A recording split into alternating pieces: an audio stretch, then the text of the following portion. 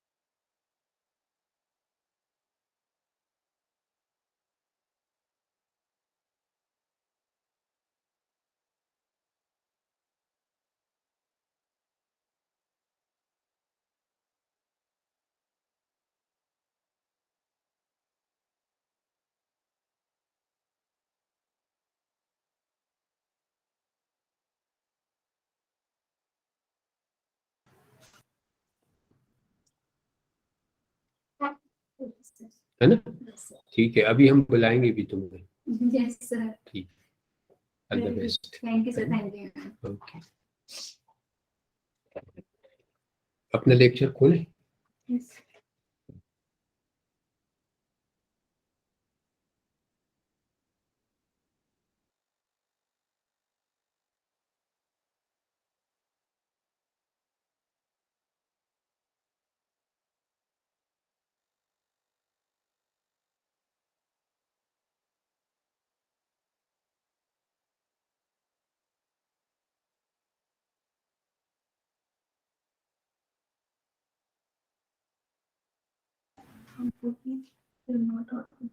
हाँ, you are not Audible.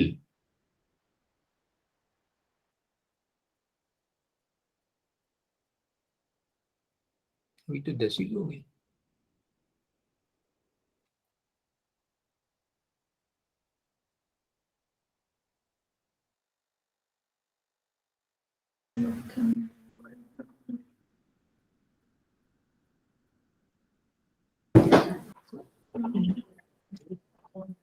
Good morning, sir. Very good morning, madam. Good morning, everyone. Now, Professor Subhadev Jain, sir, head Department of Zoology, H.S. Gore, University Sagar, is among us, and he delivered his lecture on. हाँ, मैं ही बता देता हूँ madam, मैं ही बता दूंगा अपना topic. जी सर, थैंक यू सर।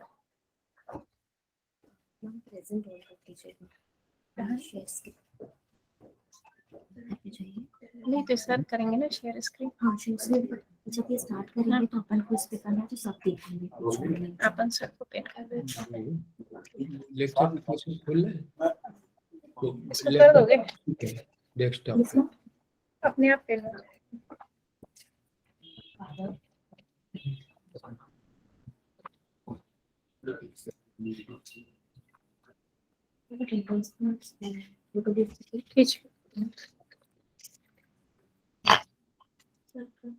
ये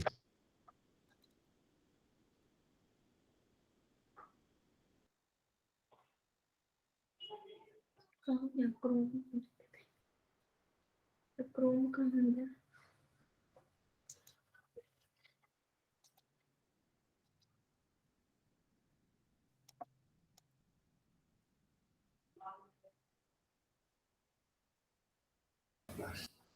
जो आपने खोला था वो ये तो नहीं है, ये नहीं।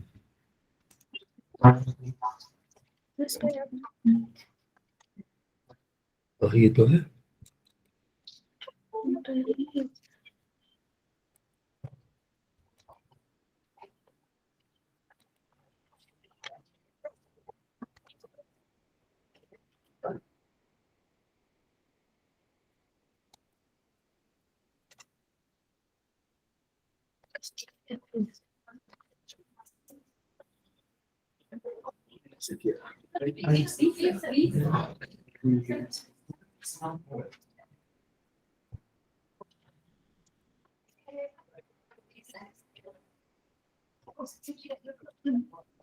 ये जाने क्या आ जाता है बार बार।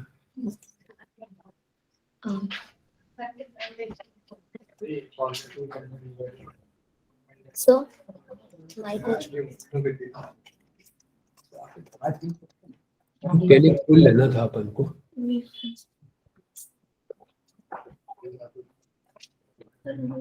अभी जो स्क्रीन कहाँ पे खुला हुआ है? ये अपना लेक्चर। नहीं, लेक्चर तो खुला हुआ है पर क्रोम पे क्या वो ऐसे ही हो रहा था सुबह भी जब मैंने बुलाया था।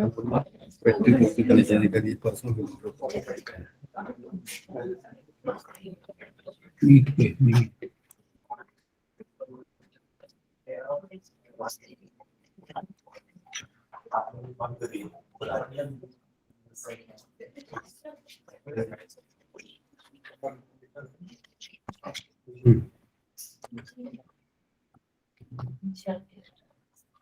डिवाइडेड RCNX नहीं डैश के बिना भी चल जाएगा, डैश के बिना भी चल जाएगा। नेक्स्ट फिर क्या है? UNT. UNT. Join.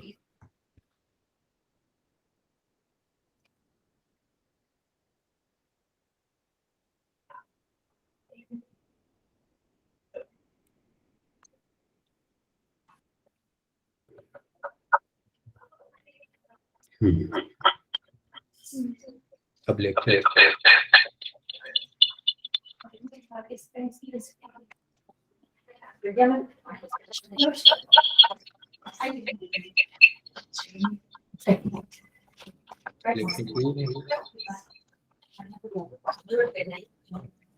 Yes, ma'am.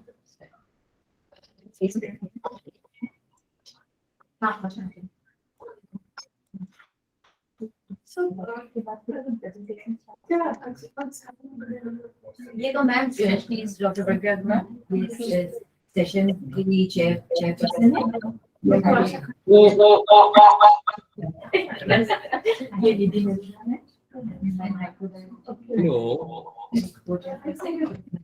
Report ये हमारे इनवाइटेड स्पीकर जय जी का। हेलो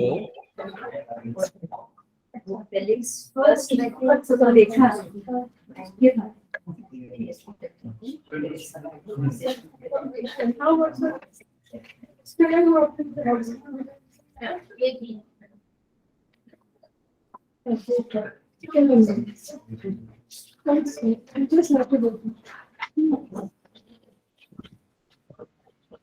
वीक आ जाता है ना, ये मुझे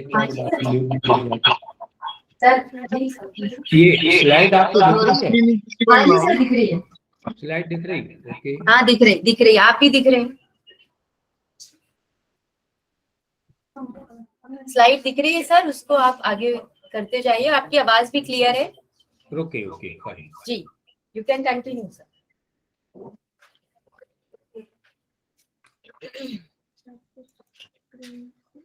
नहीं, वो वैसे ही करना है जैसे पहले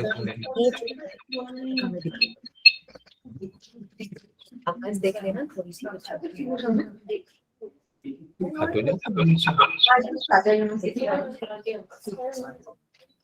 आपको ऐसे ही देना पड़ेगा अच्छा ठीक है, तुम बैठो।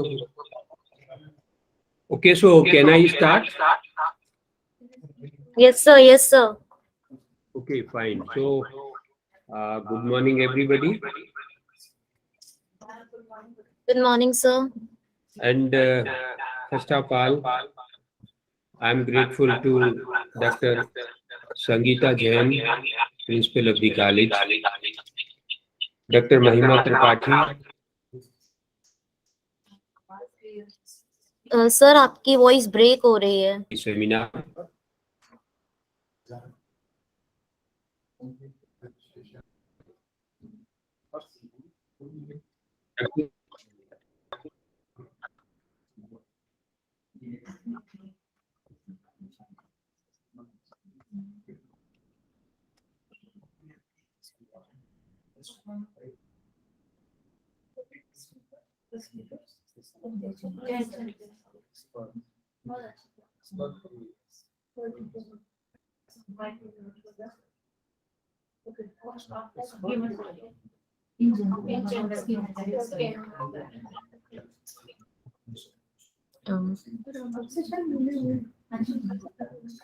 हेलो, अब कुछ के लिए अब कुछ yes sir.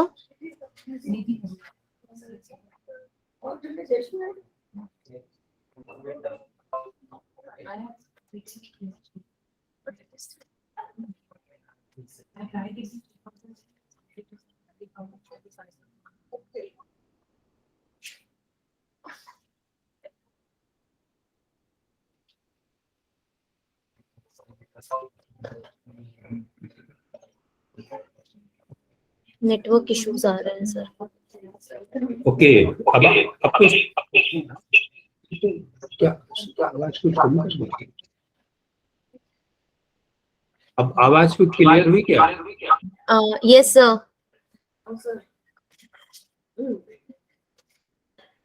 I'll start now. And first of all, I would like to name Dr.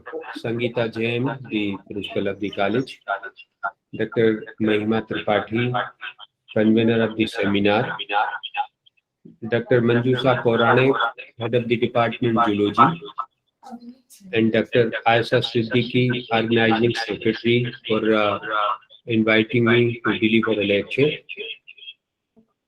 Since I am associated with National Academy of Science India, I would also like to name Professor B.N. Joshi, President of Nasi Bhopal chapter, and Professor Sibesh Pratap Singh, Secretary Nasi Bhopal chapter. Since the topic of your seminar is recent advances in research and innovation in life sciences, Sir, yes, please. sir, voice is not clear. Actually हमने दूसरा network try किया है. Echo हो रहा है actually sir. मैं इसको reconnect करने की सर कोशिश आप करता दूसरे वाले जो आपने दो नेटवर्क ज्वाइन करे हैं, एक को म्यूट कर दीजिए. हूँ. Okay okay. अच्छा, दो नेटवर्क इसी में लगाऊं. इसको देखो, इसमें शायद दोनों आ जाए. हाइट की जगह स्टॉप शेयरिंग एक में करें और दूसरे में ऑन करें.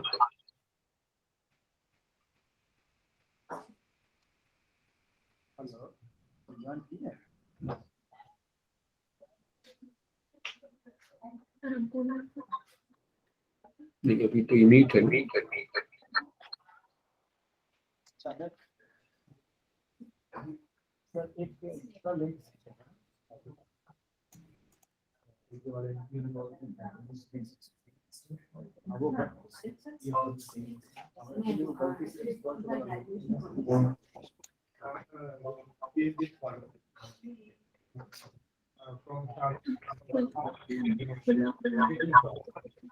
नहीं, इसी में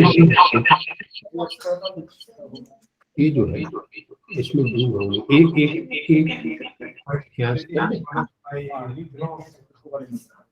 very fond of microbiology, especially bacteriology. So that's why.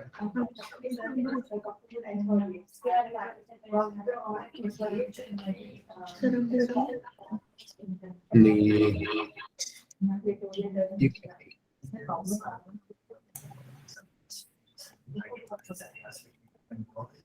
एक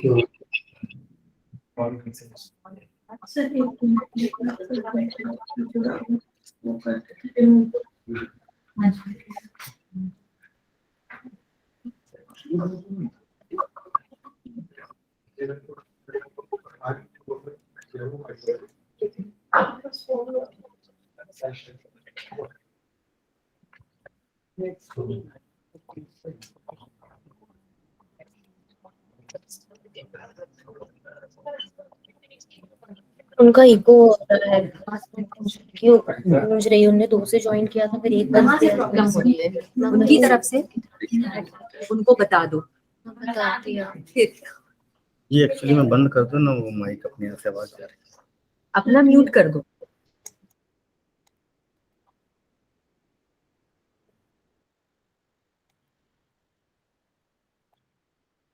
शट डाउन कर रहे हैं.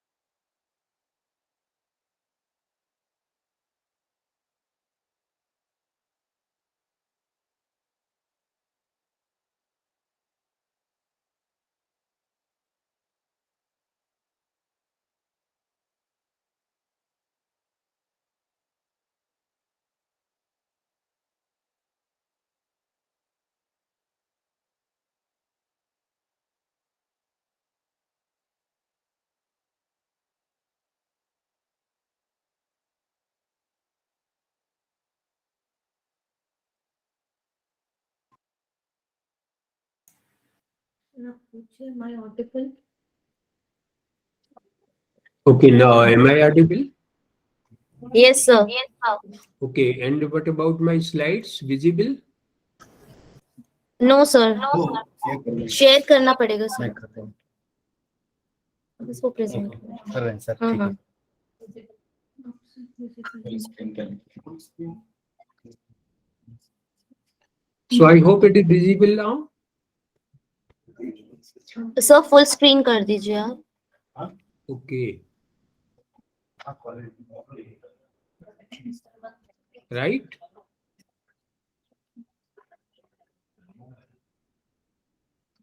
So is it full screen now? No, sir.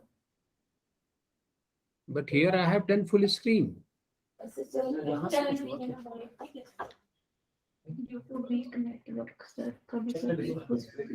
Maybe due to weak network. So should I continue with this? Yes, sir. You can continue. Right.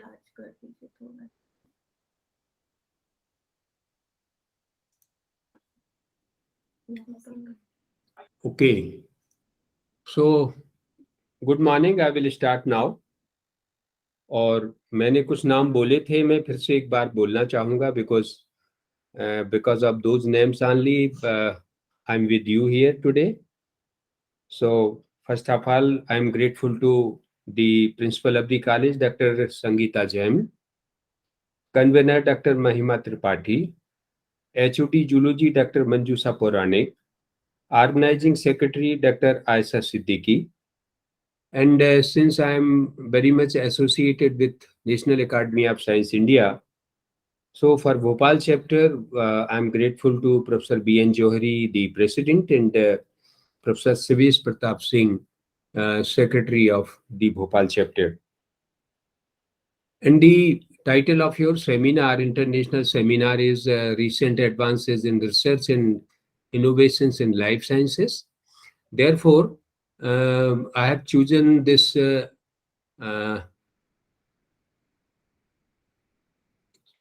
lecture entitled Alcohol Abuse, HPA Axis and Genetic Polymorphism. So here you can see what the alcohol is. It's two types. Number one is fermented and number two is distilled.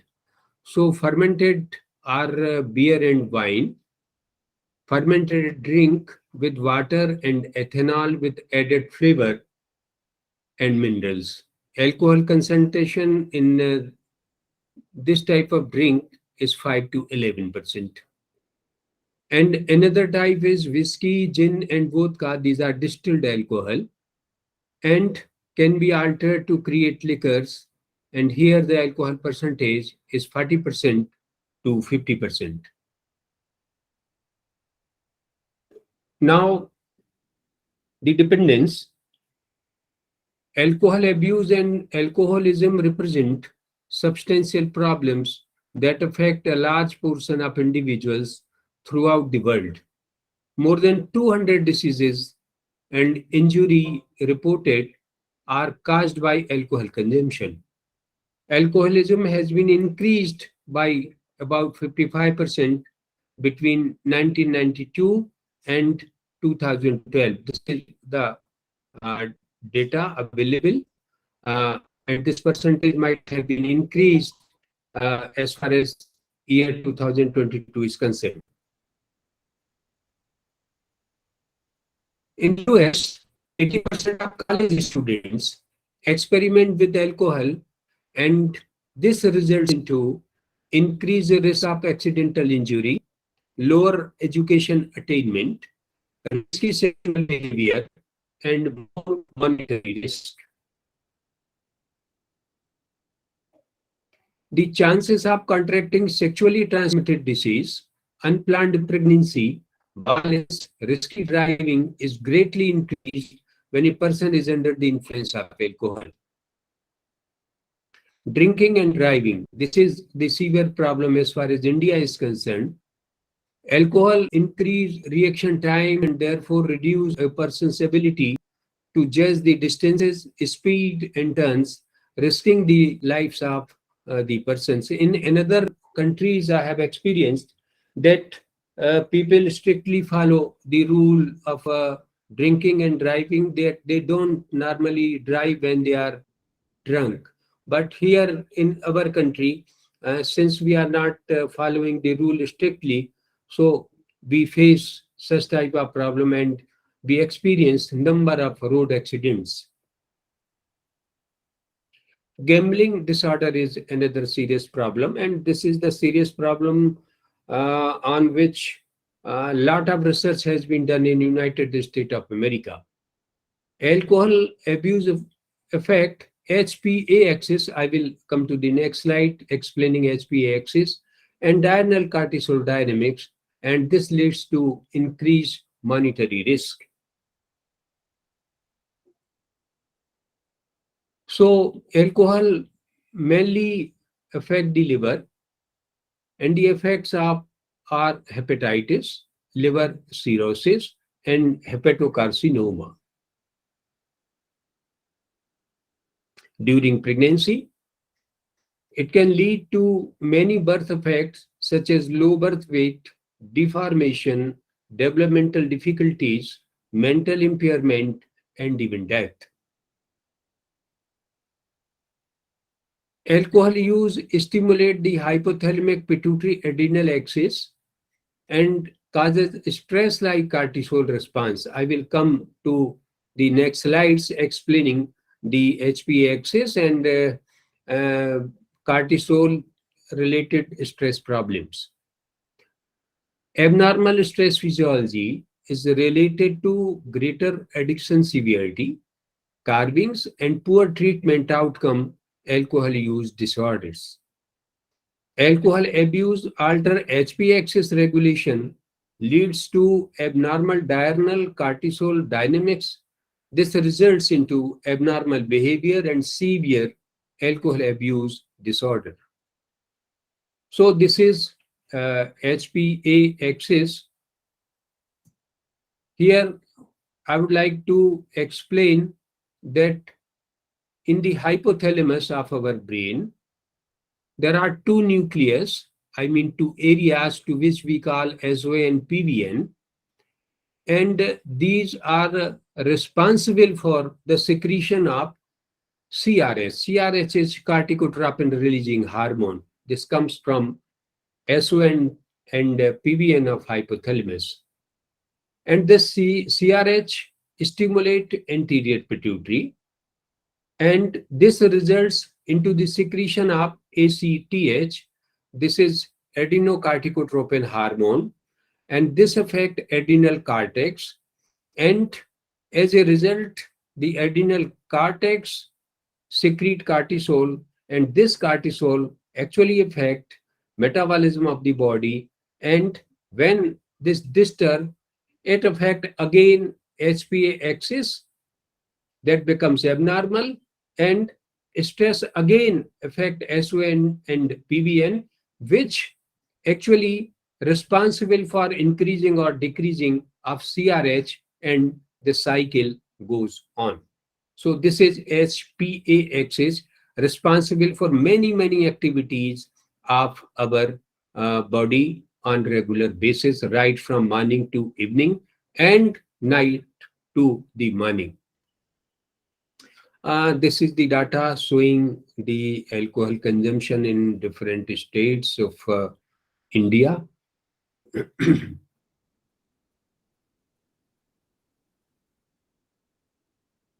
Here you can see the picture of Madhya Pradesh also, where the country liquor consumption is very much, but the beer, alcohol, wine, etc., it is average. Absorption of alcohol. When alcohol is consumed, it is absorbed into the blood from stomach and intestine. Here you can see from stomach there is absorption of absorption is 20% of alcohol, and in upper intestine it is 80%.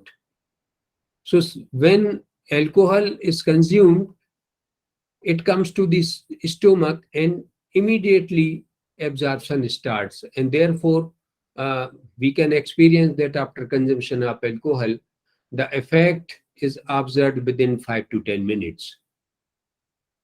After absorption into the blood, it goes to liver, where enzymes begin to metabolize it.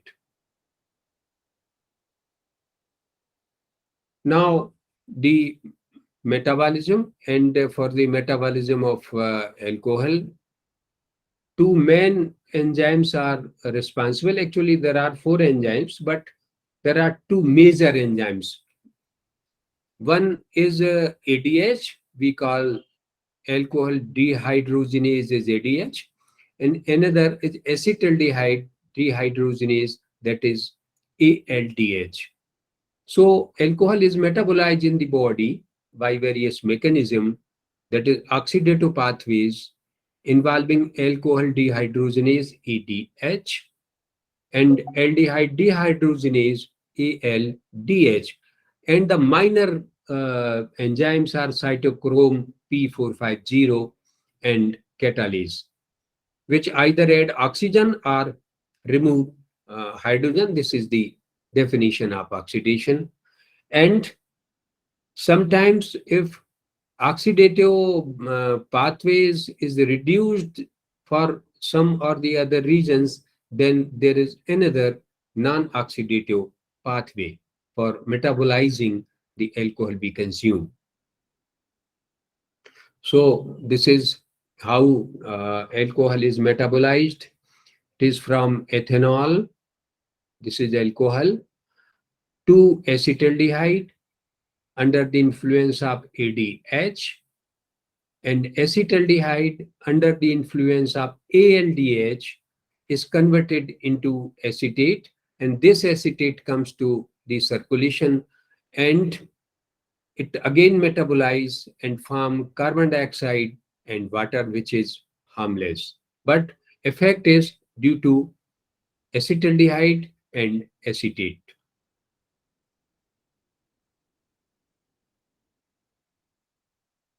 Actually एक और बात मैं आपसे कहूं, और वो ये है कि दो स्टेप में अल्कोहल टूटता है, और दो एंजाइम जो मैंने आपसे बताए हैं, एक तो ADH और ALDH।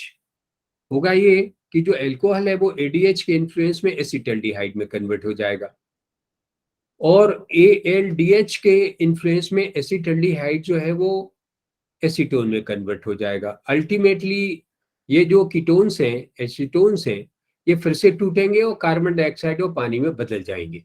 अब प्रॉब्लम कहाँ है? प्रॉब्लम यह है कि अगर ADH enzyme is not proper, and why it is not proper? Because gene which is responsible for coding the ADH is not normal, then ADH will not be normal.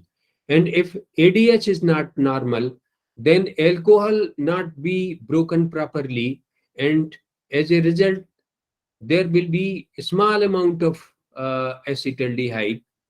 This is very harmful. In another case, if ADH is normal but ALDH is not normal, then there will be accumulation of acetaldehyde in the blood, and this first sign of accumulation of acetaldehyde is facial flushing, and you can see this photograph. तो ऐसा कोई भी आदमी जो शराब P रहा है लेकिन जो अल्कोहल है वो प्रॉपरली उसका ब्रेकडाउन नहीं हो रहा है, मेटाबोलाइज नहीं हो रहा है, तो फर्स्ट स्टेज में उसके चेहरे पर इस तरीके की लालामी दिख जाएगी। और मानकर चलिए अब ये आदमी बहुत खतरे में है, इसकी अगली स्टेज में इसको निश्चित तौर पे लिवर सिरोसिस होगी, इसको हेपेटोकार्सिनोमा भी हो सकता है, और अल्टीमेटली ये बचेगा नहीं। So facial flushing is the first sign, और ये बताता है कि इस व्यक्ति के अंदर जो ALDH बनाने वाला जीन है वो नॉर्मल नहीं है। Acetaldehyde, when accumulated or when non-accumulated also there is a small amount of acetaldehyde, then it gets connected with the dopamine and form cellsolinol, and this compound cellsolinol is responsible for the dependence or for alcohol addiction. So for alcohol addiction कि जब कोई कहे कि अब वो शराब के बगैर नहीं रह सकता है, इसका मतलब ये है कि उसके ब्लड में जो एसिटिल्डिहाइड है उसने डोपामिन के साथ जो न्यूरोट्रांसमीटर है मिलकर एक कंपाउंड बनाया है, and this compound is responsible for the addiction और for the dependence. Acetate acetate बनेगा acetaldehyde.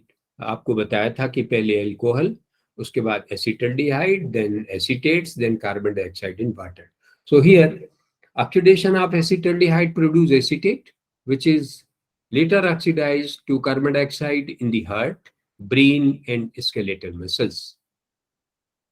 Acetate is also metabolized to acetyl coenzyme A, which is involved in lipid and cholesterol biosynthesis in the mitochondria of peripheral and brain tissues.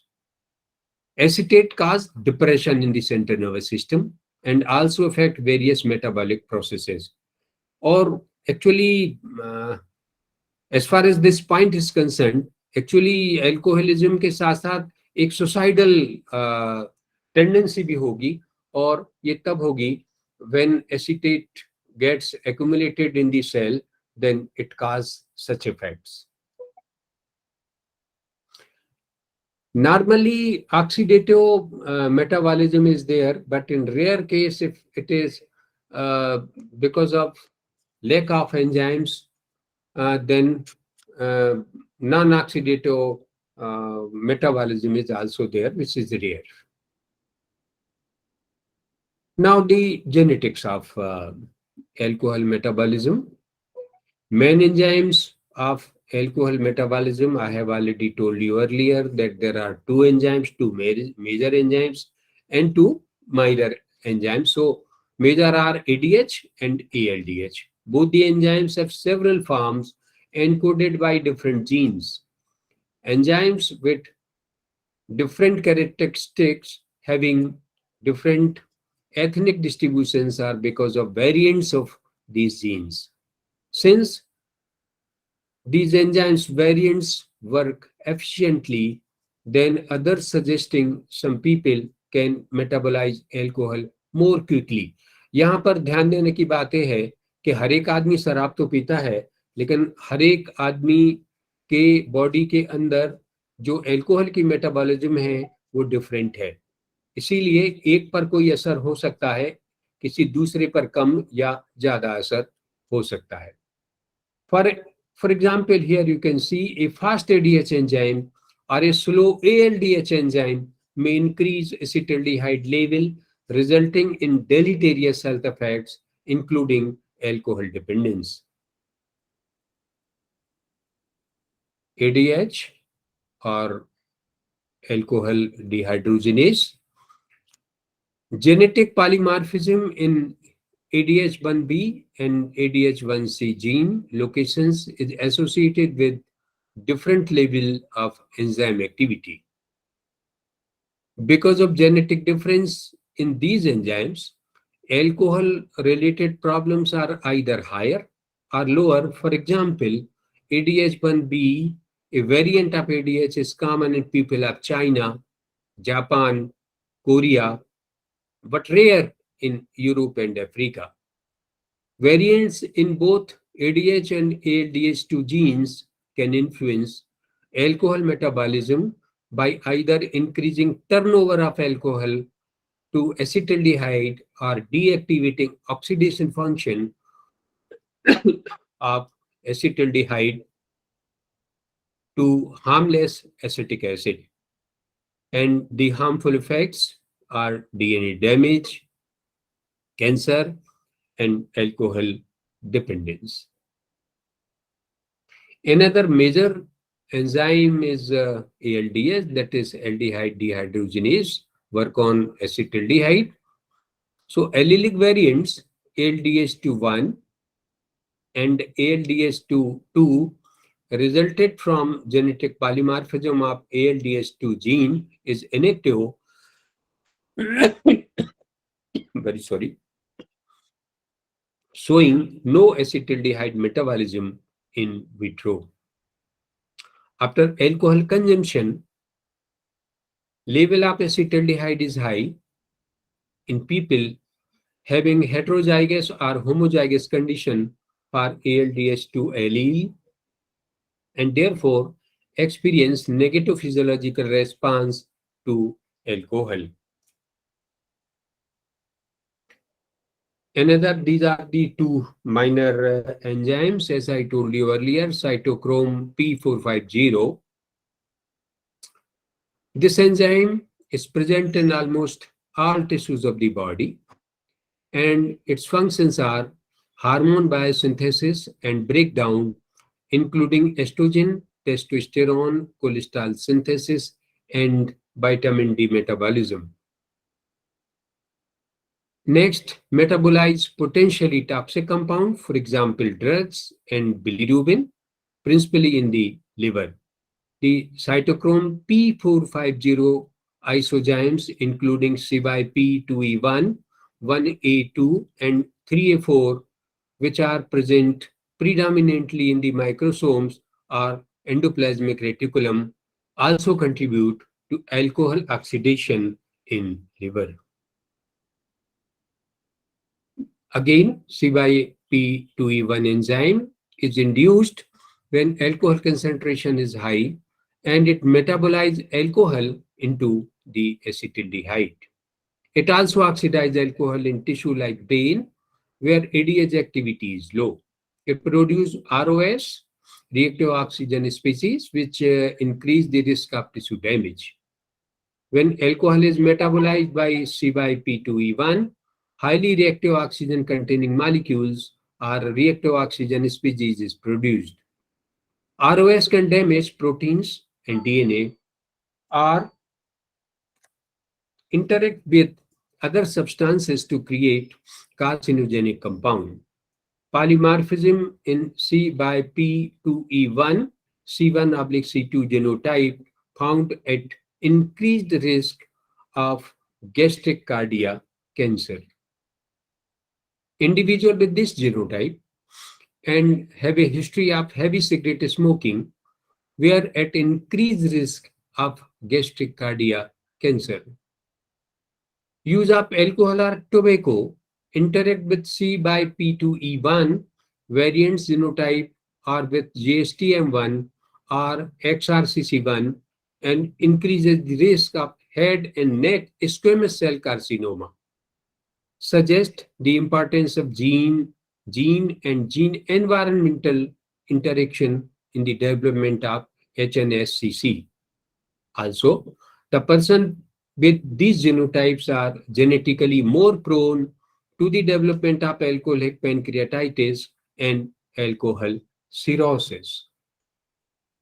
Catalase, as I told you, this is another minor enzyme as far as alcohol metabolism is concerned. So catalase is capable of oxidizing ethanol in vitro in the presence of hydrogen peroxide generating system, such as enzyme complex NADPH oxidase or the enzyme xanthine oxidase. It converts hydrogen peroxide into water and molecular oxygen. Quantitatively, however, this is considered a minor pathway of alcohol oxidation except in the phosphate state.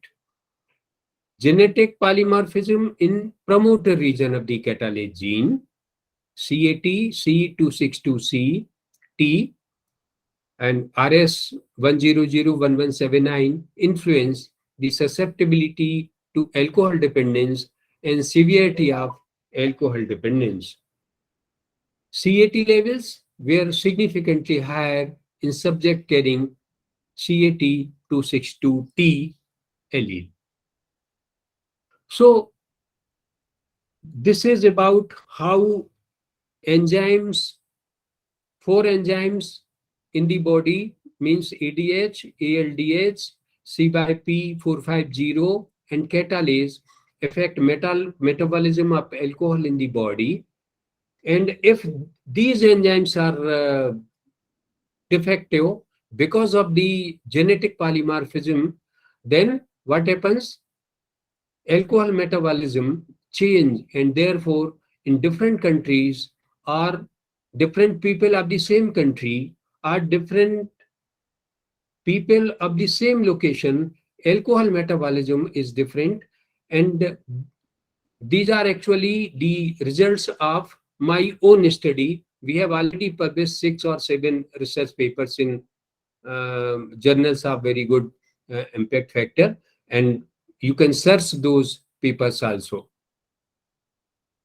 And therefore, actually, last year, this is the incidence of last year in Morena, where by consuming desi daru or country liquor,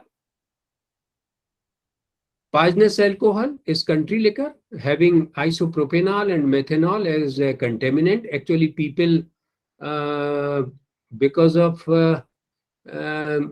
no information, no knowledge, what should be the component of alcohol, they affect optic nerve, resulting into blindness. It also affects stomach and liver severely and cause death.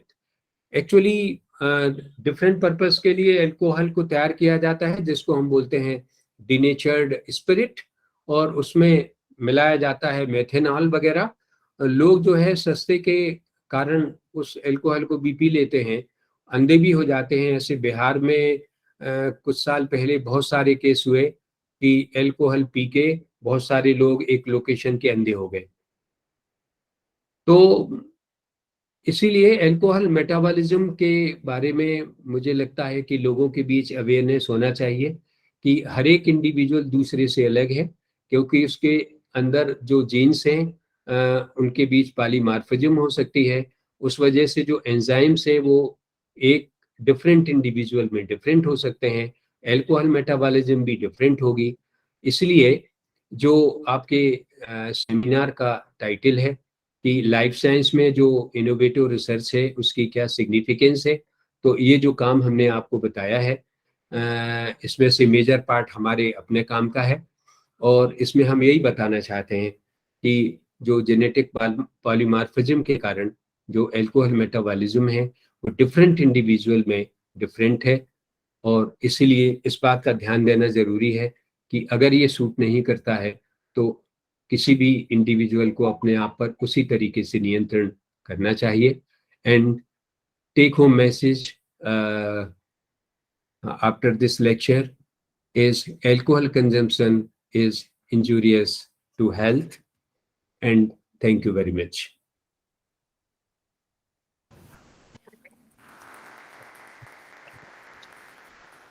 Thank you, sir, for the wonderful session.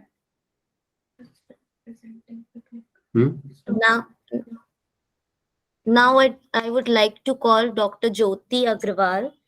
She is from Government College Dhar to present her paper. Any question or any query, please? No, sir. No, sir.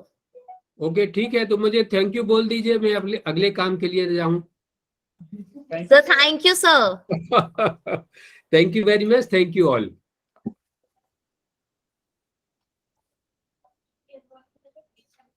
Yes, ma'am. Ma'am, you are not audible. चलो खत्म. तो paper तो नहीं पढ़ना, इनसे क्या कि पढ़वा दे, एक सर्टिफिकेट है. नहीं.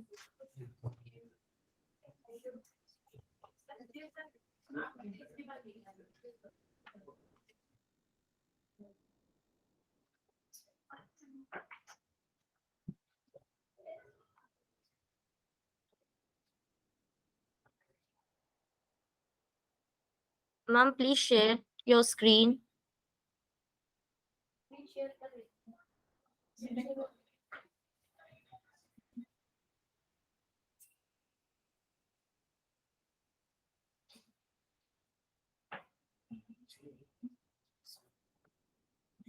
Ma'am, you are not audible.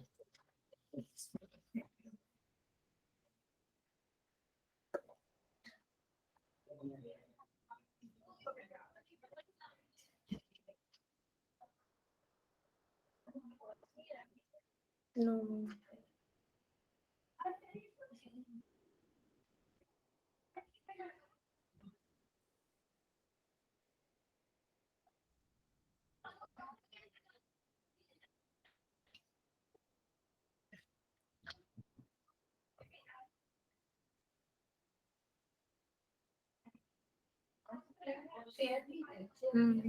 Ma'am आपकी आवाज नहीं आ रही.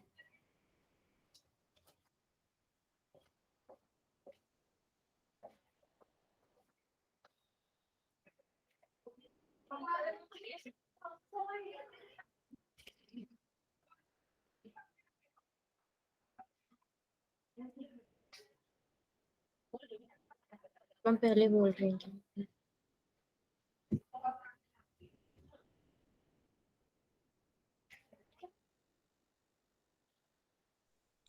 मैम आवाज आ रही है मेरी?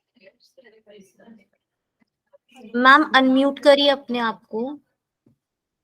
मैम मैं दूसरा डिवाइस से मैंने किया है। Yes ma'am, yes ma'am. अब आ रही है. मैम मेरा स्क्रीन विजिबल है? मैम प्रेजेंटेशन विजिबल नहीं है आपकी अभी. यस मैम अब है, विजिबल है. मैम इसका क्या सोल्यूशन है जो इको हो रहा है? मैं start my presentation. Ma'am echo हो रहा है, आपने दूसरे से अनम्यूट कर लीजिए, आपने 2 से ज्वाइन किया है तो. 1 मिनट।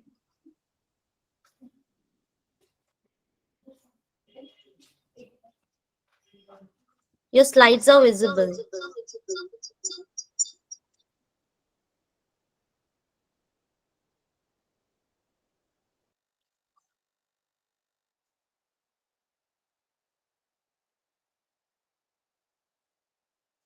मैं स्टार्ट में Yes ma'am.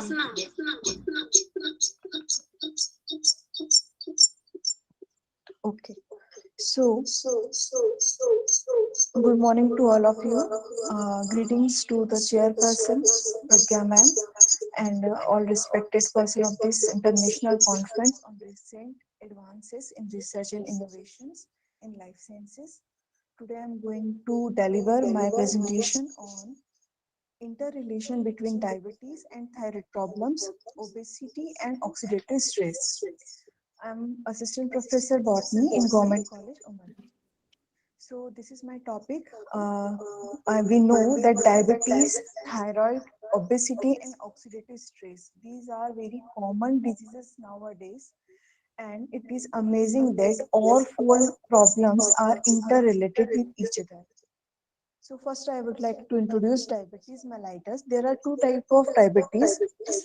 Type 1, the one type of diabetes is diabetes mellitus and second one is diabetes insipidus. So I am concerned on diabetes mellitus.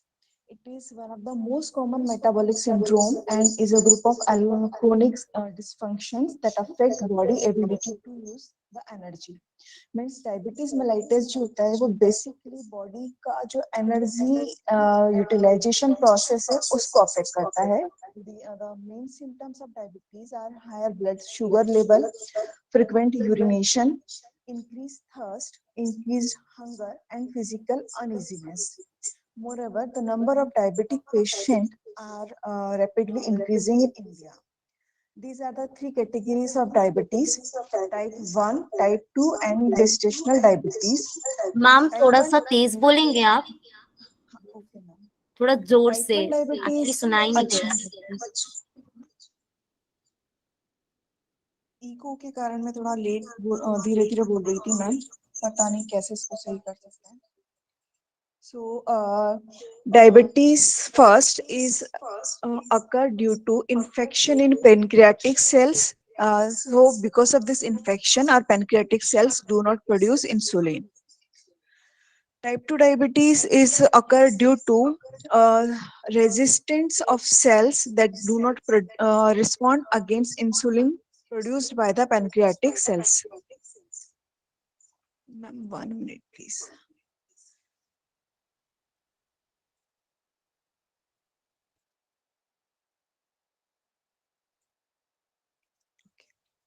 So this is the present scenario in of diabetes in India. We know that India is the leading country in diabetic patients. Here, the number of patients in diabetes are every day increasing in millions. So, our concern is diabetes mellitus with association with oxidative stress, thyroid disease, and cardiovascular problems. So, what is relation between thyroid hormone and diabetes? We know that insulin directly affects thyroid function in many ways, and thyroid hormone also play a main role in the metabolism of carbohydrate, protein, and lipid as well as pancreatic function. So here it is clear that insulin affect thyroid function and thyroid function affect the functioning of the pancreatic cells. Thus, abnormality in one may cause negative effect on the other. These are the simple picture of thyroid gland and its function. There are two kind of thyroid abnormalities, hypothyroidism and hyperthyroidism. These are also very common disease nowadays. In hypothyroidism means the thyroid level is decreased than normal, and in hyperthyroidism thyroid level increase than normal. The condition of hypothyroidism is dry air, puffy face, problem in your throat, that is goiter होता है, heart beat slow होता है, weight gain fast होता है, constipation बना रहता है. So it is showing that hypothyroidism also affect the body weight, constipation, heart functioning of heart. Similarly, in hyperthyroidism also opposite scene is appear. Secondly, diabetes mellitus is related with oxidative stress. First, I would like to introduce oxidative stress. Oxidative stress is any abnormality that caused by the any kind of external unfavorable conditions that result in the formation of more free radical in our body. And oxidative stress again stimulate the problems in pancreatic cell that cause hyperglycemia, that is diabetes mellitus. So oxidative stress enforce more burden on our antioxidant system or body. So it again a root cause of many problems.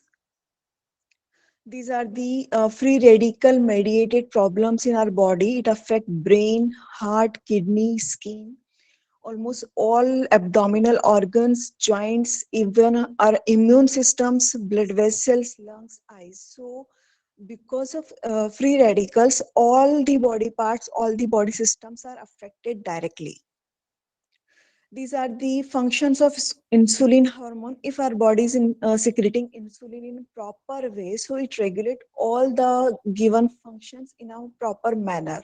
But if because of any reason, because of damage in pancreatic cells, cells are unable to produce proper insulin, then it affect all the physiological activities of the body. So then the new problem is obesity. As we know that in recent time, obesity is too much common, even in very childhood also, it is common, and it is the cause of many problems, including thyroid problems, diabetes problems, cardiovascular problems, and many more.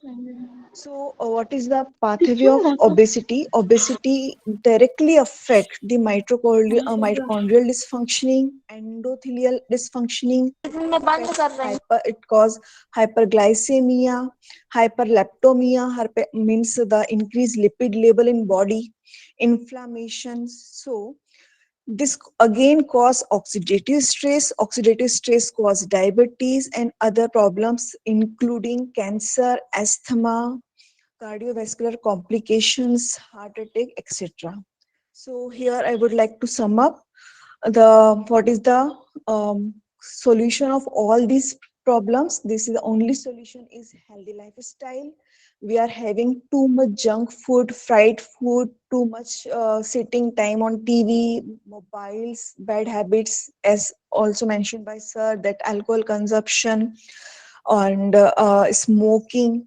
So we have to reduce or avoid all these things, and we have to adopt a healthy lifestyle where our food and other things should be included in our life to be a healthy person. Thank you, ma'am.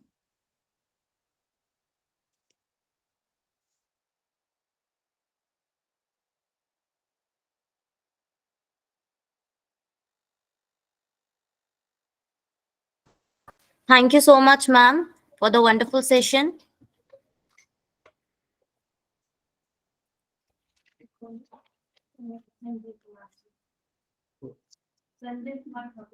Okay.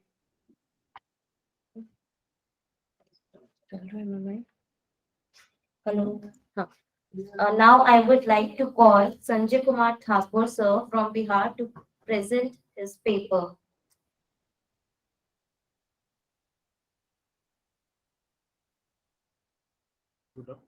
Good afternoon, everyone.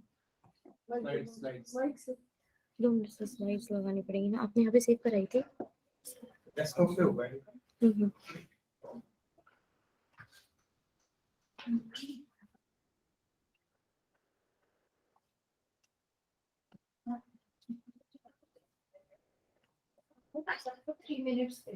Please announce करा। पाँच तो दो। 5 minutes. 5 minutes. 5 minutes. 5 minutes.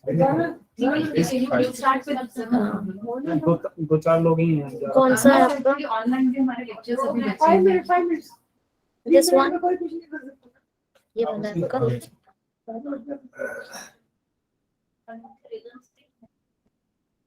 Good afternoon, everyone. Myself, Sanjay Kumar. Introduction में time लगेगा। On January 30, 2020, the novel coronavirus पहला slide La. effect of COVID-19 pandemic on blood transfusion services and experience from regional blood transfusion center. You come straight to point. Introduction करो। आगे बढ़ो। And objective to assess the impact of COVID-19 pandemic on blood transfusion services and to compare with transfusion services during non-pandemic period. To discuss confrontational measures adopted for uninterrupted transfusion services during the pandemic.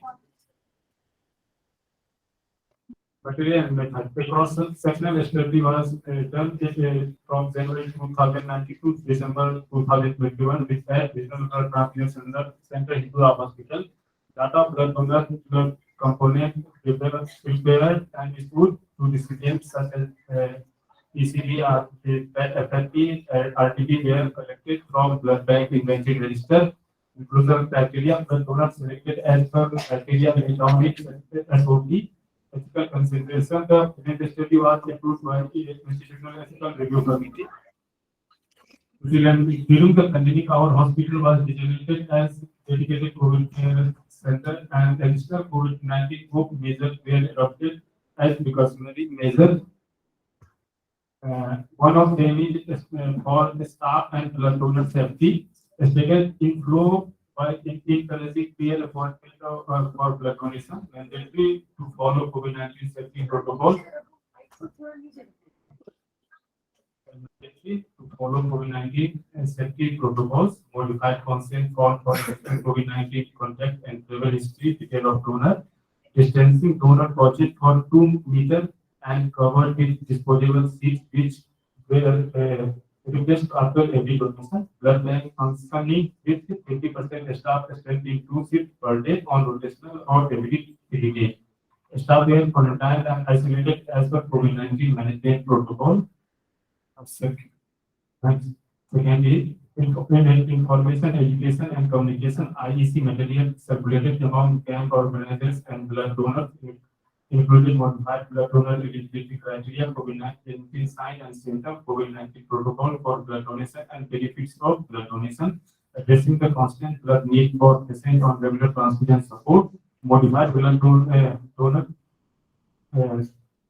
modified blood donor registration criteria, 28 days deferred period of blood donor following recovery contact with COVID-19 infection, travel history of COVID-19 infected area, respiratory symptoms, recruitment and motivation of healthcare personnel or hospital for blood donation.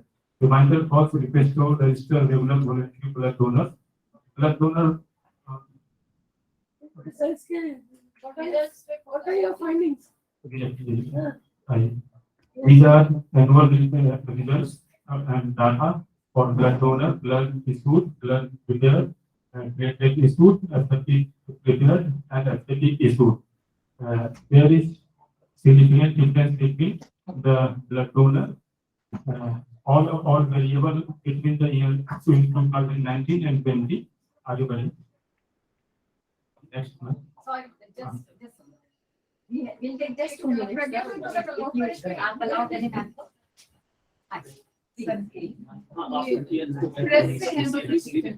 Press के लिए अपन एक side में हम लोग यहाँ बैठते हैं sir control हाँ हाँ मैम आप यहाँ बैठो एक और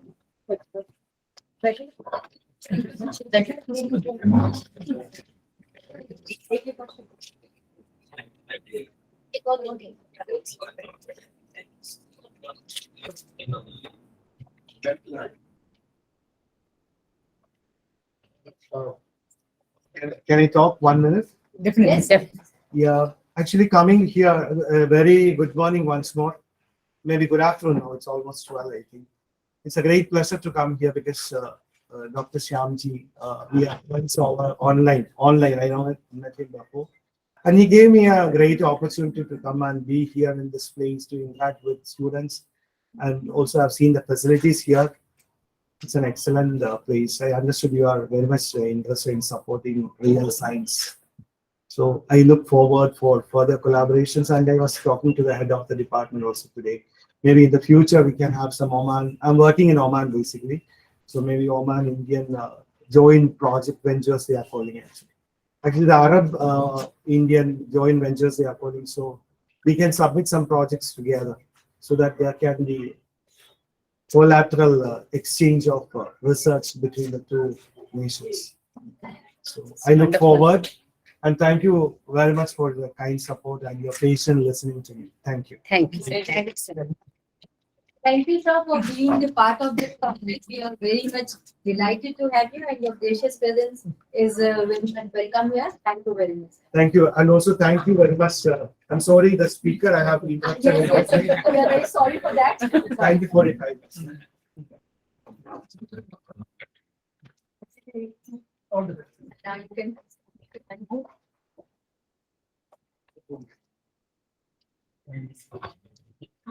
Thank you. Can you come to the first slide? Yes, First slide of the results. What are you trying to show? And these are annual data for year 2019, 2020, and How many 2020. blood donors are there? Blood issued. Blood donors, that is the number. Okay? Yes, Blood issued. total annual data. ठीक है. So many blood donors. Okay, 2019. Then next is blood issued. So what is the unit for that? 9139 क्या? उसके नीचे. Money का नीचे. Blood issued हाँ क्या? Blood issued. 9,000 What? blood units. Unit लिखो ना तो. And then next is what? Platelet prepared. 3245. क्या units? Yes, ma'am. तो कुछ तो होना चाहिए. That's the number of blood donors. So units. Then platelet issued. Then platelet effort. Platelet issued, FFP prepared, FFP unit prepared, waste frozen plasma. That also in units. Yes, Then issue. So prepared is known to this person. What does this red signify? So he will join. Very little blood donors. yes, 2000 given for yes. And then to more platelets, less platelets were collected and more were issued. That's why it is. some blood, platelet units are received from other blood banks. And then 2019 and only platelets are not affected in form. So there were yes. Next please, next slide please. Comparative chart of blood related donation. Monthly data. These are monthly data. Data from Hindu Yes, ma'am. Blood bank into ours. So during 2019. 21. Okay. So 2020, the donation of October was high. Huh? Okay, Yes, ma'am. and then Due 21. to dengue cases are prevalent in after August, and peak is on October and 19. Okay, and then in 20 and 21 में high है. 21 highest है. This is the line of 21 is highest. 2019. Ah. This is the 2020, Ah. and this is the line for 21. 21 is almost normal. No? High data. In October. Yes. In October. Number of units of blood donated. 21 in October is high. Okay. Then again it falls. In October, why is it so? Why is it high in October? When actually in October, dengue cases are on peak. Okay. Due to higher dengue cases, platelet are So we demand more blood. yes. That's fine. So you get donors on demand. The next. Is it what? Platelet preparation. Yeah, Can you tell me? Hello? Yes. Can you tell me it is This is the high in 2021? yes, ma'am. This is frozen plasma. Then now in 21, dengue was high. Now what is the No, the no. status of dengue now? Over there in Delhi. How the ma'am इनको back करना पड़ेगा कि slides चले जाएं. Hey, but you don't know now, okay? Frozen plasma is needed most when if clotting factors are needed. clotting factors are needed. Yes. But 30 can be preserved for 1 year. And Only. G. Okay. And the component are one blood unit be used for 3 persons. One for fat cell, second for platelet concentrate, and third for waste frozen plasma. You work in a blood bank over there? Yes. And you know, Yes. your first hand experience. अब data school collect here. Yes, ma'am. Okay, next slide. जल्दी आप complete करेंगे ना. This is the completely type of blood unit recipient. Next. Yes. Recipient. Recipient. Yes. The other slide. Next. This is the comprehensive chart for the year 2019, 2020, and 2021. This is the normal blood bank services chart. Or this is the effect of COVID-19. All variables. What is the color? Sorry, year COVID-19 effect in the year 2020. This is So what happened when during COVID, the demand was less? yes, ma'am. Demand was less, issue was less, component preparation was less. All variables are decreased. Madam इनका finish होने दीजिए, वो Germany वालों को जोड़ना है. और discussion. हो गया ओके, बस इतना ही बहुत. हमने करा तो बहुत. Okay, thank you, ma'am. मैंने तो बहुत डिस्कस किया. Thank you.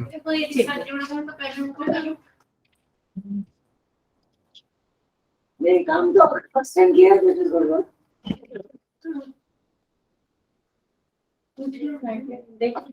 No, ma'am.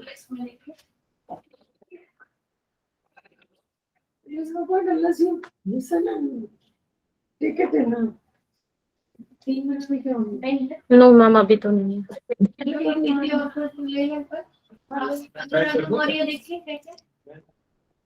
मेरा Santosh Kumar 18 Can I present? Yes, sir. जल्दी करिएगा क्योंकि 12:30 में जोड़ेंगे हमारे साथ ना. Now I would like to call Mr. Santosh Kumar from Noida to present his paper. Yeah. Ma'am, आ गए. आगे ठीक है.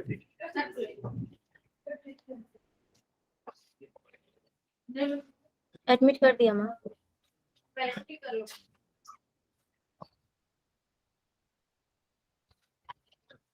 Hello. Yes.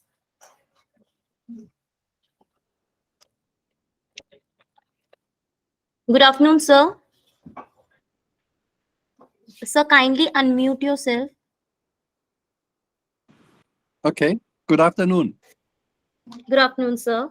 Now I would like to welcome Dr. Alich Berg. He the study of philosophy of science, logic and mathematics in Mudge and Berg. He is a assistant professor in Constant University, teaching logic methodology of science to students of different faculties, and he published many papers in national and international journals.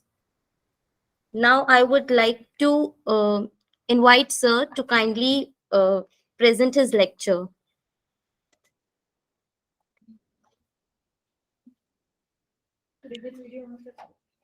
Okay, first, thank you for the invitation.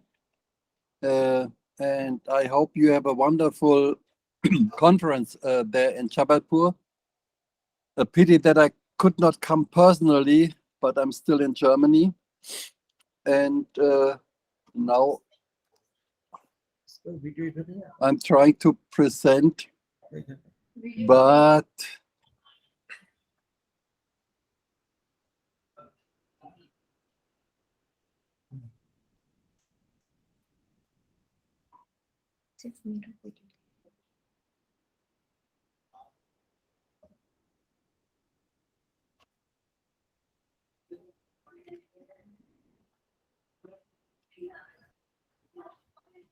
see, I always have problems with this Google Meet. Zoom is so easy, and Google Meet is a pain in the, back part. Now they allow me to present the whole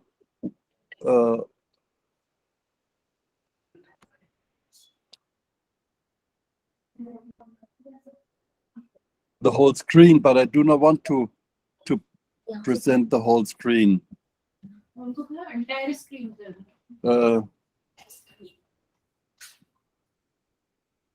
I want to present just the window.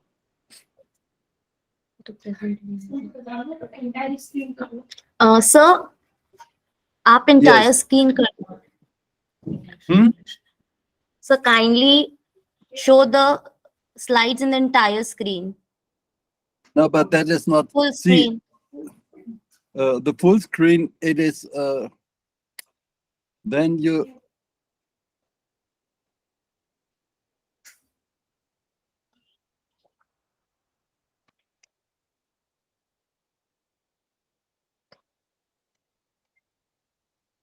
Then you see, it is, indefinitely repeating. That's just not working.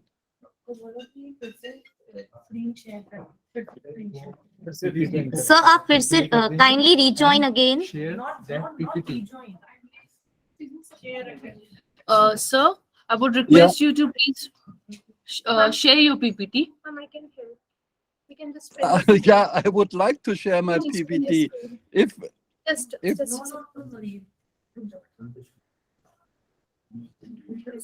it only gives me the option to present the whole screen, and that does not help. It doesn't work.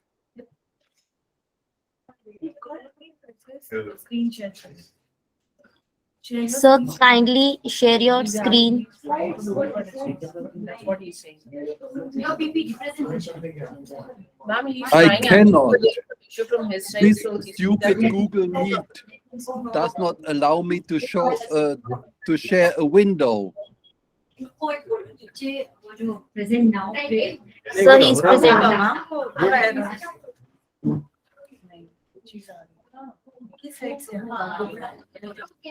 PPT open कर रही ma'am क्या ma'am जब PPT open करेंगे ना तो पूरी screen नहीं करना, पहले उसको प्रेजेंटेशन को ओपन कर देना, करके बाद फिर उस विंडो को ही शेयर करना। हाँ वो विंडो शेयर करने को वो बोल रहे हैं वो शेयर पे ऑप्शन जो है ना पूरा क्लिक कर रहे हैं इसलिए नहीं आ रहा विंडो ऑप्शन पे शेयर कर So when you will click on the share window button, you will see three options. When you click on the share screen button, you will see three options. options. One is your entire screen, then a window, and then a tab. Okay, that would be great. This is how it normally should work. But when I press the share button, it is only present the whole screen. That's the only option which I have. And that is not going to work. The whole screen is just creating havoc. Right, right. Sir, Please suggest. Excuse me, Yeah, sir, just on your presentation first. Open your PPT, I mean. yes. Then come to your this video call window. Okay. Next step is to share your select your screen. I mean Yeah, share. and then it only allows me to share the whole screen. Or screen, no option is there. No.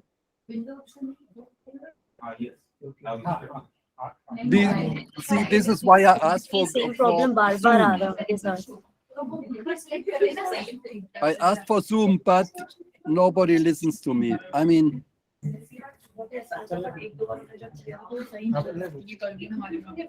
Just press your window button. press what? Windows. I don't have Windows. key. I work on a Mac. Windows key. I work on a Mac, not on Windows. Sir, just click on the share screen. मैं Yeah. click कर रही हूँ, MacBook होगा. Click on that. I do that. Oh, So okay. इसमें इस पे continue करने बोल रहे हैं. If it is possible, anyone from the university listening, if it's possible, please can we have a new link on Zoom? Can you send your presentation to this? I mean, Presenting. मंगवा लीजिए, mail पे मंगवा लीजिए. Yeah, so that's working now. You So can kindly send your presentation in mail.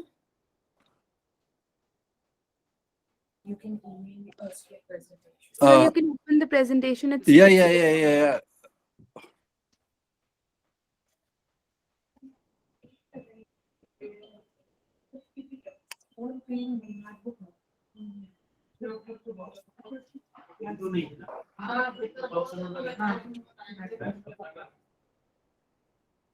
Okay, I sent you the presentation to the email which I have. Yes, ma'am.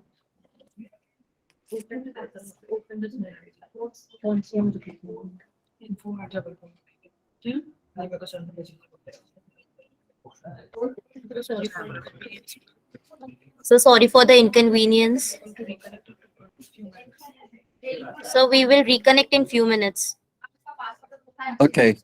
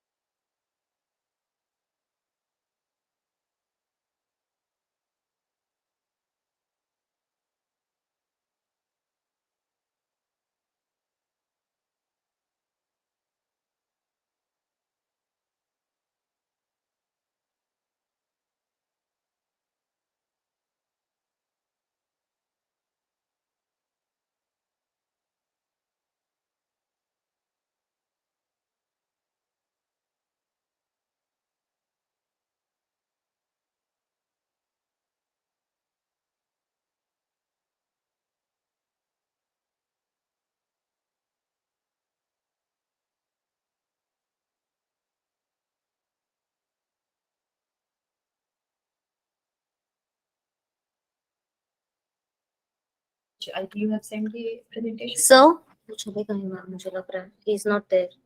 He left. Yes, He ma'am, left. yes. He's not there. He's left.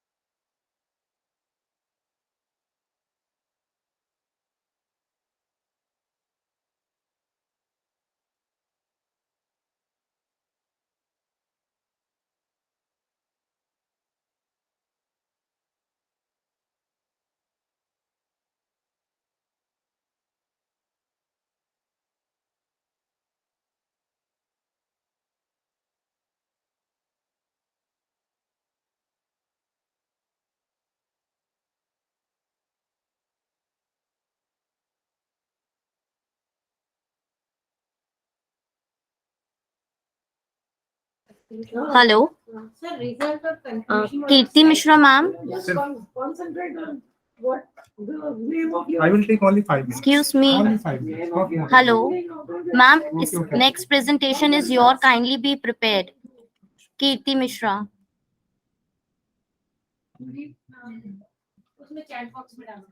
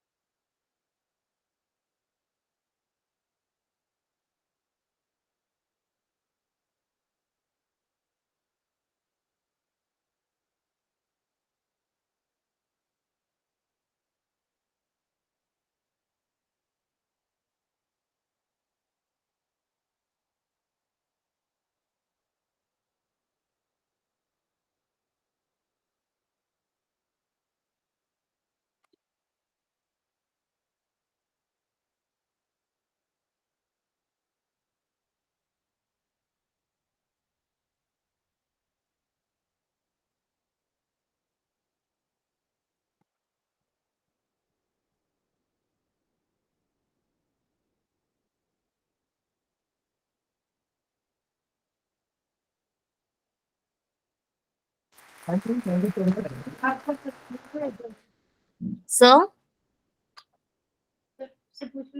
sir, now you can present your PPT. Can you present your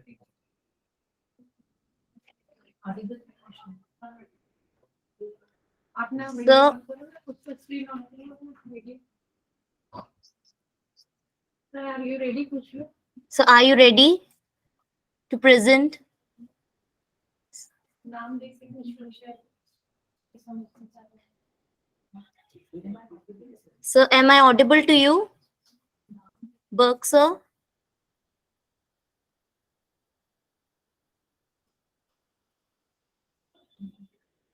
chat box में डाल दो.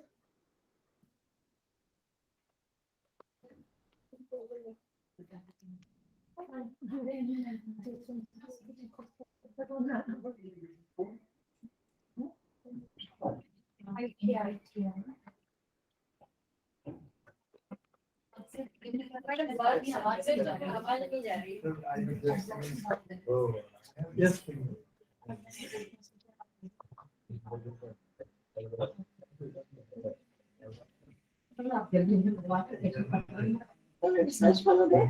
Sorry, ma'am. बेटा अगर तुम madam से discuss करो. हाँ madam आप एक साथ डिस्कस कर लेना. अपन अगर ये नहीं हो तो इंटीग्रेट करो ना. शुरू करो मैडम. हाँ मैडम. चलो अब आप Hello? Did you get my presentation? Yes, sir. Yes, sir. You can present. Hello, Dr. Burke. I am Dr. Samji. You are not able to present your PPT. I think you are facing some problem. Kindly show your PPT. Hello, Dr. Burke. Are you able to listen? Are you able to listen me?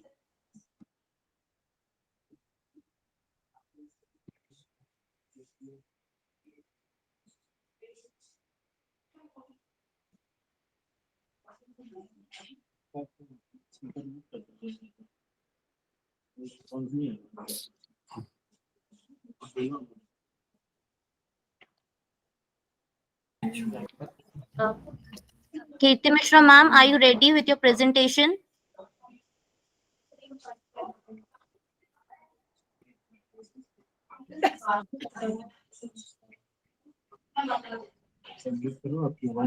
Ma'am, are you there?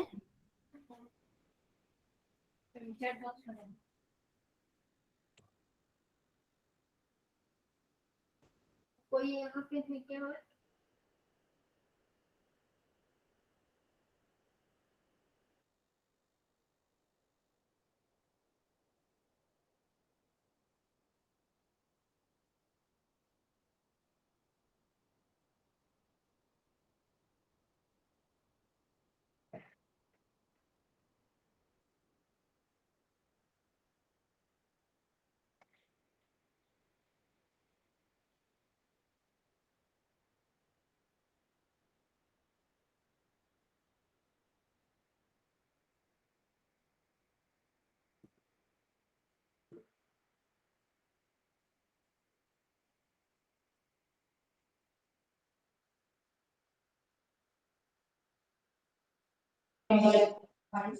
Yes, yes, Dr. Burke.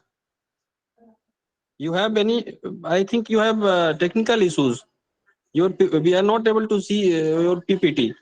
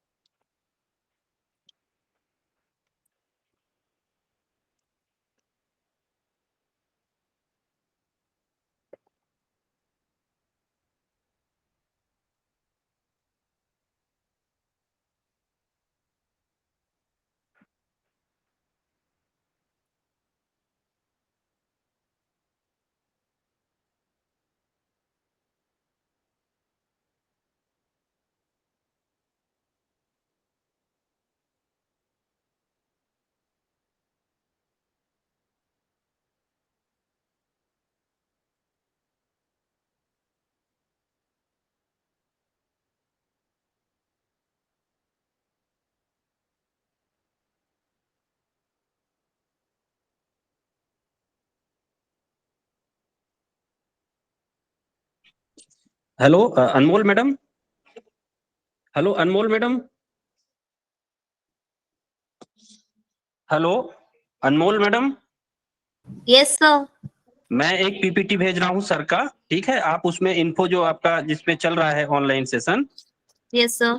उससे upload करके उनका PPT चला दीजिए, ठीक है? Okay, sir. हाँ, आप उसको ओपन करिए info mail. Ma'am Gmail open कीजिएगा अपने लैपटॉप पर। Yes, sir. जीमेल ओपन करके अभी एक मेल आया, उसमें एक पीपीटी है, वो डाउनलोड करके आप शेयर कर ही रही हैं स्क्रीन, आप पीपीटी रन कर दीजिए। उनकी तरफ से कुछ इश्यू हो रहा है तो उन्होंने मेल किया है। Okay, okay, sir. मैं check.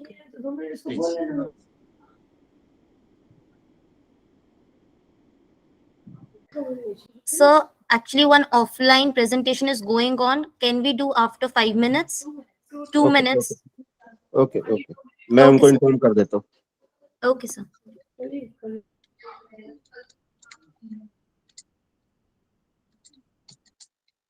हाँ सर, नमस्कार। हाँ बहुत अच्छा, thank you very much, thank you very much sir. Lunch लेकर के जाइए सर, मैं तो चाह रहा था। हाँ बस थोड़ी देर से सर हो जाएगा, तो थोड़ा सा वेट करिए आप। हाँ आप सर हमारे उनसे मिलिए ना, जो मस्कट से आए हुए हैं, प्रिंसिपल रूम में बैठे हुए हैं। Spare few minutes with Dr. Jayachandran. Sir, Shyamji sir, kindly unmute yourself. Yes, yes.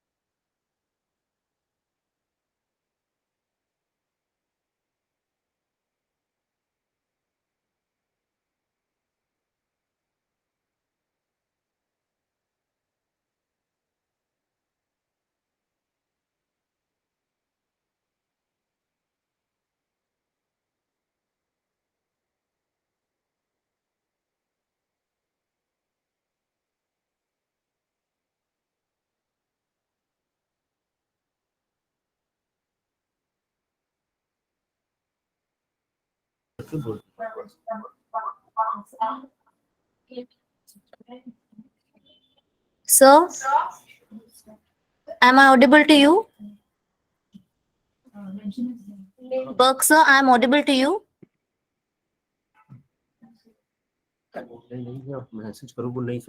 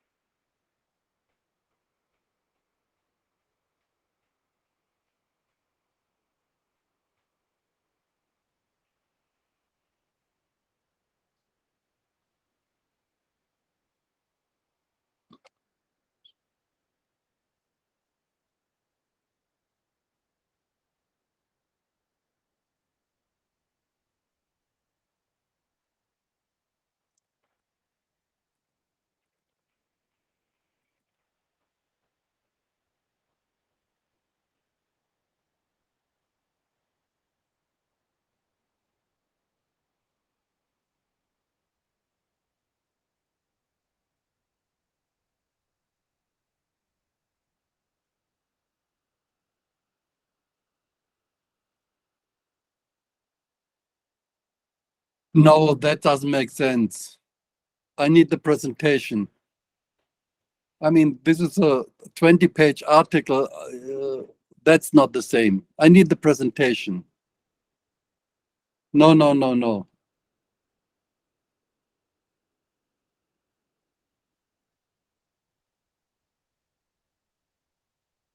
I did send the presentation per email to Dr. Sir, Shyamji. kindly send I your sent it half an hour ago.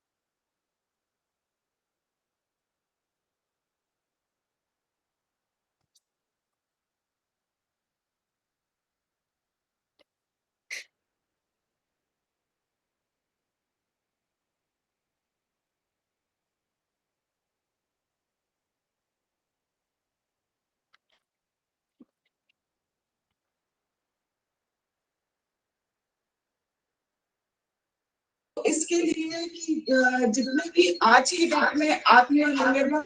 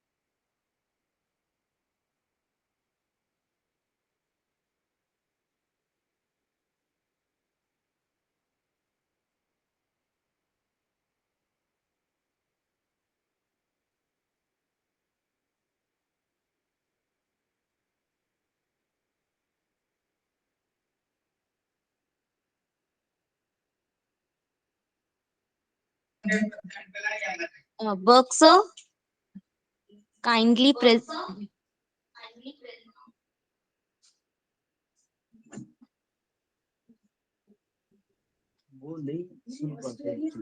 Sir, we are ready with your presentation.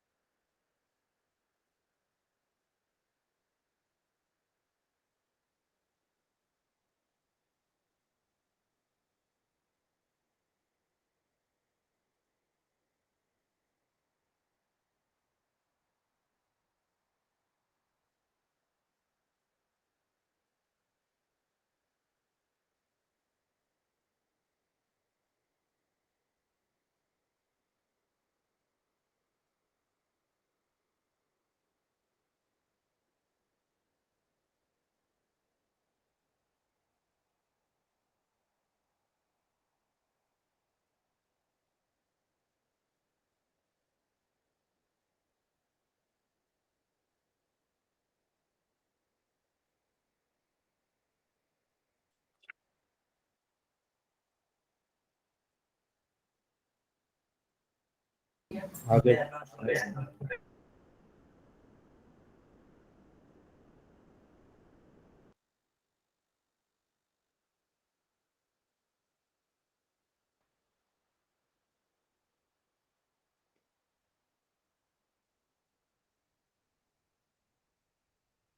Okay.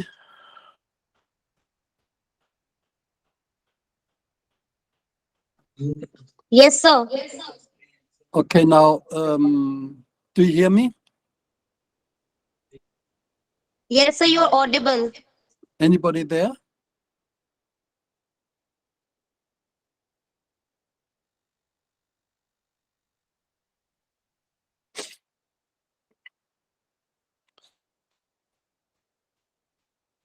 Okay, so let us start after 1 hour.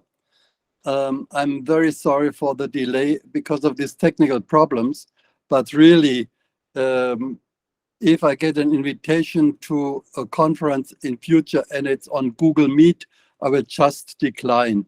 It is just not working. At least it's not working when you use a Mac. It's not compatible. And I really apologize for these technical problems. And all of you must be hungry because it's lunchtime now and you were waiting for the presentation. Okay, still for whoever has waited, let us start. So next slide, please.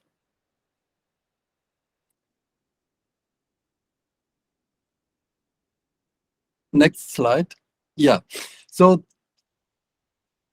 the challenges of our presentation. See, we live in times which we have not seen before on this planet. All forms of life are nowadays threatened by global pollution of atmosphere, soil, and water resources. Climate change is a consequence of that. And also there's a lot of violence and poverty in many parts of the planet. What are possible solutions for these challenges? Next slide.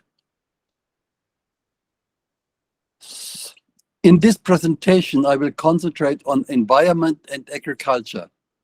In the past, economy and ecology were often understood as opposites, but I will show that taking care of our environment is also economically viable and even more profitable than conventional farming. The solutions which I will suggest here are universal, based on Vedic knowledge. Next slide.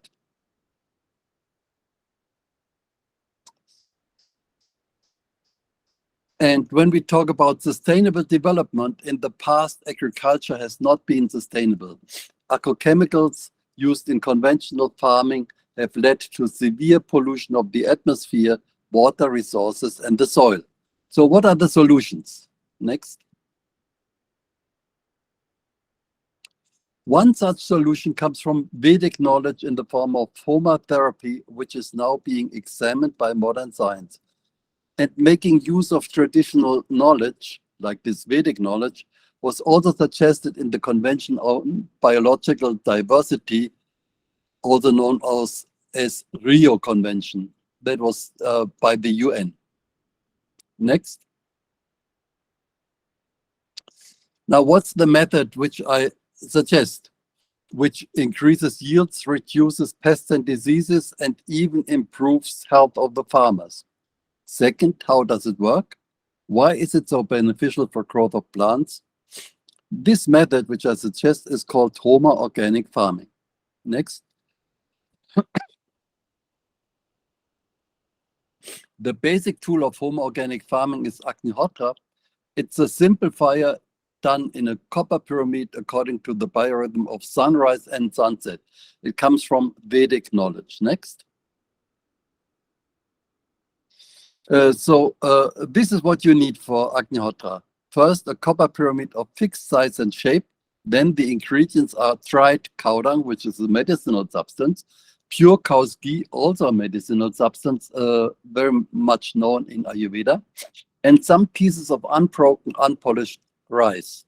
Then you need some Sanskrit mantras. This is just exact vibration and timetable of sunrise and sunset, exact to the second. But now it's even more easy because now we have this app for the mobile, which shows you the sunrise, sunset time for each place where you are, with just some clicks on your phone.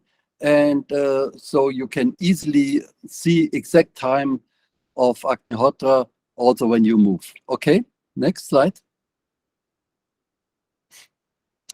Why is that so important? Why the exact timings and why the mantra? So in traditional Vedic knowledge, it is said that at the time of sunrise, there's a flood of energies and subtle energies coming from the sun towards the place where the sun appears to rise. They say appear to rise because actually they knew it's not really rising and setting. It's the revolution of the earth.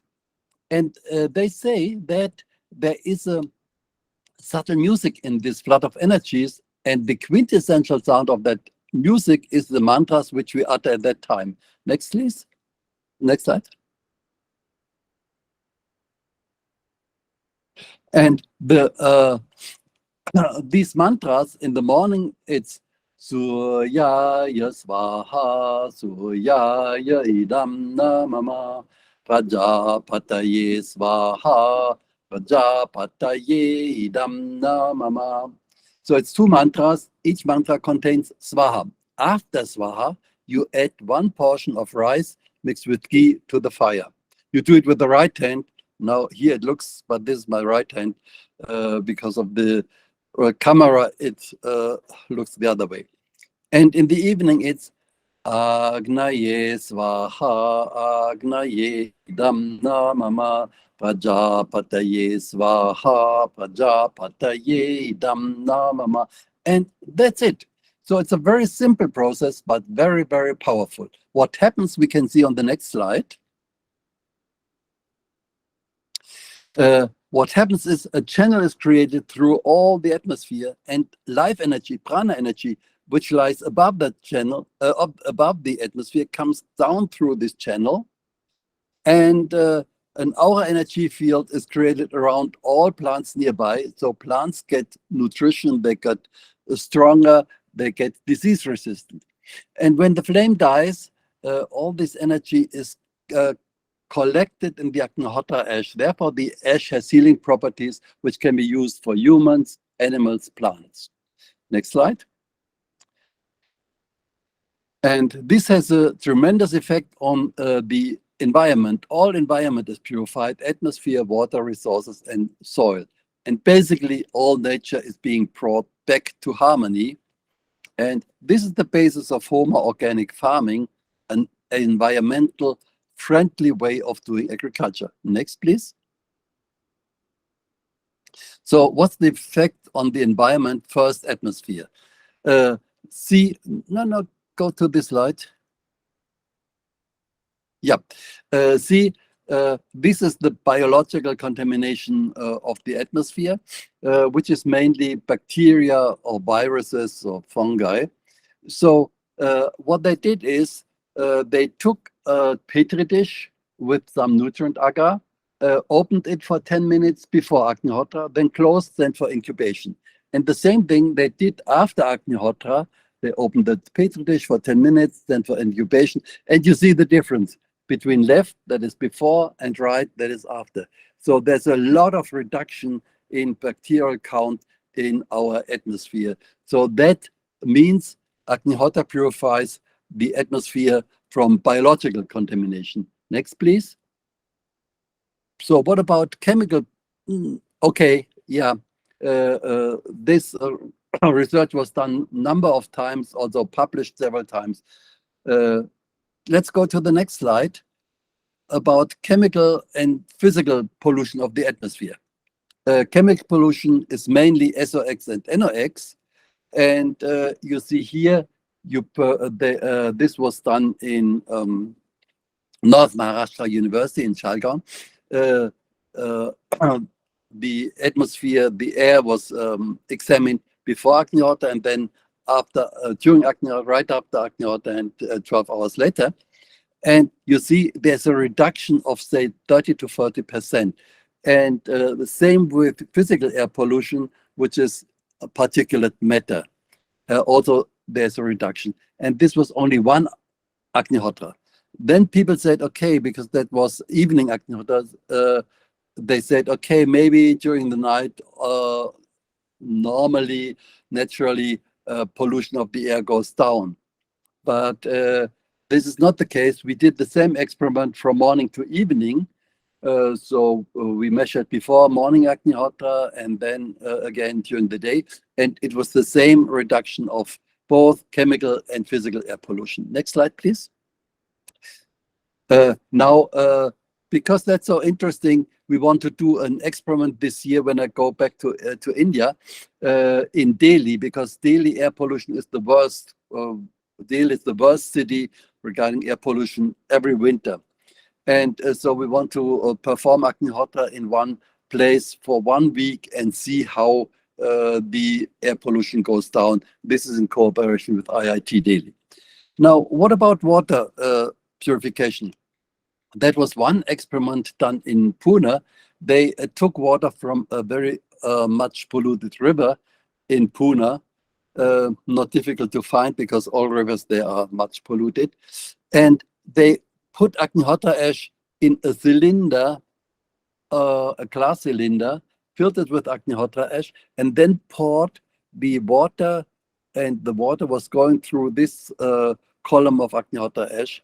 And next slide, please. You see the reduction of all pollutants, all the parameters improved by that. And just look at the last two figures, that is biological air pollution, contamination with bacteria and so on. It was a reduction of 93 to 98%, depending on the way how they measured it. So from very much polluted water, they got water which fulfilled the standards of World Health Organization. Now it has become potable water. Okay, next, please. You know, this experiment that was on lab scale, but also on large scale, you can see here we have the Narmada River, that is next to Maheshwar, which is close to Indore in MP. And okay, you are from Jabalpur, so Narmada River, you know. We have there some scientists did some experiments, and they had research stations in different places, and there were research stations upstream from that homotherapy place and downstream. And now let's look at the next slide. And you see the parameters. They tested pH, total solids, total hardness, chlorides, nitrates, sulfate, and coliform count. And you see there were stations in Omkareshwar, Mandleshwar, and then Maheshwar, which is our homotherapy place, and then downstream Parvani. And the research stations upstream as well as the research station downstream had worse water quality than our homotherapy place. So that means if you perform Agnihotra and some other homas which we perform there, the water quality even of such a large water body like this river Narmada is improved. Just look at the last parameter, coliform count. It is much, much, much better in our homotherapy place. Next, please. Effects on soil. Let's talk a little bit more about soil.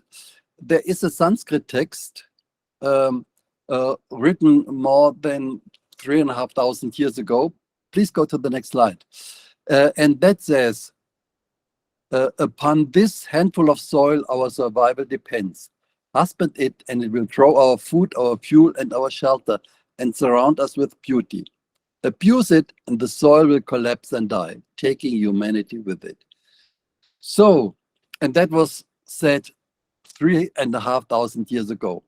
According to information from FAO, this is exactly what happens in the moment. Already now, 1/3 of the world's soil has been degraded compared with the situation of 1960.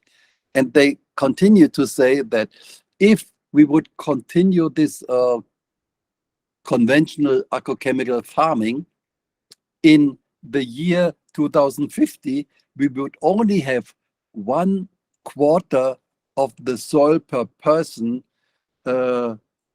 in 2050 as compared to 1960, and that would not be enough to feed all these people.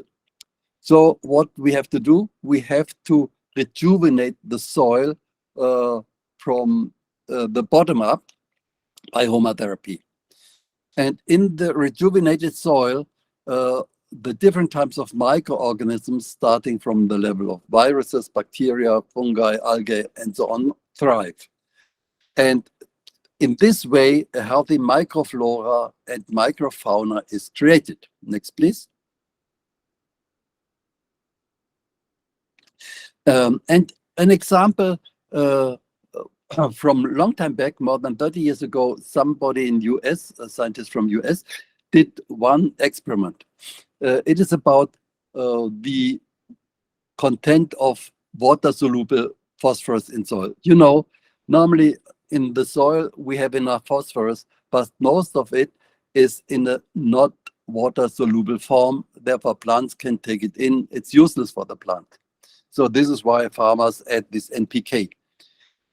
What he did is he checked the content of water-soluble phosphorus in soil, different soils you see here, and then added Agnihotra ash, and then tested the content of water-soluble phosphorus again, and it came down by 3 to 4 times. Next slide, please. Similar experiment was done in Germany, and also they could show the content of water-soluble phosphorus increases. Next, please. Then the question is, okay, how come?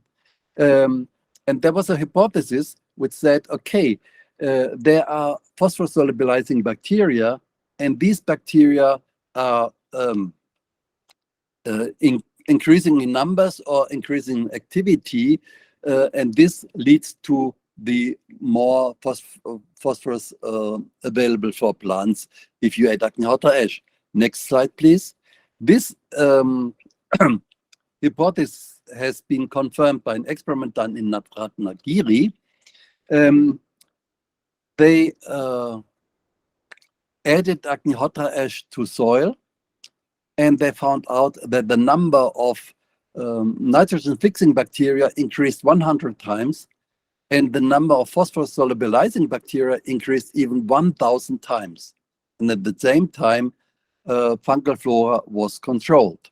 This was published. If you want to see these results, I can send you the article. Next, please.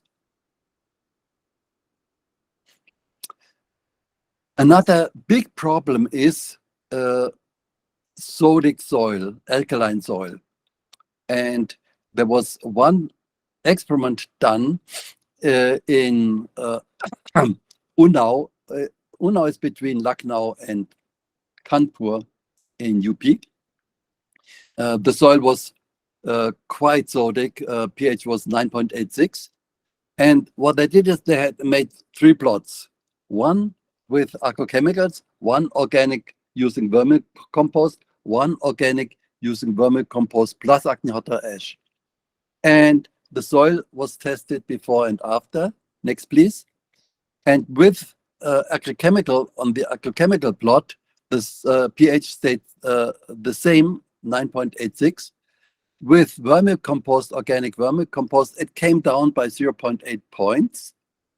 But with Agnihotra ash, it came down by more than 2 points. In the end, it was 7.67, nearly neutral. So with this pH, you can grow all the different kinds of plants. So people now think, okay, Agnihotra ash helps if you have sodic soil, but not just sodic soil. Next, please. There was one farm in Poland. The pH was 4.4. That is heavily acidic.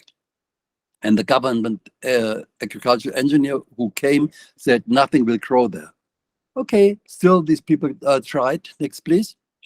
And see, they grow everything there. Next slide, please. Yeah, you see, they grow everything there, including tomatoes.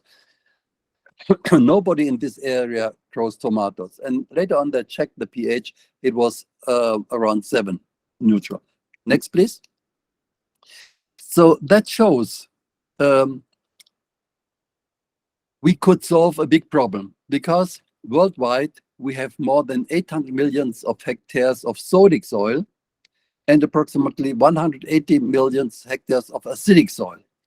And if these lands could be reclaimed and made productive again, that would help a lot to increase agricultural production and feed and growing number of people. You must have heard just a few days ago, the number of people in the world across the 8 billion mark. So it's still growing, and we have to see, everybody wants to eat. So if Agnihotra helps, that could be a big help. So why not start a small project on either acidic or sodic soil or both? The investment for such a test is quite manageable, but the possible gain is huge, considering all these areas which could be made productive again. Next, please.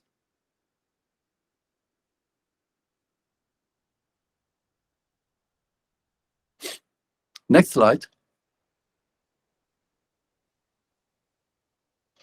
Now, let's talk about effects of farming on climate change. Conventional agriculture is one of the biggest net emitter of carbon. Approximately 20 to 25% of all greenhouse gases are produced by the modern food system. That is 1/5 to 1/4. That's huge. But normally people don't talk about it. They talk about all the other factors. And one important factor is the degradation of land, which releases large amount of carbon to the atmosphere. But with home organic farming, with home organic farming, Last slide. Okay, with homoorganic farming, this effect could be. No. When I say back means back, not forward.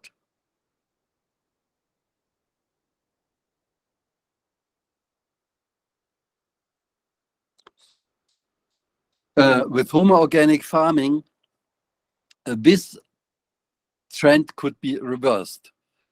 Now see, plants store quite some carbon, more than 500 gigatons. Please move the slides when I tell you and not at your. Go back, please.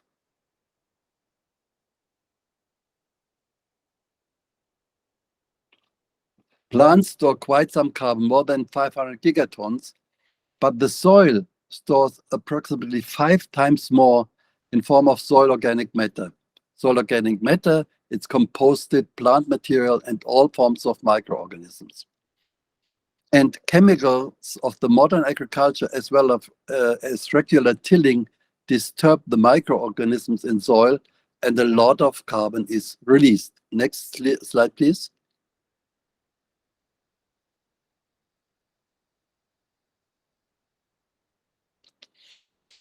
And the soil carbon is approximately 3 times the carbon stored in the atmosphere. It's huge. And by using the methods of homoorganic farming, the amount of soil organic carbon, soil organic matter is increased, and approximately 10 tons carbon per hectare per year could be stored in the soil. And if this method would be used on large scale, not only could the present level of carbon emissions be compensated, but on top of that, the present level of 410 ppm CO2 in the atmosphere could even brought down back to the saver level of 350 parts per million CO2 within 10 to 20 years. And higher level of carbon in soil improved soil health, and yields are increased. And that was also shown in different experiments. Next, please. That was one experiment in the University of Palampur, Himachal Pradesh. And Agnihotra ash was compared with other organic fertilizer, and they produced lemongrass and Tagetes minuta, and quality increased, oil content increased, and disease resistance went up. Next, please. There was a series of controlled experiments done at Dharwad Agricultural University in Karnataka. 4 MSc theses were produced, and they studied tomatoes, cabbage, soybeans, and okra. Next, please. The parameters they studied were yield, pest and diseases, and the quality, the nutrient content. Please, next. So these detailed studies showed a reduction in pest and diseases, increased nutritional value of the produce, which is very important for our health, and a higher yield, a plus of 15 to 43% increase per hectare. Next, please.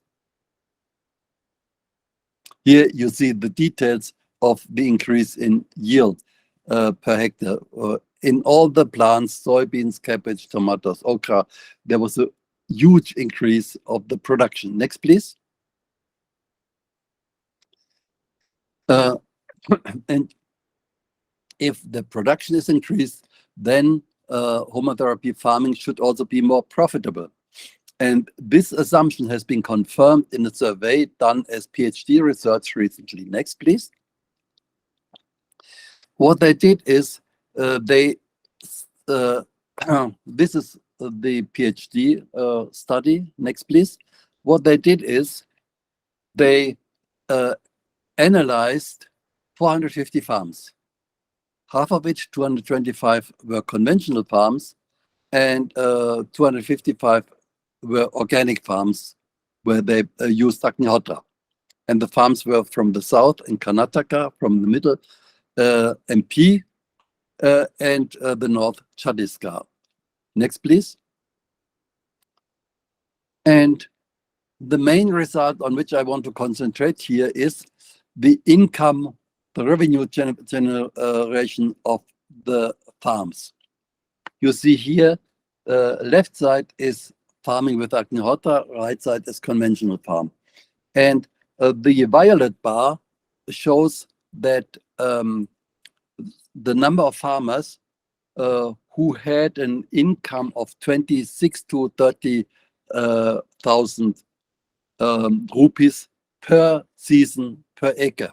So you see, most of the farmers with Agnihotra had this relatively high income, and with conventional farming, most of the farmers had, you see the green bar, 16,000 to 20,000 rupees per season per acre. So that's a big difference. So the Agnihotra farmers were quite well off. Nearly nobody had the same income with the conventional farmers. Next, please. And also, the expenses are lower in Agnihotra farming because they don't have to buy all the chemicals. And that means that the profits increase when farmers shift to Agnihotra farming. Next, please. And these results just mentioned do not yet take into account 3 more benefits which we have with home organic farming. The first is biodiversity increases with home organic farming. We have many such results. Next, please. The second,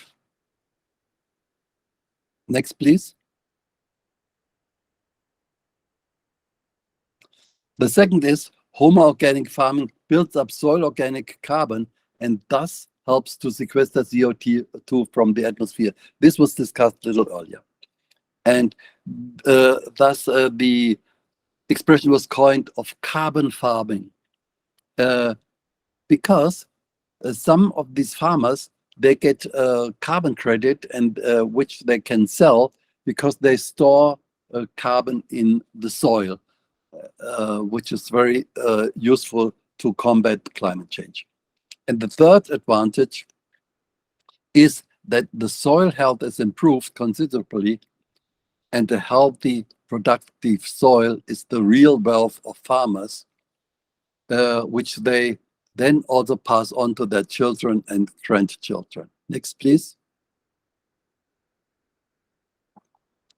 So with home organic farming, we can reconcile ecology and economy and thus achieve sustainable development from village level and thus also guarantee global food security. Next, please.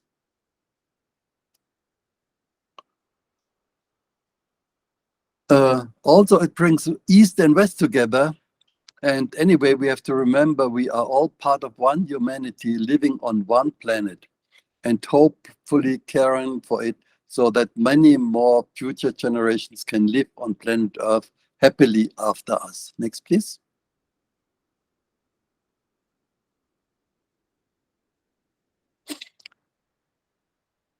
Thank you.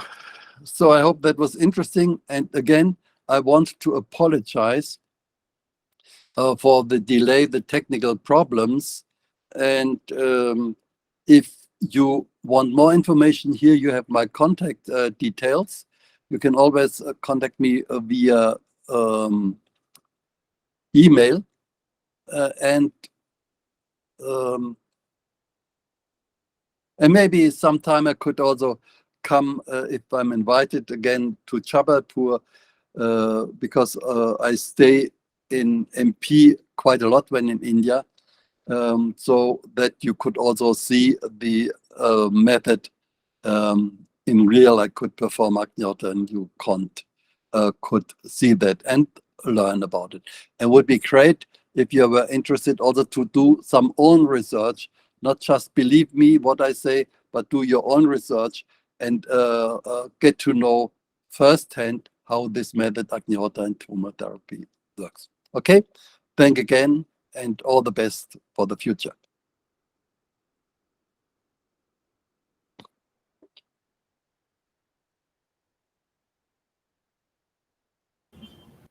Thank you so much, sir, for the wonderful session.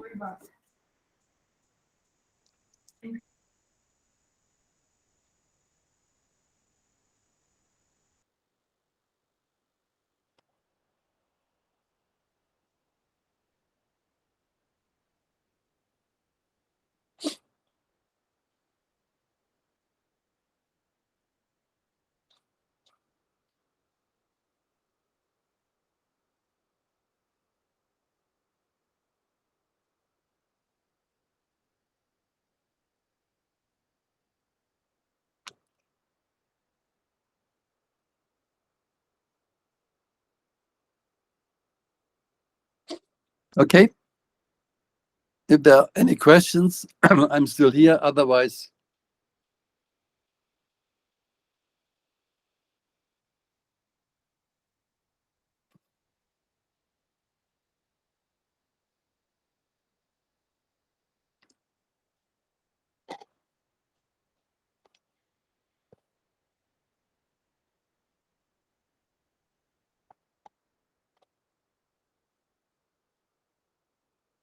otherwise we can conclude this session. Okay.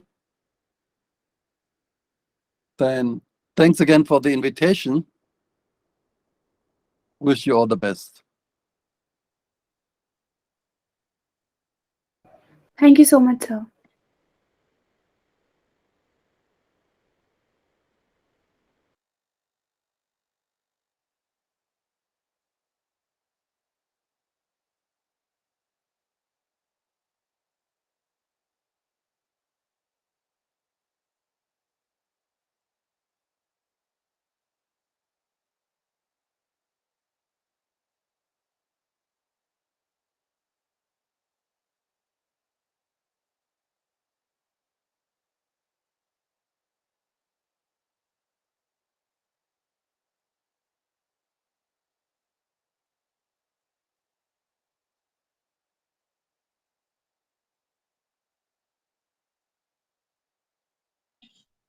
Video चालू कर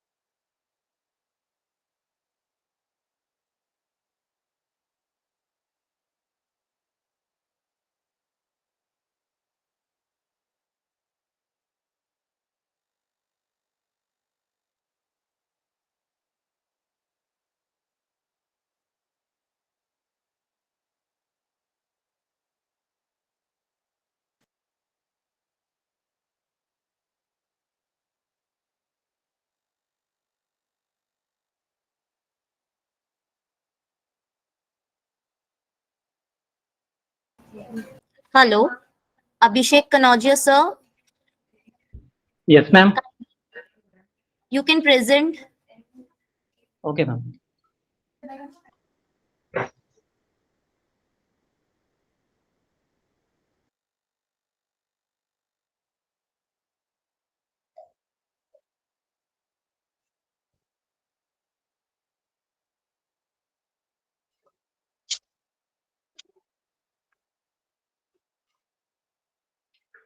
First of all, good afternoon, respected teachers and all who are connected with this link. I'm very thankful to the organizing committee for giving me this wonderful opportunity to speak here. My topic is telemedicine in India, opportunities in the next decade. So India is such a developing country where more than 75% population is living in rural areas, and the same opposite, about 75% doctors are focusing to urban areas. Telemedicine is the use of electronic information and communication technology to provide health services when distance interrupts the participants. It enables phone and video consultation between a patient and their healthcare practitioners. Time magazine called telemedicine as healing by wire. The objectives of this work were to assess the awareness of telemedicine among the different districts of eastern Uttar Pradesh population and to evaluate different aspects of telemedicine in comparison to in-person visit to a doctor. In this study, an online survey was conducted using a questionnaire. Different hospital and literature was searched to prepare the database on telemedicine. Total 339 responses were received, out of which 64% respondents were male and 36% were female, out of which only 37% were aware about the telemedicine. The highest awareness was found in 15 to 25 years age group, and the second was 26 to 35 and was least found in 76 to 100 age group. Only 16% of them had used telemedicine services, into which 100% of the respondents responded yes, that they will like to suggest for the use of telemedicine services to another person. According to a recent report by the National Skill Development Corporation, the healthcare sector has created an additional 2.7 million jobs in India between 2017 and 22. In the last 1.5 years, the industry has grown from $220 billion to $280 billion, which is expected to growing up more. Telemedicine has appeared as a key player in healthcare system, especially in underserved areas. Use of telemedicine and technology can have a great impact on rural population, especially in hilly and remote areas of India.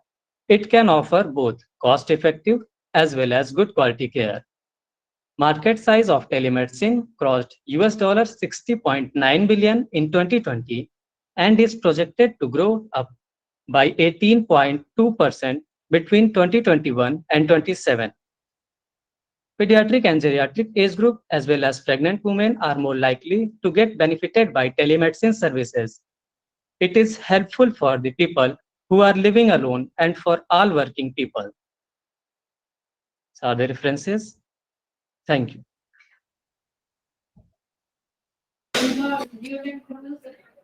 Thank you, sir.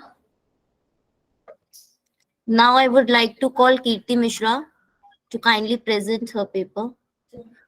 Hello, ma'am. Ma'am, can I just take 5 minutes? Like, there's some problem. Like, I'm not able to share my screen. I'm using Mac, and the same problem Mr. Burke was facing, I'm also facing the same problem. So, like, anyone who's ready can go next, and I can go after that.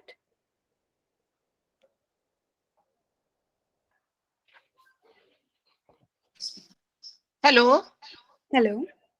this is Seema Mishra from Bilaspur. Can I present? Yeah, sure, ma'am. You can go ahead, I think. Yeah, okay. Okay. No, ma'am. Ma'am आप इस session में नहीं हैं। To Neema conference Mishra hall ma'am. Bilaspur. Ma'am ये 10 to 12:30 वाला session है, अभी चल रहा है। ओके आपका नाम ओके, नहीं है 2:30 present। to 4:30 वाले सेशन में हमें। Okay okay then. Okay. Okay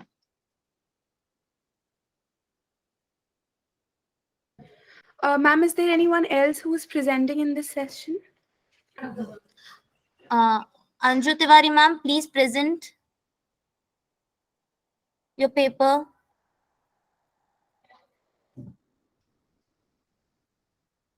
Okay, ma'am.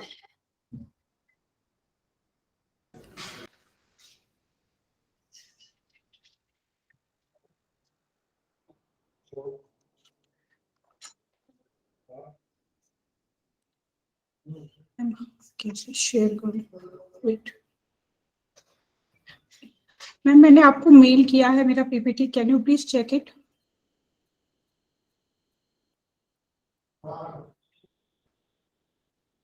Hello, In which mail ID आपने भेजा है? MGMM conference? Yes ma'am. Wait.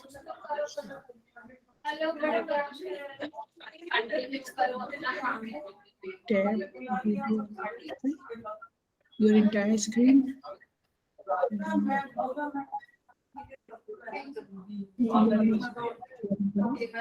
Yes. You can start. Okay, ma'am. Stop present.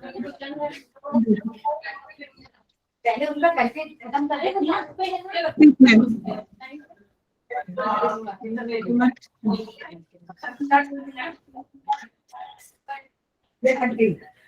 क्या तुम्हारा रिप्लेस कर दिया है सेकंड वाला? मैम टाइम हो ही गया बस होने का। तू लंच करके चले जाओ ना, तू लंच करके आओ, जाओ हम देख लेंगे क्या। मैम मैं इलाज तो आप ही जाओ ना। मैम ये प्रेजेंट कर रही है सिर्फ स्लाइड्स। जल्दी से ma'am I can't slides move करनी। Ma'am can you please hello ma'am, hello, ये स्लाइड मूव करना है, ये वाला ये yes continue.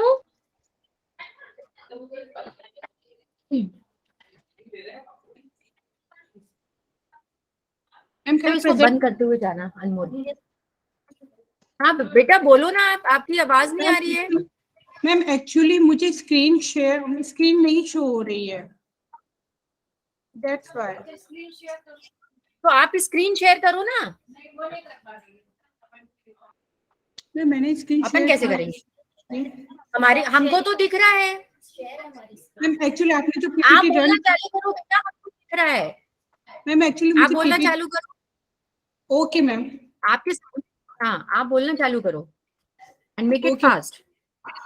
Okay, my name is Anju Tiwari.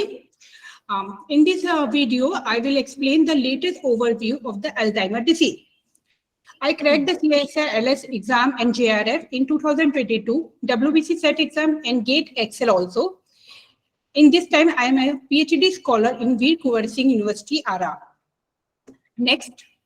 So, in this video, we are dealing with what is Alzheimer disease, its introduction, etiology, histological features, pathological features, and related treatments. Excuse me, Anju, can you Yes, hear ma'am. me?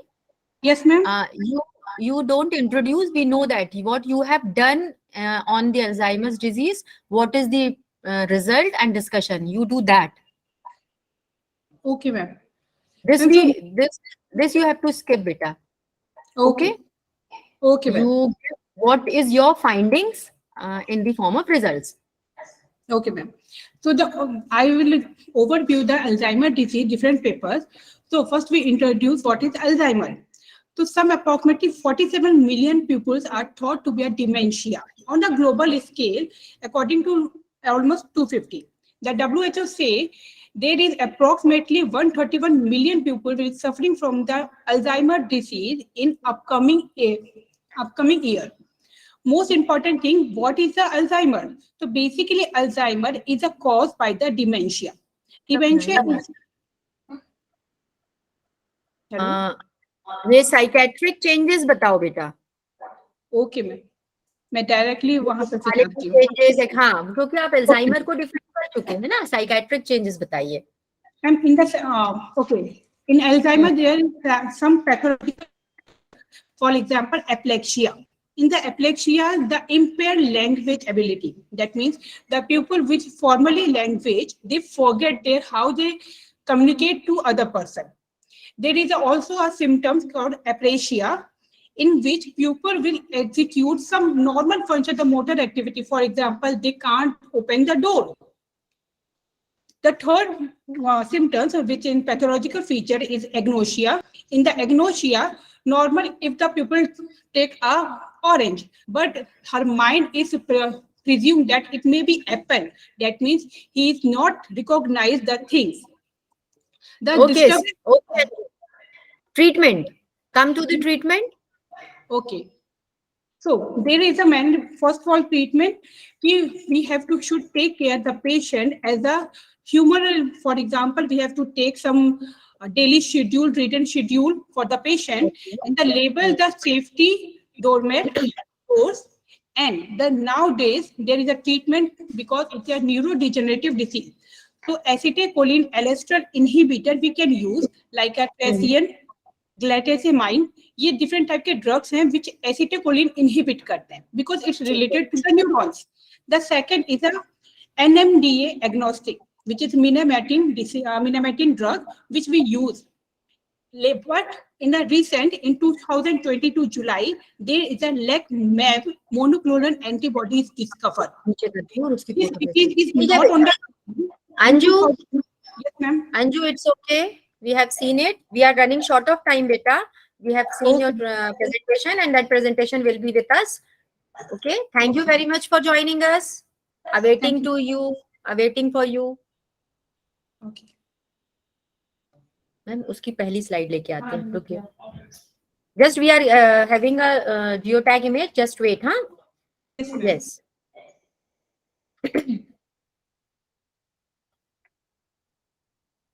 आ गई. अब रुकिए आप, हम उसका video on करते हैं desktop पे आके. आवर सेशन के लिए प्रेजेंटेशन नहीं है. नहीं नहीं नहीं नहीं, वो माइक्रो बायोलॉजी लैब में. कहाँ? ये नहीं, इसमें अपना खुला हुआ काहे के लिए? नहीं नहीं, इसका नहीं. नहीं नहीं, रुकिए तो, हम वो वाला कह रहे हैं. एक बार वो वीडियो ऑन करके फोटो ले लो, उसकी चीज को खत्म करो. ये कहाँ? पेन ड्राइव में ही है ना. हाँ हाँ. उसको बोलो कि कीर्ति तिवारी मिश्रा है, वो थोड़ा रुकेगी 5 minute. Kirti Tiwari, just wait for few minutes. Okay, Kriti Mishra. You, Kirti Mishra, sorry, Kriti Mishra. We'll just join you, okay? Okay, okay. जब ये खुल गया था अपन को तभी ये फोटो ले लेना था. हाँ यार, गलती की. अपने को क्या मालूम था कि ऐसी स्थिति है. क्यों नहीं चल रहा ये? इसके साथ ये चल क्यों नहीं रहा?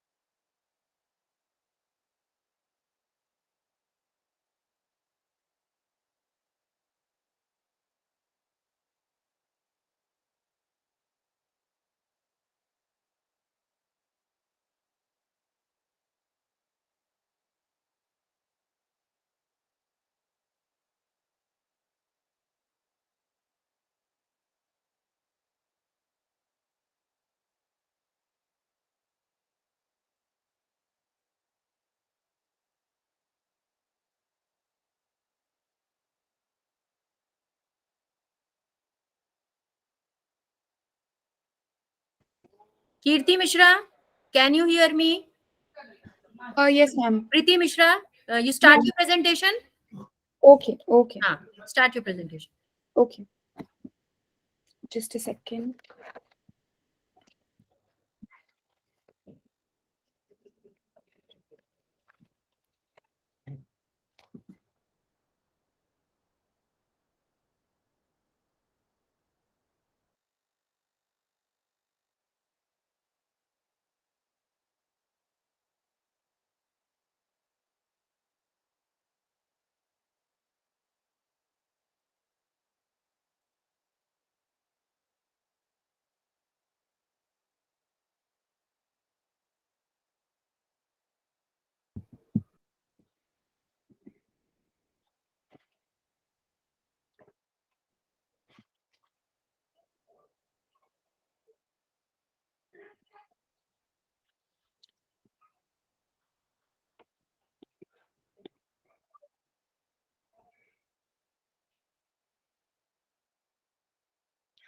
I'm not able to share my screen.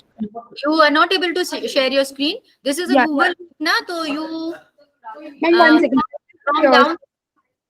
I'll share my screen from different. Share your screen. You share your screen. Yeah, 1 second.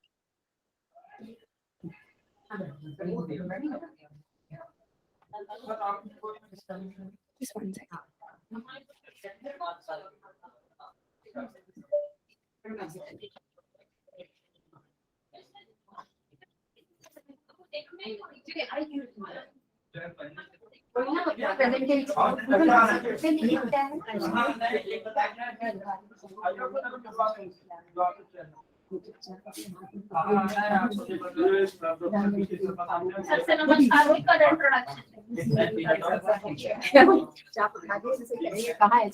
इन ये पेन ड्राइव हम निकाल ले रहे हैं प्रज्ञा ma'am.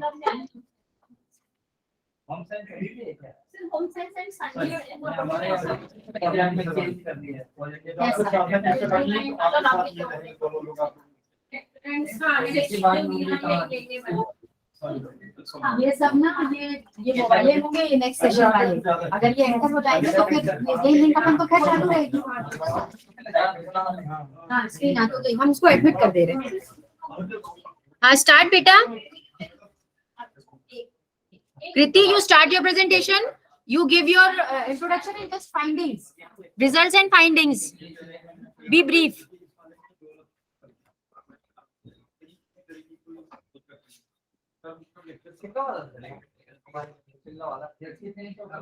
I'm not able to hear you, beta. Okay, now am I audible, ma'am? Yes, now. Yes, now. Start. Okay, good afternoon, everyone. My name is Kriti, and I have just completed my dissertation under the supervision of Dr. Madhu Gupta in the Department of Zoology, University of Lucknow. I think we're running short of time, so I'll quickly jump to my topic, which is scientific validation of anti-cancer effects of Boravia diffusa, and this study was conducted in vitro conditions. Now, we all know what osteosarcoma is. It is commonly known as bone cancer. I'll quickly jump to the objective of my study. The materials that were used and the methodology that was used, we used the Boravia diffusa leaf. It is also commonly known as Punarnava, and we dried the leaves. We prepared a 95% ethanolic extract. Now, for the cytotoxicity test, we used the MTT assay. Now, the healthy MD63 cells were taken. After that, we performed cell counting using trypan blue exclusion principle. Seeding was done. After that, the cells were incubated for 24 hours. After that, dosing, we did dosing at, of the cells at different doses, and then we incubated the cells again. After that, we performed the cytotoxic assay, which was the MTT assay. We left it and we incubated it for 3 to 4 hours, and after that, we took the readings. Now, let me jump to results very quickly. So we observed, now there were different changes that were observed in the MG63 cells. MG63 cells are also the bone cancer cells or osteosarcoma cells. Now we have taken one control and we took like 4 different doses. And we can see different changes were observed. For example, morphologically, we can see the cell shape was reduced, and cell number also, as we can see with the subsequent doses, was reduced. It was observed that the number of viable cells were decreased on treatment with the extract. We can see that the maximum concentration or the maximum cell viability was in the control. And as we increased the doses, the cell viability was reduced, and the changes and the cell viability differences were very significant. Now, the data analysis was done using one-way ANOVA test and GraphPad Prism, and these two graphs were observed. We can see in the first graph the cell viability percentage against the concentration. We can clearly see that the cell viability was decreased as we increase the concentration of the dose, and we can also see that this percentage proliferation of the cells was subsequently decreasing as we increase the concentration of the extract or the dose. And we also observed the IC50 value as 44.08. Acha presentation.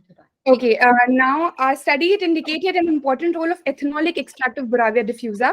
We know, cancer, normal cancer medicine and therapies, they have different side effects. So Ayurvedic medicine is coming into picture nowadays, and one such step was like we tested Boravia diffusa, which is widely known for its pharmacological properties, and we also noted that it had a substantial decline. It had effects on the cancer cells. Now, we only performed one assay, so future aspects could include like more research could be done, or this could be continued further to, investigations are required to be carried out at clinical and preclinical level to validate the effectiveness of B diffusa at a higher level. And this could play a major role in the treatment of osteosarcoma. And I'll conclude just in a few points that Boravia diffusa, the plant that we used, was found to have anti-osteosarcoma effects on MG63 cells. The outcomes of this study would open new doors to explore anti-osteosarcoma potential of this plant for supplementary studies. Now, this could again be of great help in treating osteosarcoma as far as herbal medicines are concerned. And I would just end by acknowledging my professor, Dr. Madhu Gupta, and my head of department, Professor Sirajuddin sir. And I would also like to thank the university for letting me present my work here. Thank you so much. Thank you, Kriti. You have given a good brief in a very short time, and a very nice presentation. And Thank you so because much. this session will end with you, so we can't give you much time, but we are very glad that you have joined us from Lucknow. Yeah. All the very best for your future. Thank you so much, ma'am. Thank you. Okay. Thank you, everyone. Thank you. हाँ Rajni ma'am, आप photo खींचो, certificate दे दे। Geo tag ma'am, ये वाला खत्म हो गया। हाँ जी,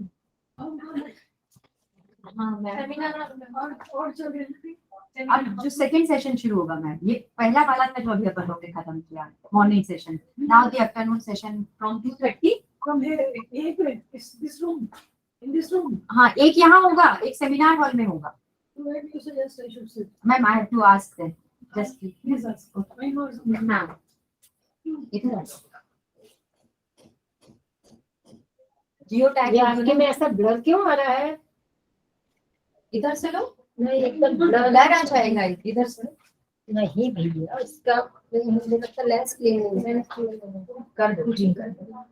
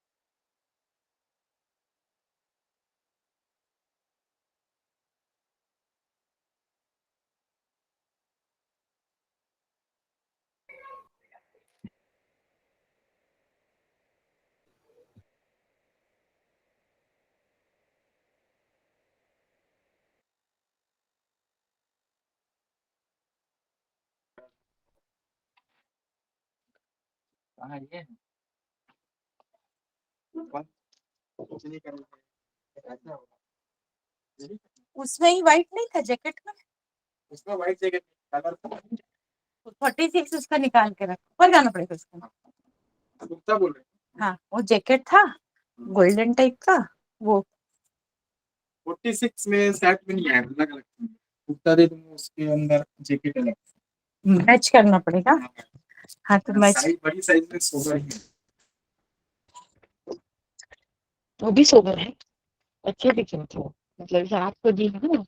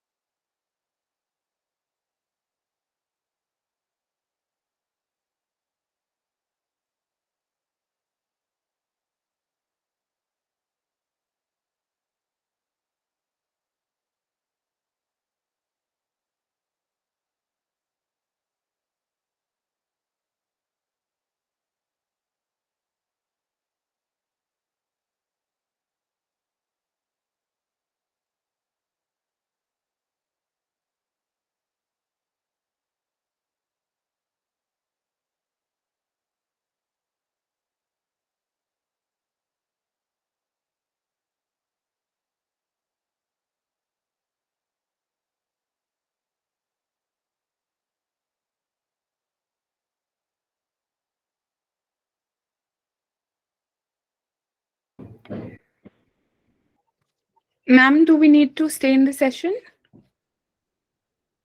Hello.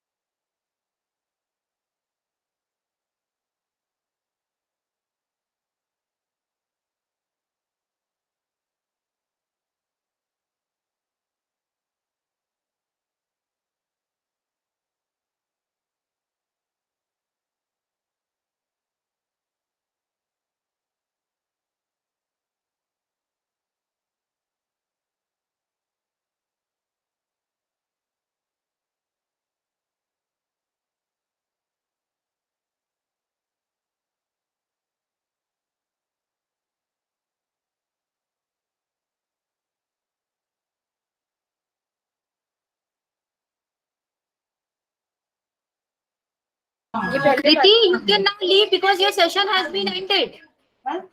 Okay?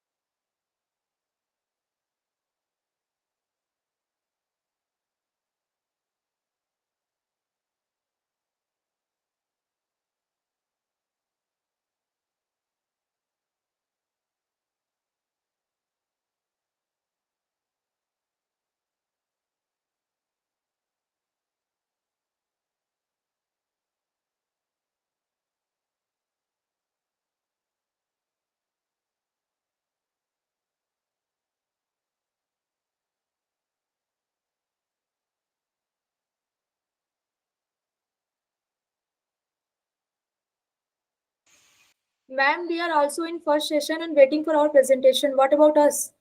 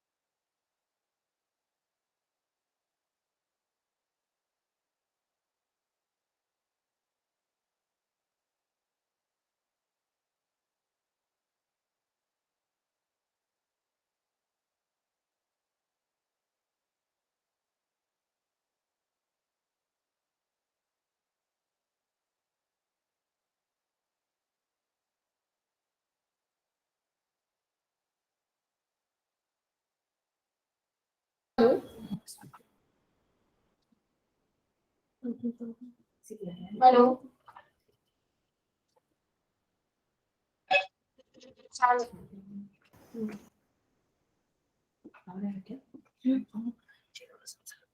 वो तो ले जाएंगे, मैम आ गए, वो चेयरपर्सन मैम आ गए, उनसे स्टार्ट करते हैं। हाँ जी भी, हाँ बोलो। कुछ जरूरी बात है।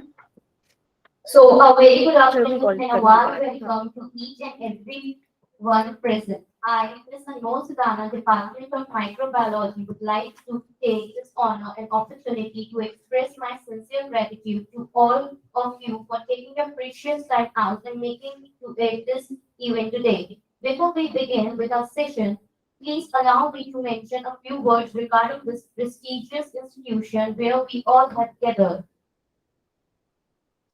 About the college, Mata Gujri Mahila Mahavidyalaya, an eminent institution for higher education and learning, nurtured by the divine and celestial blessings of Mata Gujri Ji.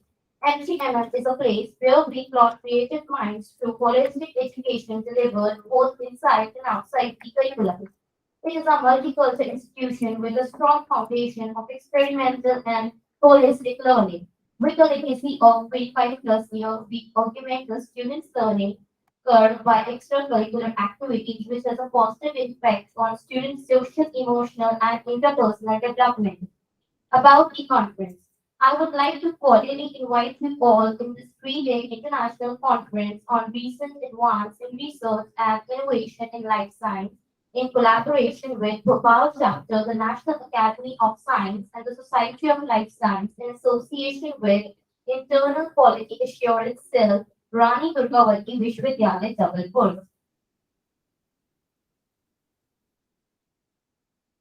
Our topic for today's session, zoology. It is a branch of biology that studies the animal kingdom, including the structure, embryology, evolution, habits, etc. of all animals, both living and extinct, and how they interact with their ecosystem. Second is zymology. It is the branch of biochemistry aiming to understand how enzymes work through the relationship between the structure and function and how they fall into their native state. Third, immunology. It is the study of all aspects of the immune system, including its structure, function, disorder of the immune system, blood banking, immunization, and organ transplant. Now, I would like to introduce our honorable co-chairperson, respected Professor Dr. Sadhna Keshavani Ma'am, Department of Zoology and Biotech, Home Science College, Jabalpur, and our reporter for the session, Mrs. Harleen Kaur, Department of Microbiology, MGMM. Now, I would like to invite our chairperson, Dr. Sadhna Keshavani Ma'am, to please take the session ahead. Thank you. Thank you. Shall we start? Yeah, ma'am. Now I request Dr. Girdhari Lal, sir, scientist, NCCS, Pune, National Center for Cell Sciences. Good afternoon, sir. Afternoon. How's everyone? Good afternoon, sir. Good afternoon. Can you hear me? Yes, sir. Yes, sir. Perfect. We can hear you, sir. Perfect.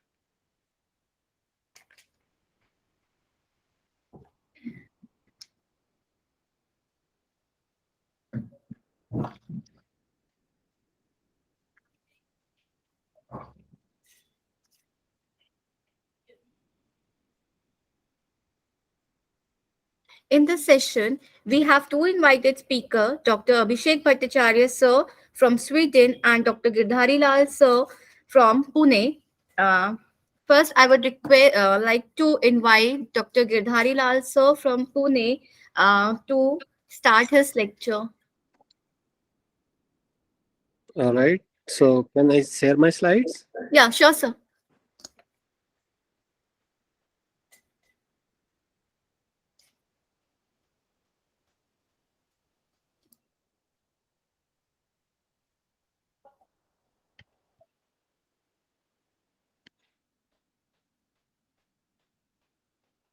All right. Can you see the screen? Yes, sir. Screen is It's full. visible. Visible, sir.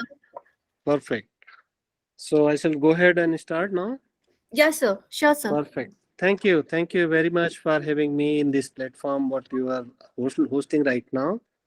And we decided that we should discuss today on gut-brain connection in inflammation and autoimmune diseases. So we know that gut uh, is a very key important organ in the body, and so as brain. And now how they talk to each other and how they contribute in the pathology or disease, that's a very interesting area to learn. So in immunology, I'm sure some of you who has studied, you know that most of the time in the classes, what was told is that brain is immunocompromised organ in a way that immune cells do not have access to the neuronal system. But in real sense, when you look at the central nervous system, especially in the brain, you will find that the brain actually having very high network of the blood vessels.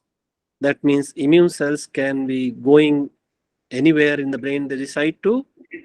But in terms of structurally, if you look at it, almost like 645-kilometer length of blood vessels travels in our brain. So that's a lot of distance. The immune cells are always going in the brain, but still they do not talk, each one of them do not talk to the neurons for variety of the reasons. And if you look at the brain, it represents almost like 2% of the body mass and consume around 20% of the body's glucose and oxygen. And capillaries within the brain is accounts for around 85% of cerebral vessel and major site of the blood-brain barrier. Now the term blood-brain barrier, a barrier where the immune cells do not cross to the neuronal compartment or to the touching the neurons in a way that is protected by the nature. Now, if this much barrier is there, immune cells size is also a limited size, 10 micron mostly. In some cases, they do actually cross.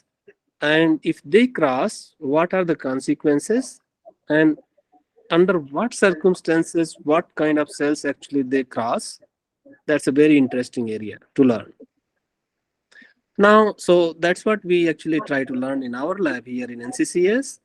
We try to understand under what inflammatory condition this blood-brain barrier breach, and then immune cell get access to the neuronal tissue, which generally they are not, and how we can stop that. So I'm not going to discuss that part of the details. Essentially, the barrier what we just saying right now is the endothelial cells, two endothelial cells that trying to hold to the tight junction in such a way that nothing can pass through except the soluble matter. So in a situation when cell has to access, there are certain cells which can access, and there are cells which actually produce some cytokine which break this barrier. And when they break it, the immune cells cross through, and when they go in, they have create lot of problem as well. So in the disease, when you have neurological diseases, the barrier is compromised in some of the disease, and because of that, you have inflammation in the brain and the tissue destruction. So instead of discussing this part, I will just say there are some kind of inflammatory cell which is called as Th1 or Th17 cell, part of CD4 immune cell. They produce cytokine IL-17 or interferon gamma. Mostly interferon gamma damage this barrier and let them cross through. So that's the situation when the central nervous system get access to the immune cells get access to the central nervous system and then try to damage that part of the tissue. Now, when we talk about gut-brain axis, that means we're talking about neurological factors. And when you talk about neurological factor, one of the component which you see as a stress factor. Stress can be financial, can be family, can be your exam as well. The paper, which type of paper or question paper you're going to face in the exam hall. There are a variety of ways the stress can be, and this stress can be acute, can be chronic, and that has consequences on our immune system. Now, let's look at how much stress people face. So there's a study where they say that they have done 10,000 Indian sample survey, and then you find that 26% of Indians are mild depressed. And this report is 2020 report. 11% are moderately depressed, 6% severe symptom of depression, right? So, and this depression may be, like I mentioned to you, by for variety of the reason, financial, family, study, whatever other reasons. But there is a very systematic study has been done where lot of samples were collected, and what they found, and this study was funded by Bill Melinda Gates Foundation and ICMR, and what they concluded that 1 in 7 Indians were affected with mental disorder of varying severity, and this study was done in 2017. So stress level, when we actually, I don't want you to read all these things. What I wanted to point out it that if you look at our state, the Indian states, and we know that there are financial situation in some state is better than other, right? So if you look at here, what is planned here, that the depression disorder, where the state which has measure financially better, job wise or another way, they have also more depressed. The red bar here, red color, what you see in the direction here, they have contributing more depressed condition than a state where there is not much financially stable or financially better, and then you see that the difference. So now, likewise, you can also look at different types of disease and their condition in terms of stress.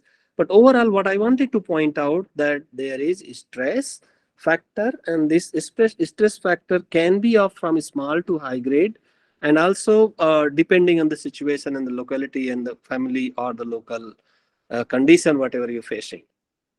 They also concluded that, okay, if you have this stress level, how this goes along with female and male, I do not want to discuss this because that's not the theme of the topic.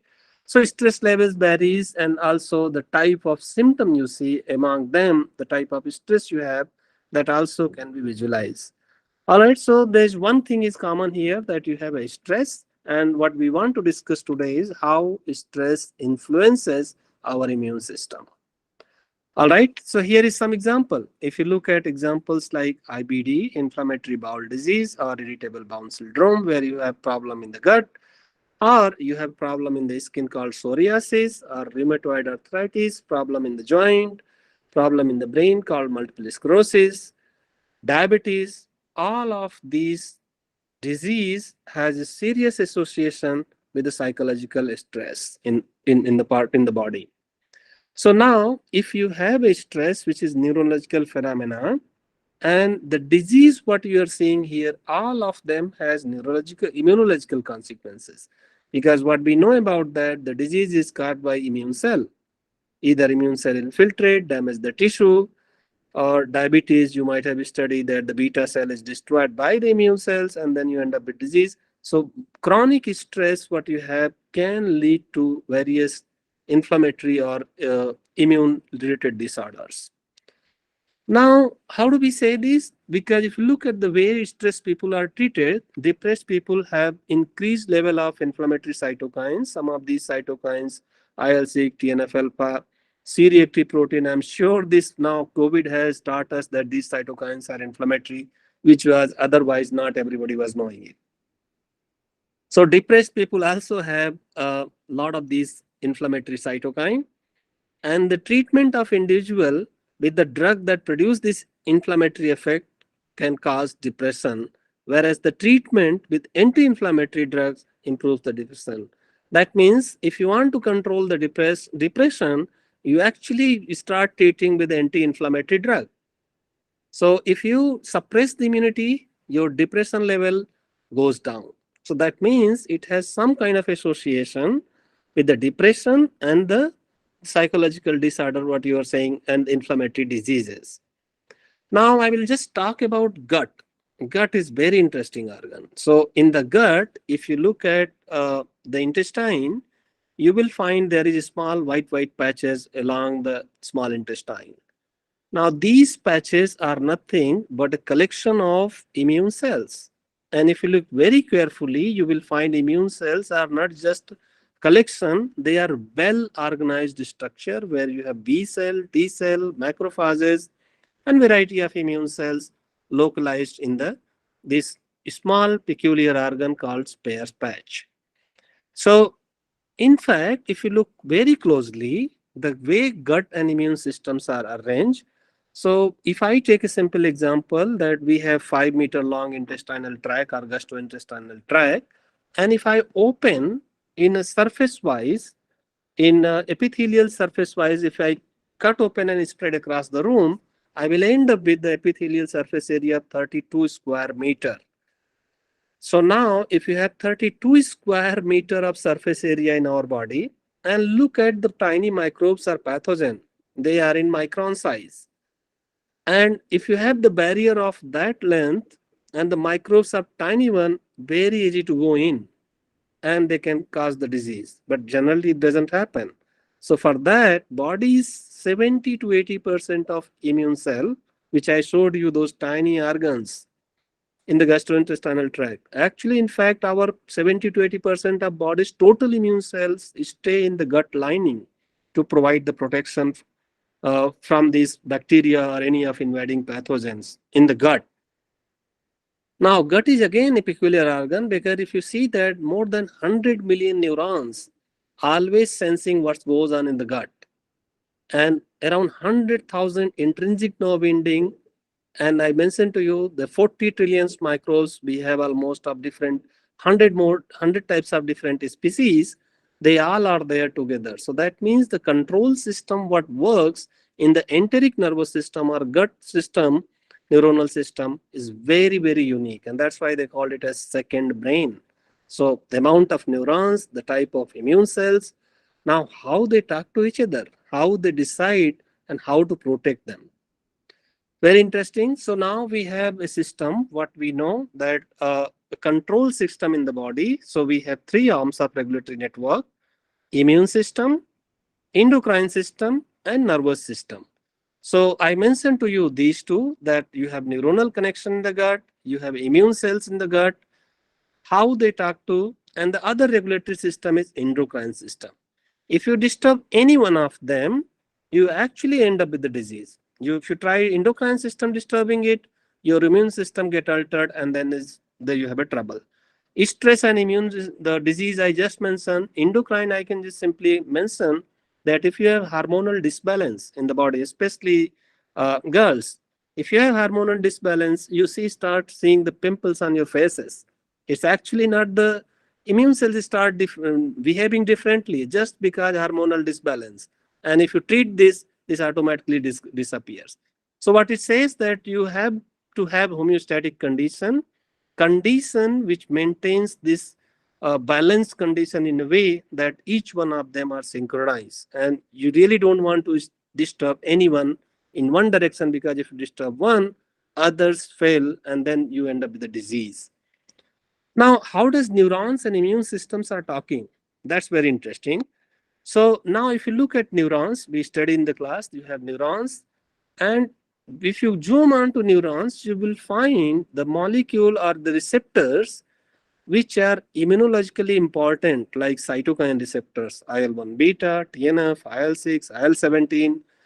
All these cytokine receptors will be mostly studied on immune cell, but they are also present on neurons.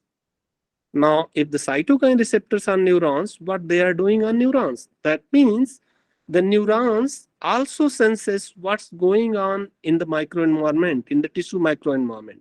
So cytokine is produced by these cells, the immune cells, and the receptor is also expressed on the neurons. They sense.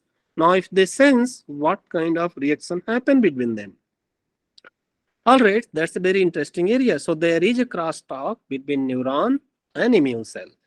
In other way around, if you zoom on to these cells and look at various neurotransmitter receptors, we study in the neurobiology that they express on neurons, but some of those receptors are also present on immune cells. What does it mean? That means if you have a disturbance or firing of neurons in some specific location, the neurotransmitter can also be sensed by the immune cells. And if they sense, they do respond. Now you have a crosstalk between neuron and the immune system. I'll take an example to show that how this neurons and immune system talk to each other. The very simple experiment, and don't go through all this. I'll just simply mention to you. You take a mice, you disconnect the neuron, the sciatic nerve, which is going in the popliteal lymph node, going through popliteal lymph node. So if surgically, if you disconnect this one of the nerves and then ask question, what happened to the immune system or the lymph node where this nerve was feeding? Now, you did not damage anything else. What you damage is the neuronal connection. If you do that, the size of lymph node you see is increased just by disturbing the nerve. And if you do that, now you see the number of cells or immune cells in the site is much more. So what is difference here? Only difference you made it actually the sciatic nerve. So nerve signal and immune signal you disturbed, and you see the pathology of the disease is pathology homeostasis of the immune system is altered. So what is suggesting us that neurons always talk to immune system in a way we don't understand very well, that they do talk to. Now, if they talk to, what kind of alteration they bring in. So I'm not going to go in detail. What I wanted to point out with this experiment, what was published is that you have neurons which talk to neuronal signals which talk to immune system, and that can alter the pathophysiology of immune system. If we look at very closely, we know that how neurons fire signal, right? You have stimulus, then neurons, then so neurites, they are pass on, and then you get distal organs which respond to it finally. And similarly, if you have a stimulus where inflammation or cytokines are sensed by one neuron, they pass on to another organ, to distal organ, and then they produce acetylcholine or any other neurotropic factor. Like I mentioned to you, they do have receptor for them. So immune cell also sense these receptors. Now, so this is called the inflammatory reflex, where neurons are talking to immune cells in a in a way the neurotransmitters are communicating not only neurons but also to the immune cell. So what's the importance of this? And how does it affect? So let's take another example, experimental example, and I will take it very simply describe to you. So the experiment is done is very simple. You take a mouse. I mentioned to you the intestine, and intestine has lot of this bacteria inside, or gut bacteria. Now, if you just cut the intestine, bacteria will come out in stomach in the peritoneal cavity, and then they will start causing a disease that is called sepsis, and then mice will survive, mice will die. Now, what you can do is, if you want to understand the neuron and immune cell connection, there is a spleen, secondary lymphoid organ in the body, and there is a nerve which actually senses this what goes on in the spleen. You just physically disconnect this neuron, that's vagus nerve, which is just going to the spleen. Rest other is fine. Do the same experiment. Now mice die much more faster. Now this experiment you can do it alternatively. Instead of cutting the neurons, neuronal connections, you can electronically stimulate the neurons which is draining to the spleen. Do the same experiment. What you find is that now mice is surviving better. You can also use pharmacological agent to activate the neurons, and if you do that, you will find mice is surviving much better. So just by altering the neuronal connection in the secondary lymphoid organ, the whole perspective of disease is changed in terms of survival and also pathophysiology. What is telling us that there is a lot of neuroimmune communication goes on in the body, and in fact, there is now clinical trial where vagus nerve stimulation protects from arthritis, and that's by the signaling between these immune cells and neuronal cells which contribute in the disease. All right, so I will just take one example to discuss what goes on in the lab among the various things. Substance P, I'm sure you might have heard of it, a neurotransmitter. Substance P binds to a receptor called trikinin receptor, TAC-R, or neurokinin, other name is neurokinin receptor, NKR. And if you look at the way substance P has importance in different uh, biological processes like brain perception, immune cell proliferation, chemotaxis, inflammatory molecule, inflammation, potent vasodilator it acts as. And if you look at substance P and association, you will find lot of disease, cancer, diabetes, RA, osteoarthritis, myocarditis, heart failure, epilepsy, depression, psoriasis, IBD. All of these disease has association with substance P.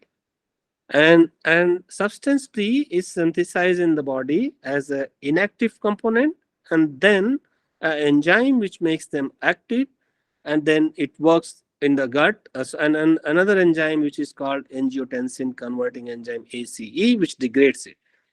So now you have a molecule which is a neurotransmitter which is involved in variety of disease.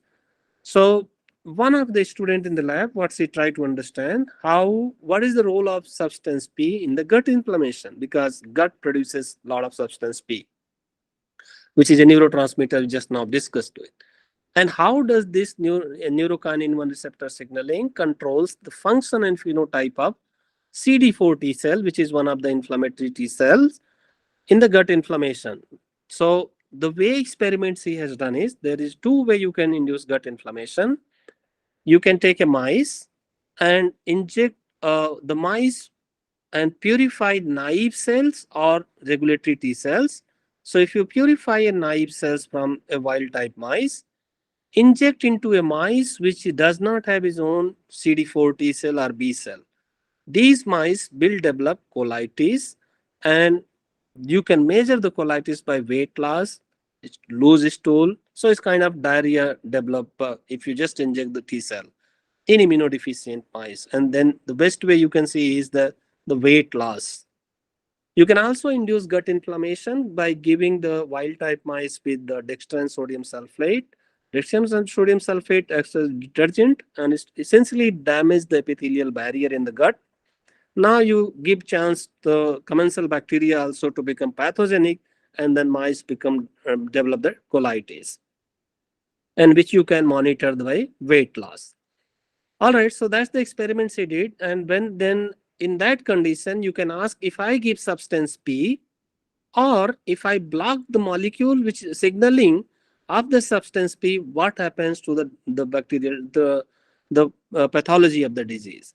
So now if you look at here, if you do not give anything, just water, drinking water, nothing will happen. And if you give the dextran sodium sulfate, that means if you damage the epithelial barrier, the mice actually start losing weight, which is the red line which you see here. Now, in presence of DSS or dextran sodium sulfate, if you give substance P by the intraperitoneal injection, you still have the disease. In fact, disease is more severe that the mice actually start dying faster. Now, if you antagonize the receptor by giving, this is called CP96345, which is again the NK1 receptor. That's how the substance P work. And if you antagonize the receptor, mice actually show less pathology or better survivability and better pathology of the disease.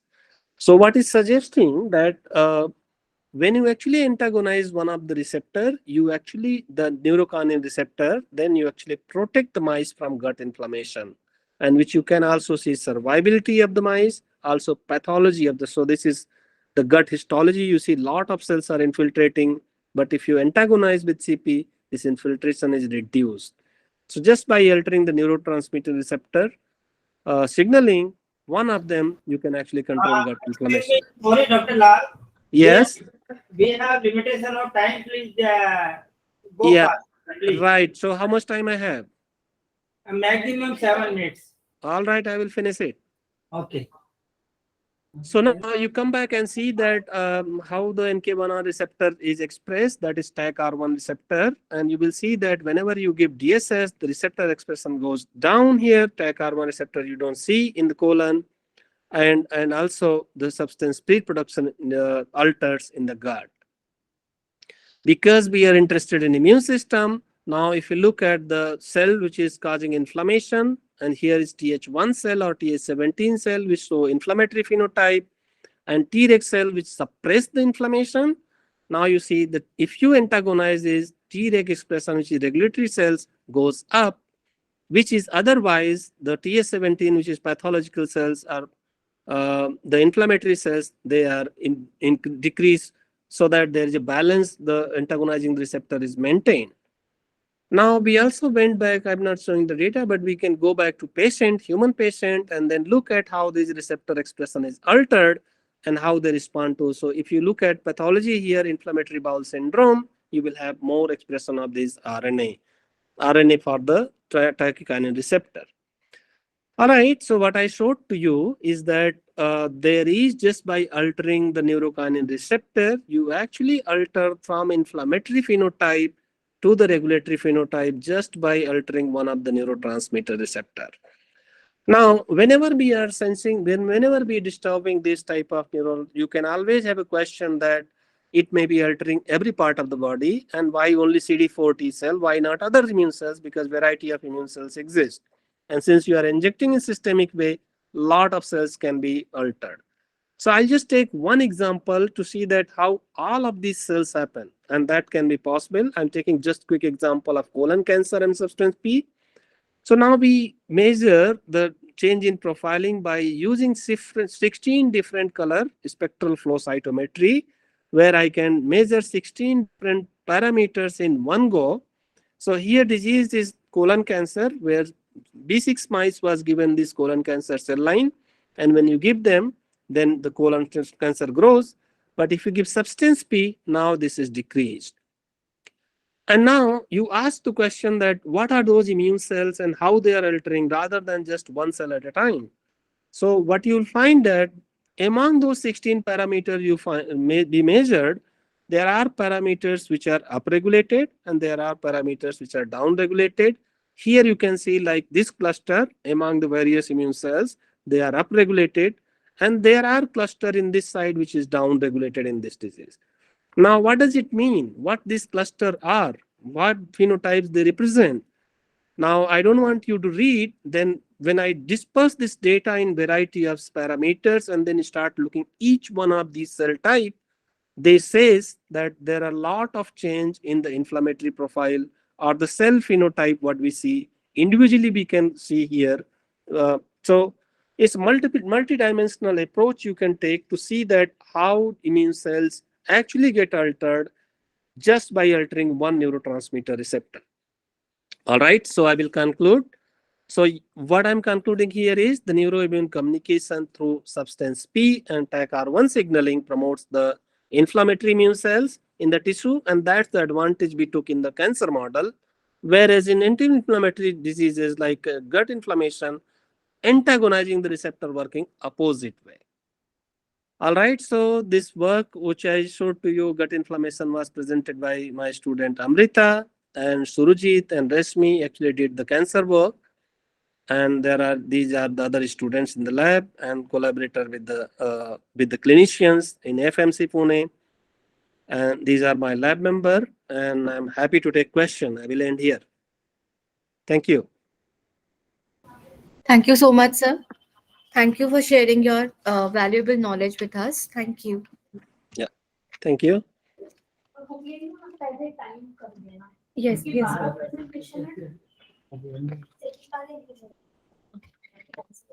Okay, there's a.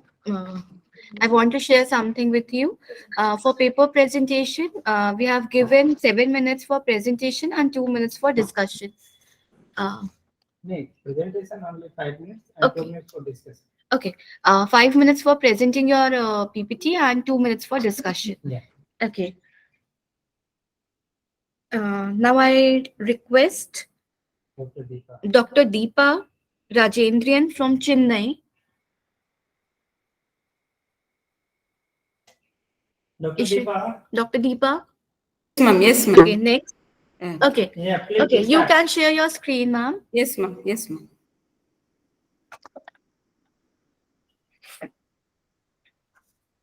The screen is visible, no, ma'am? Yes, ma'am. Yeah. Am I audible, ma'am? Yes, ma'am. Okay. Okay, good evening to one and all present here. My topic is about anti-diabetic and antioxidant activity of mimosa pudica extract in high-fat diet and streptozotocin-induced type 2 diabetic rat model. So what is diabetes mellitus? It is a chronic metabolic disease which is characterized by the hyperglycemia. That means increased concentration of glucose in the blood. So it is worldwide epidemic disease which mainly affect the people from the various ethnic backgrounds. So diabetes mellitus is due to either defective of insulin secretion or resistant to the peripheral action of insulin, or both cases. If left untreated, it causes many life-threatening diseases such as complications such as cardiovascular complication, retinopathy, nephropathy, neuropathy, and foot ulcers. These are the macrovascular and microvascular complication of diabetes mellitus. So lifestyle modification and increasing obesity are associated with the high prevalence of diabetes mellitus. So obesity is the major factor associated with the high prevalence of diabetes mellitus. So these are the types of diabetes mellitus. Type 1 diabetes mellitus, it is due to defective of insulin secretion because of destruction of beta cells of pancreas. And type 2 diabetes mellitus is due to insulin resistant, and gestational diabetes is developing during the pregnancy conditions. Coming to type 2 diabetes mellitus, it is the major metabolic disease. So it is due to the dysfunction of beta cells of pancreases. So insulin resistance is the major causes of type 2 diabetes mellitus. So the organ involved in the type 2 diabetes mellitus are liver, muscles, and adipose tissue. These are the major organs involved in the metabolism.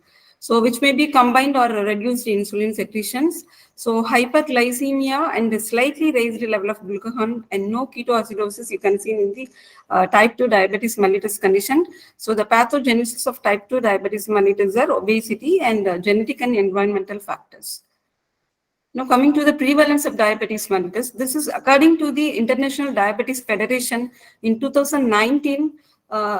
According to that, 463 million people have diabetes mellitus aged between 20 to 79 years, and 1 in 2 adults with diabetes are undiagnosed. That is 232 million people have undiagnosed diabetes mellitus. So 10% of global health expenditure is spent on the diabetes mellitus.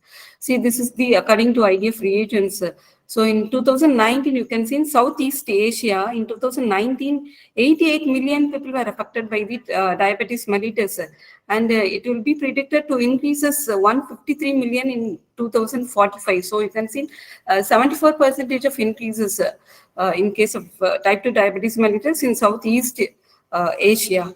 So in India, 77 million people were affected by Sorry to diabetes. interrupt you, ma'am. What, ma'am? Yes, ma'am. Ma'am आप slides आपकी change नहीं हो रही है. Yeah, you please talk in English, ma'am. Ma'am, please change your slides. Which one, ma'am? This one? Ma'am, actually one introductory slide. You have only title shown in this screen. You can. Slide is not changing. Now it's okay, no, ma'am? Yeah. No, now it's okay. Okay, sir. Okay. So, so this is according to the prevalence to IDF reagents, IDF, that is International Diabetes Federation estimates. In Southeast Asia, you can see 88 million people were affected by diabetes mellitus in 2019, and it may predicted to rise 153 million in 2045. 1 second, ma'am. Okay, it's visible, no, ma'am? Hello? Yes. Yeah. Yes. So in Yes, India, visible. This is not visible, no? Visible, ma'am, visible. Yes, okay, ma'am. In India, 77 million people were affected by the diabetes mellitus in 2019 estimates. So after China, India placed second rank in the Indian populations. So this is predicted to rise 101 million people were affected. Million people are going to affect. That is in 2030. So the risk factor of diabetes mellitus are obesity, physical inactivity, then family history, and genetic factor, hypertension, and their dietary habits. These are the major risk factor for the diabetes mellitus. So this is the criteria for, according to the World Health Organization, for the diagnosis of diabetes mellitus. In fasting glucose is greater than 7 millimoles, or in case milligram, 126 milligram, above 126 milligram considered as a diabetes mellitus, and 2 hours glucose is about 200 milligram considered for the diagnosis of diabetes mellitus. Now coming to the treatment choice, so the treatment for the diabetes mellitus are insulin therapy and oral hypoglycemic agent along with the proper diet and lifestyle modifications. So oral hypoglycemic agents, several anti-diabetic therapies such as metformin or glibenclamide and alpha-glycosidase inhibitors are used for the treatment of diabetes mellitus because, but there are certain limitation due to high cost. Sorry, Yes, ma'am. Again, your slides are not changing. 1 second, ma'am. Now it's okay. Yes, ma'am. Okay. So because of high cost and side effects associated with the drugs, the side effects such as hypoglycemia, weight gain, gastrointestinal disturbance, liver toxicity, and renal impairment function. Nowadays, alternative medicines are focused for the treatment of diabetes mellitus.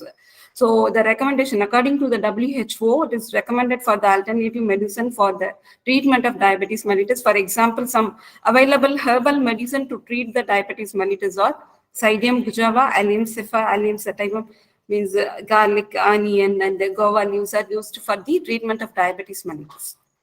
So one of such a major plant component used for the treatment of diabetes mellitus is Mimosa pudica. So this belongs to the family of Mimosaceae. In Hindi, it is called as Lajvanti or Chuinui.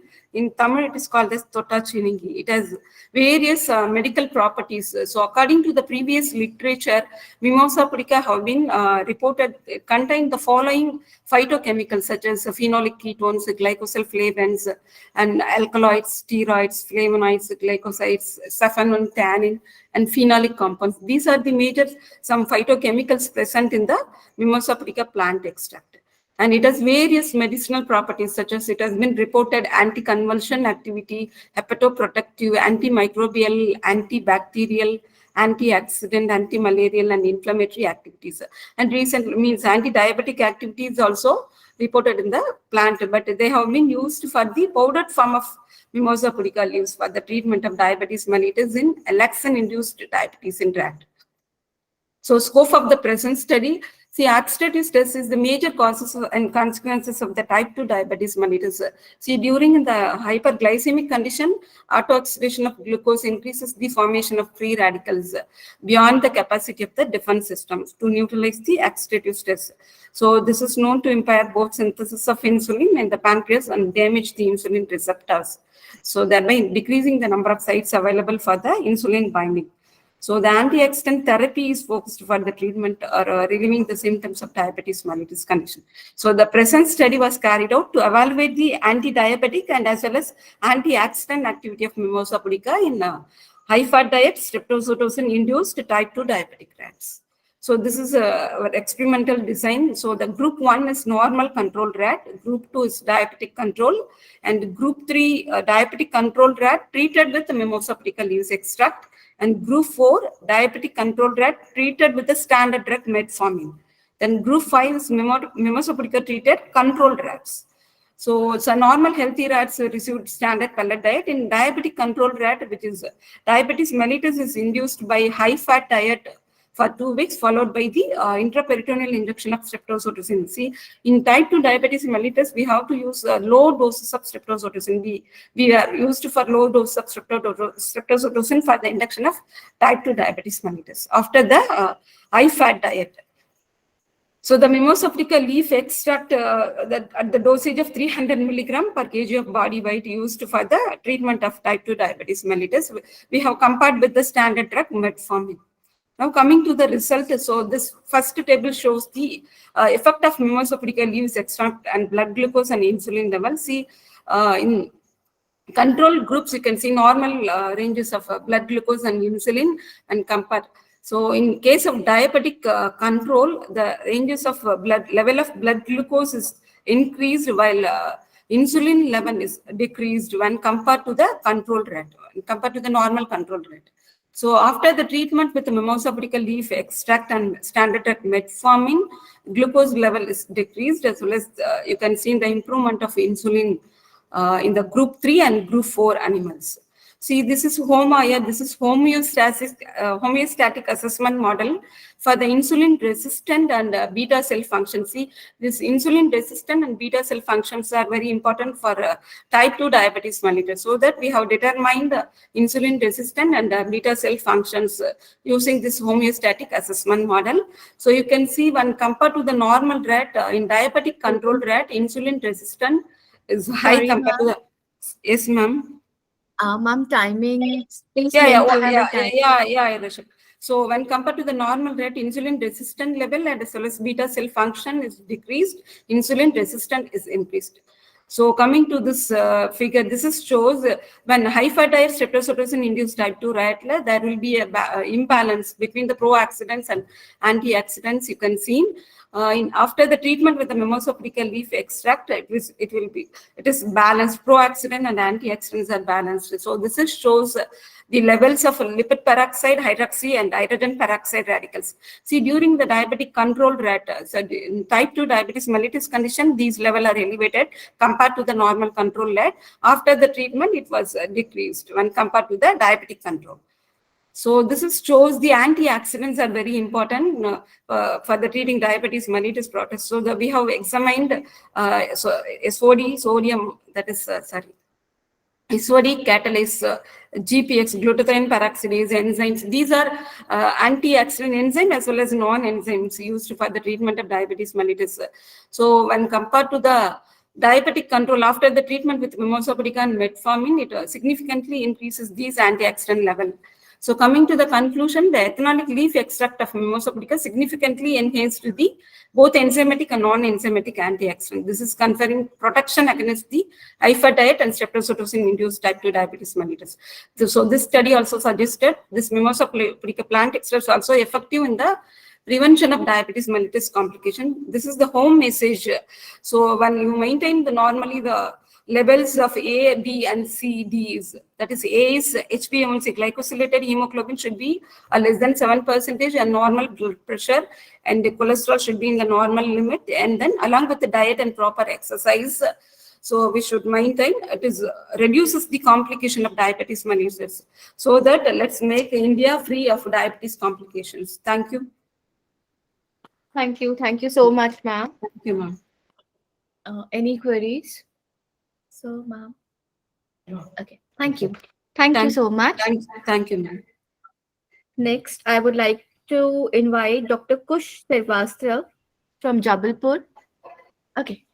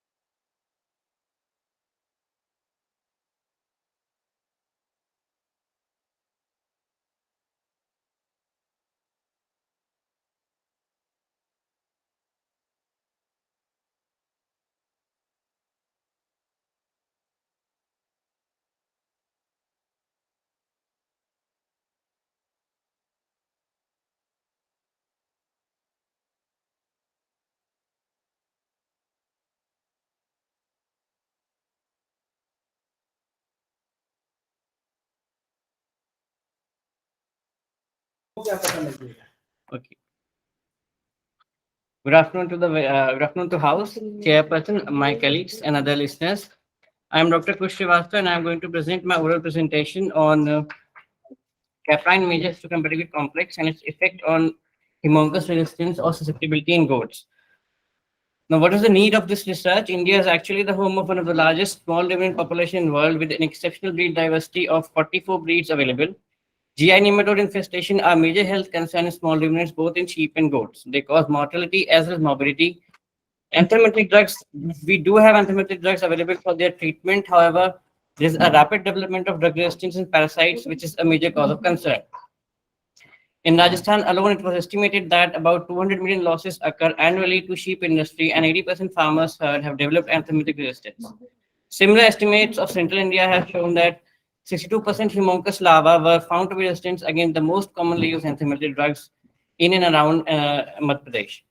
There are some cost implications also in veterinary sciences. When we use drugs, they are bound to have some cost implications. Annual cost associated with treatment of parasitic diseases alone in small ruminants is around 1 billion in Australia, and our worldwide expected loss is about $10 billion. There are some alternative control strategies for anthelmintic treatments also. These includes rotational grazing, alternate or mixed grazing, feeding, or management changes. However, these three strategies suffer from a lag drop that they are not permanent or not sustainable on generation to generation basis. Hence, we go for gene-based selection and breeding for resistance of animals to any diseases. These strategies are actually permanent, they are sustainable, they don't have any residual or side effects on production or any other sort of ecological imbalances. They provide resistance to other infections sometimes too, and they are relatively less costly as compared to other methods of control. These are the list of some of the common parasites available that infects the sheep and goats in abomasum, small intestine, large intestine. We are going to target Haemonchus contortus, which is one of the most dreaded parasite of sheep and goats found in abomasum, and it has high mortality rates among both the small ruminants. Haemonchus in goats is actually relatively underreported disease and understudied because death is very seldomly reported, and however there is decrease of performance and increased pasture infectivity. Genetic variation for Haemonchus is existing between the breeds and within the breeds also, but they are less definitive currently. There are some breeds from Africa that has been demonstrated to be Haemonchus tolerant. However, their genetic basis is yet to be explored. With the aim of this, background, we designed a study to estimate various indicator traits related to Haemonchus infestation in goats, and to explore the association between SNP alleles and indicator traits in naturally healthy infected animals.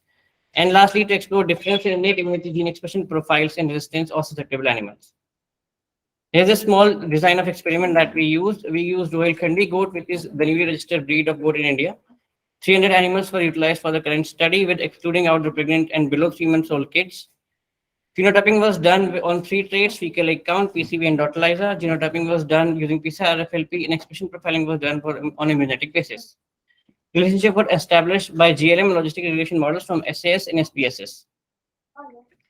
Phenotypic parameters were estimated by using different samples. Fecal egg count was estimated using 2-gram rectal fecal samples, using standard McMaster counting techniques.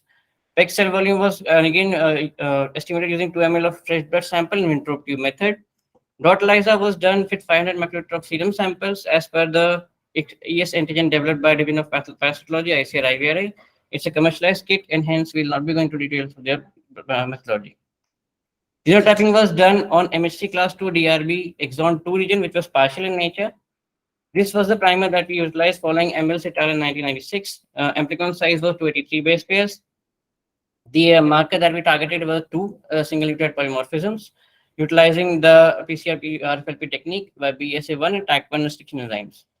For expression profiling, we use IL-10, IL-4, and interferon gamma genes, and GAPDH as housekeeping control. This was the standard PCR master mix that we used, and a standard PCR cycling condition that we use for amplification of a target gene. Now the results. First, we'll talk about estimation of indicator traits. Mean EPG values, or the X per gram volume, was 142.78, and with the largest value of 2,300, the smallest of 0. Because of this large variation, we also converted this to log EPG value for better analysis of the data. PCV was within the normal ranges of 31.73. WBC, RBC, and plasma was also as per the normal ranges of both. When we do the dot lyser test on 300 animals, it was found that about 58% animals was negative for Haemophilus infestation, even after 4 months of natural infection exposures, and only 41% was found to be positive. There was a significant difference between the EPG values of both dot lyser negative and positive animals. The negative animals were relatively having very less EPG count of 96 only, whereas the positive animals were having quite large 208.97. Other parameters, however, remained statistically non-significant. These were the amplification that we got. This is the amplification product of the exon 2 region that we got, and these are the two BSA1 and TAC1 genotypes that we got. In 300 animals, we detected all the 3 genotypes, both the homozygous and heterozygous, successfully. These are the allelic and genotypic frequencies. It was seen that in both of them, we were having mediocre to high level of frequencies, and there was more homozygosity observed in the whole of the data. Both of the locus were having were in Hardy-Weinberg proportions, and heterozygosity values as well as allelic diversity values were within the ranges of a biallelic system. These were the summary statistics that we observed for each of the genotype on each of the locus. So interestingly, BSA1 was having EPG value. BSA1 genotypes showed difference in EPG values for all the 3 genotypes AA, AB, and BB. Especially BB genotype was having significantly higher EPG values as compared to AA and AB. Such relations was not seen in TAC1, neither it was seen in other of the indicator traits. To ascertain the data for dot lyser, which gives the result as positive and negative only, we utilize a logistic regression odds ratio value. BSA1 genotypes, however, the model was not fitting. For TAC1, we had a fitting model, and in this, also genotype AA was having significantly higher proportion or higher odds to be found with dot lyser negative results as compared to the other ones. So what this data showed us is that the SNP at BSA1, which was associated with only FEC, but its model was not fitting with dot lyser. That means that this SNP may be in more or less LD or directly associated with something that is responsible for worm fecundity. That is why it is affecting the FEC values. However, SNP at TAC1 was associated with dot lyser, but the model doesn't fit with FEC values. That means it may be associated with directly or indirectly with somewhere with immune response and not with directly worm fecundity. Second step was expression profiling. We used 3 genes, IL-4, 10, and interferon gamma, to study with real-time PCR profiling. And 2 groups were made, a higher low EPG group and lower EPG group, as compared to dot lyser and the EPG counts of the animals. These are the primer sequence, and GAPDH was utilized as a housekeeping control gene.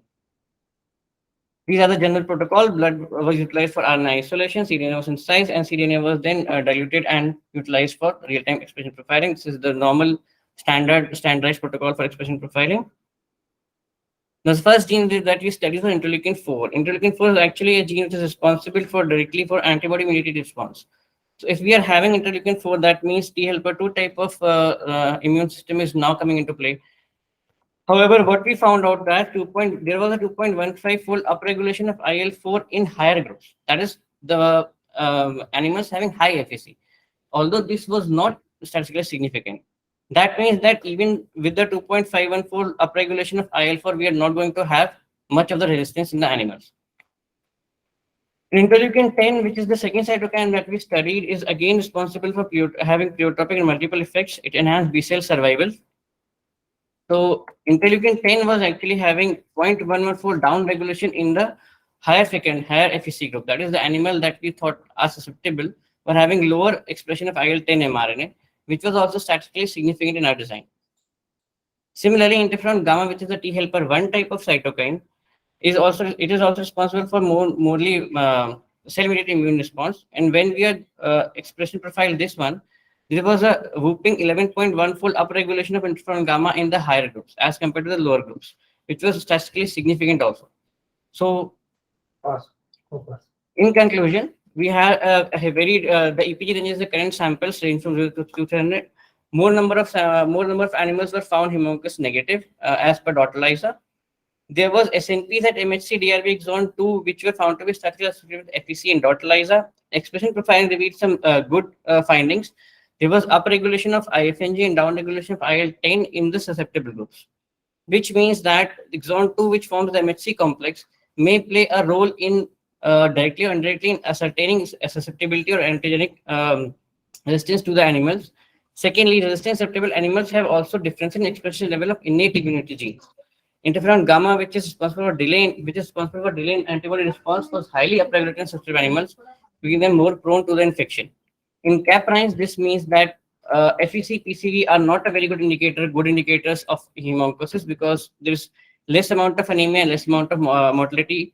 And then goats can be a potential carrier for the infection. Thus, they have to be controlling goats also. Goats once infected will continue to contaminate the pasture. That's why they reduce morbidity by showing clinical infestation. However, gene-based selection in goats can be very much feasible strategy for JN control, and this may reduce total pasture contamination as well as pasture cloth in other ruminants too. Thank you. So, thank you, Dr. Srivastava, for wonderful presentation.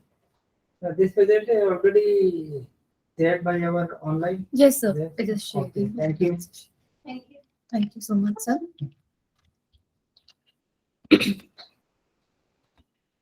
Who is next? Next is Dr. Shariat Fatima from Jaunpur. Dr. Shariat Fatima from Jaunpur. Yes, ma'am. Please start, share your presentation. Yes, ma'am. Fatima, And please maintain the time. Yes, ma'am. Yes, ma'am. Fatima, you have given only 5 minutes. Go Okay, fast. sir. I will complete within the 5 minutes. Okay, thank you. Thank you. Good afternoon, everyone present here.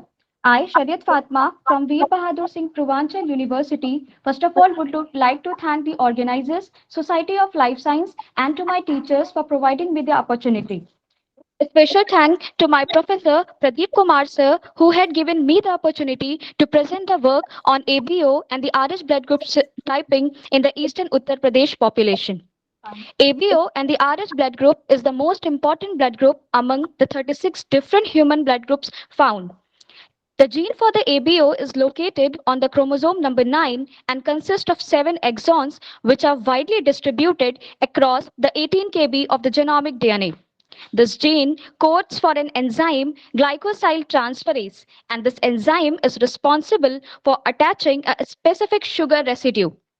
The gene for the RH is located on chromosome number 1, and the person who lacks the entire RHD gene is RH negative. The objective is to study the frequency of ABO and the RH blood group among the population of eastern Uttar Pradesh. Ethical clearance for this study was obtained from the Institutional Ethics Committee of Veer Bahadur Singh Purvanchal University. Written consent along with the details of the participants were also obtained. Antiserum of the Tulip Diagnostic Private Limited were used for the ABO and the RH typing. The blood samples were just collected by the finger perk method and was tested directly by the slide method. The agglutination of RBCs with anti-A, anti-B, and anti-D antibodies indicates the positive result, whereas the absence of agglutination indicates the negative result. The result is 1053 samples were finally analyzed, and out of which phenotype O had the highest frequency, followed by B, A, and AB. The total sample was also characterized gender-wise. In this, it had been found that the male had O frequency of 37.34%, A with 23.57%, B 29.90%, and AB 9.17%. So here the order is O, B, A, and AB. While in the case of female, the blood group O had a frequency of 38.95%, A 25.17%, B 23.51%, and AB 12.35%. So here the order is O, A, B, and AB. O remains the most frequent, while the AB remains the least frequent blood group. The difference lies only in the occurrence of AB. In case of the male, the frequency of B blood group is more than A, while in the case of female, the frequency of A blood group is more than B. The sample was also tested for the RH blood group. Out of the total 1053 sample, 999 individuals were Rh positive, whereas 54 were Rh negative.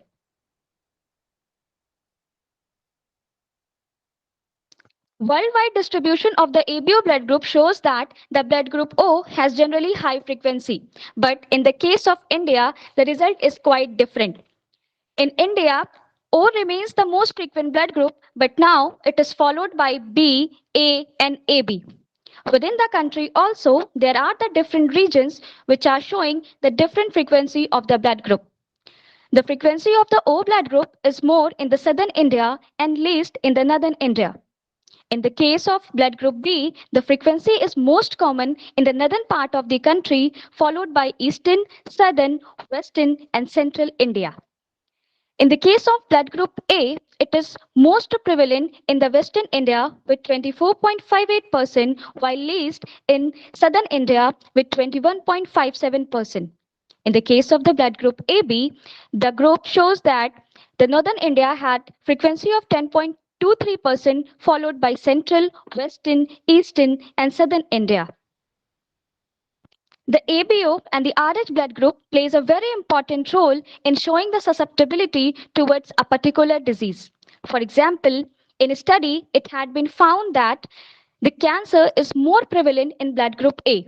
The individuals with blood group A and B are more susceptible to the malaria. Individuals with blood group O are at a higher risk of getting infected with chikungunya. And in the case of COVID-19, the blood group AB is at the higher risk. Our professors had already published a paper, The Association of ABO Blood Group with the Asymptomatic COVID-19 Cases in India, and still we are working under them on the ABO and the Rh blood group and its association with the different diseases. To conclude, the frequency of ABO and the Rh phenotype found in the study was very similar to the Asian data. The result shows that the most frequent blood group found in the eastern Uttar Pradesh was O, while the least was AB. The current study conducted can be of a great help to the district administration and also to the common people in the case of natural calamity, epidemic, accident, surgery, etc. Thank you so much. Thank you so much. Now I would like to request Dr. Aarti Singh Thakur to present her presentation. Hello. Dr. Aarti Singh Thakur from Bilaspur. Hello, ma'am.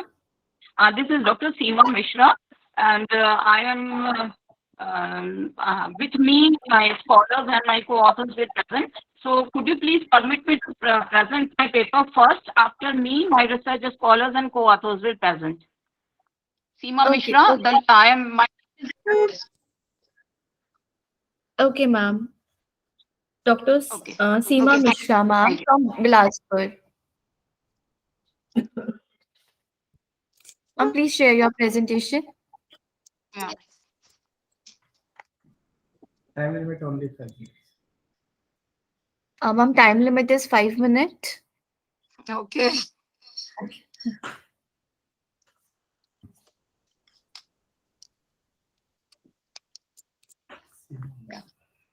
Am I visible? Yes, ma'am. Screen is visible. And audible too? Yes, ma'am. So Ma'am, the top please increase the font size of your presentation. Okay. No, ma'am. Presentation is You have prepared your mobile? Hello. Madam, you have prepared your presentation in mobile Yeah. or in PPT? It is not visible, ma'am. Is it It's visible? not clear. No, not clear. Still not clear.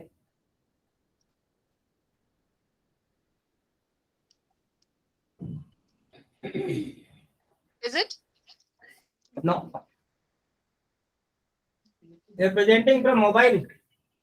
Yeah. Landscape में कर लीजिए इसको आप portrait पे नजर नहीं आएगा ये फ्रेंड्स के मैसेज थोड़ी है रोटेशन प्रेजेंटेशन मोड में आप लीजिए इसको not clear Okay, ma'am. Now? Yeah. Now you can start. So the topic of presentation is burn precipitated hypophosphatemia resulting. Ma'am, are you joined from two different phone? Humming is there. Yeah. Burn precipitated hypophosphatemia resulting in disturbed glucose metabolism and reduced healing of burn abscesses. I am Seema Mishra. I do belong to Department of Clinical Nutrition and Dietetics, Government Bilasa Girls College, Bilaspur. And my co-authors are Dr. S.R. Kamlesh, who is the additional director and our principal, and my faculty member, one of my faculty members, Ms. Sushma Bhai. So we know that in India, around 7 million people suffer from burn injuries each year, and with 1.4 lakhs death and 2.4 lakhs people suffer from disability. And globally, burn are one of the major causes of disability, with more than 8 million disability adjusted life year, that is disease. In 2019, more than 23,000 fire-related deaths are estimated in India by NCRB, that is National Crime Record Bureau, which is 20% of the global mortality burden. Hypophosphatemia is an electrolytic disorder in which there is a very low level of phosphate in the blood, and symptoms may include weakness, trouble breathing, loss of appetite, complications, may include seizures, coma, and so many softening of the bone and all this. So hypophosphatemia is the level of blood lower than 2.5 milligram per deciliter. Patient with serious burn may lose phosphate and replacement may be necessary since phosphorus plays major role in intracellular energy metabolism. In the regulation of phosphorus, the intestine plays no significant role, but kidney plays major role for the homeostasis of phosphorus.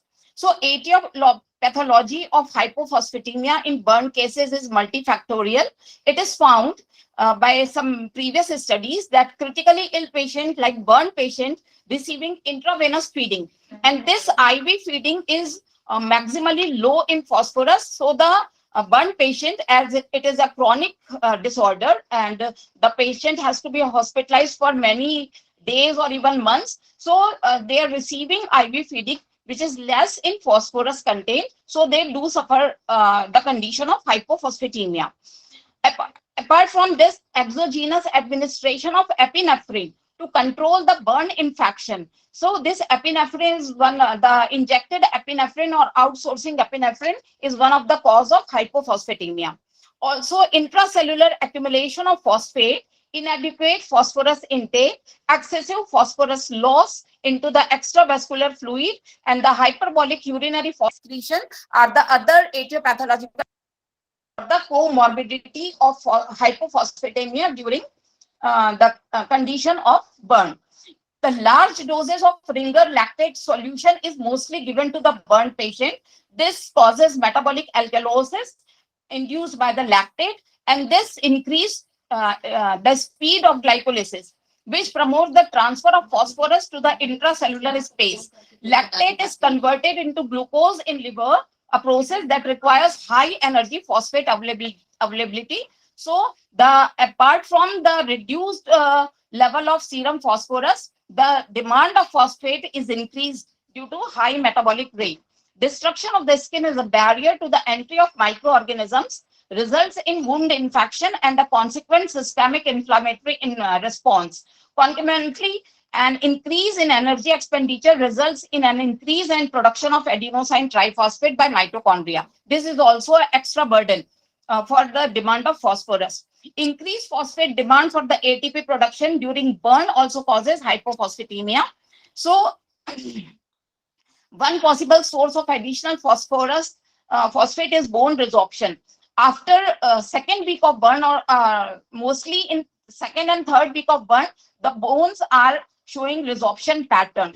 So the normal range of serum phosphorus comes back. But after that, the bone resorption process totally stopped, and again the scene of hypophosphatemia reappears. Possible role of glucocorticoid, as the burn is a critical condition, it is like a trauma or a shock condition for the patient. So natural, there is a parallel release of glucocorticoid, which increases the rate of metabolism, and especially the rate of gluconeogenesis. So the protein and fat are converted into glucose, and parallel comorbid condition of diabetes or hyperglycemia is seen. So for hypophosphatemia along with hyperglycemia, these both condition reduces the rate of healing of the burn abscess. So our present work depends upon this condition, and based on these previous studies, we made a hypothesis that burn precipitated the hypophosphatemia along with comorbid condition of insulin resistance, hyperglycemia, which worsens the abscess of burn. We selected 15 subjects from the local Chhattisgarh Institute of Medical Science with all the ethical permission. We selected controls who are demographically matched with the patients. Study duration is from June 2018 to January 2022. Based on these conditions, we taken there so many biochemical parameters. With the constant of time, I just read them. We collected their serum phosphorus level, serum calcium level, because the condition of hypophosphatemia is parallel seen with the condition of hypocalcemia also. Their total lipid profile was estimated. Their C-reactive protein level was estimated as it is biomarker of inflammation, and the effect of intervention of supplementing phosphorus was also recorded on their biochemical parameters. So these are the Conclude. Ma'am, please conclude your presentation. Pardon? Ma'am, please conclude your presentation. The intervention in the form of phosphorus was given by bisphosphonate, peridronate, and these are the observation. And total phosphorus level in subjects 64.53% down in patients in comparison to control, 100.74 down high C peptide level in patients, that shows their condition of inflammation. 36.53% down parathyroid hormone status in patient controlled in comparison with the controls, and see 30.62% down serum calcium level, serum phosphorus level down 36.08 level, serum glucose level up 317.81% in comparison. And after intervention, the conditions are somewhat corrected. 74.4% serum phosphorus up, and serum parathyroid also corrected, and the glucose tolerance is after intervention of phosphorus 33.87% corrected. So also the intervention is reflected on their serum C peptide level, and corrective effect on their lipid profile is also seen. So what we conclude that the present study that burn injured patient irrespective of age remain hyperglycemic with hyperinsulinemia due to insulin resistance. This comorbidity with burn was independent with the percentage of burn. The effect of single intervention with phosphorus showed beneficial effect on related parameters, as hyperglycemia and insulin resistance are associated with poor outcomes during burn.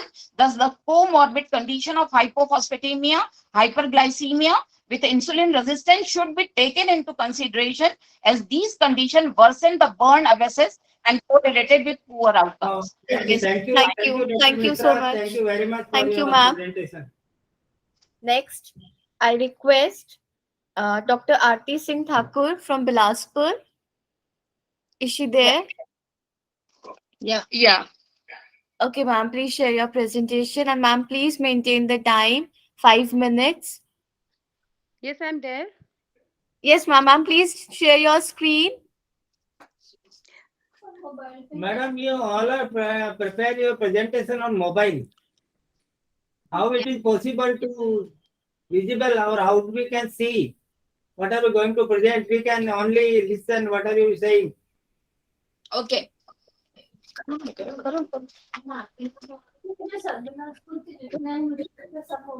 नहीं होना, लेकिन mobile से नहीं होना ना। नहीं होता यार, समझ ही नहीं आ रहा हम लोग को। क्या?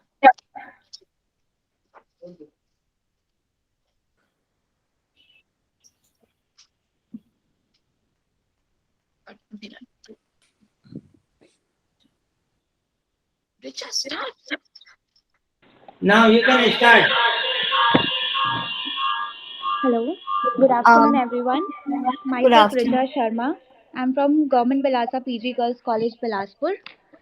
I'm a Okay, research so I'm scholar under the asking guidance of Dr. Seema Mishra ma'am. Aarti Dr. Singh Aarti Thakur Singh ma'am. Thakur and Ms. Suman Patel are my co-authors.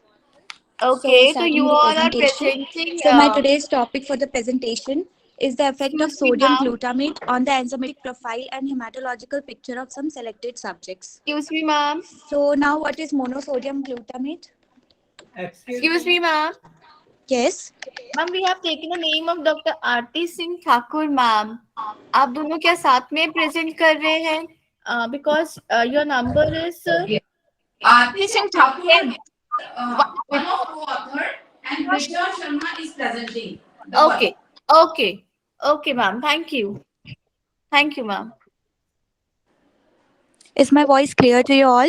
Yes, ma'am. Please start and please maintain the time. Okay, sure. Okay, so what is monosodium glutamate? Well, we all know that it is a kind of seasoning, or we can say that it is a flavor enhancer that is used to enhance the flavor of food. It is present in wide variety of foods like crackers, chips, canned food, soup, and mostly it is found in the Chinese food like noodles, soup, and many more. It contains glutamate, which is a non-essential amino acid. Technically, we are not in need to take glutamate from diet because our body itself make too much of glutamate for the vital functioning. So if we consume glutamate in a moderate amount, it does not cause any harm. But if we consume it in large quantity, so it shows adverse effect to our health. So if we see for a 150-pound person, 550 mg is the daily average intake, which does not cause any harm. But if we consume more than 4000 mg, it causes stressful effects to our body. Now, if is MSG harmful for us? Well, yes, if we consume it in large quantity, then it cause adverse effect to our body. But if we consume in small quantity, it does not cause any harm. So, in my research, we covered the change in hematological picture, enzymatic profile of liver, psychological profile, respiratory patterns of fast food eaters, and the result are compared to the non-eaters. So, we have seen some significant differences are observed in some aspects, while some are found insignificant among both the group. Well, we all know that India is a country where we are so fond of eating fast foods. But nowadays, noodles and Chinese fast food culture is more in practice. This food culture pollution is most hazardous type of pollution which directly affect our immune system and finally our health status. So MSG is the salt which is added to these fast foods. The average Indian who is eating MSG containing foods daily consume about 9 gram of glutamate per day from natural protein sources and less than 8 gram of glutamate per day from MSG. In in contrast, our body also creates 50 gram of glutamate per day. So we are not in need to take excess glutamate from the outer diet.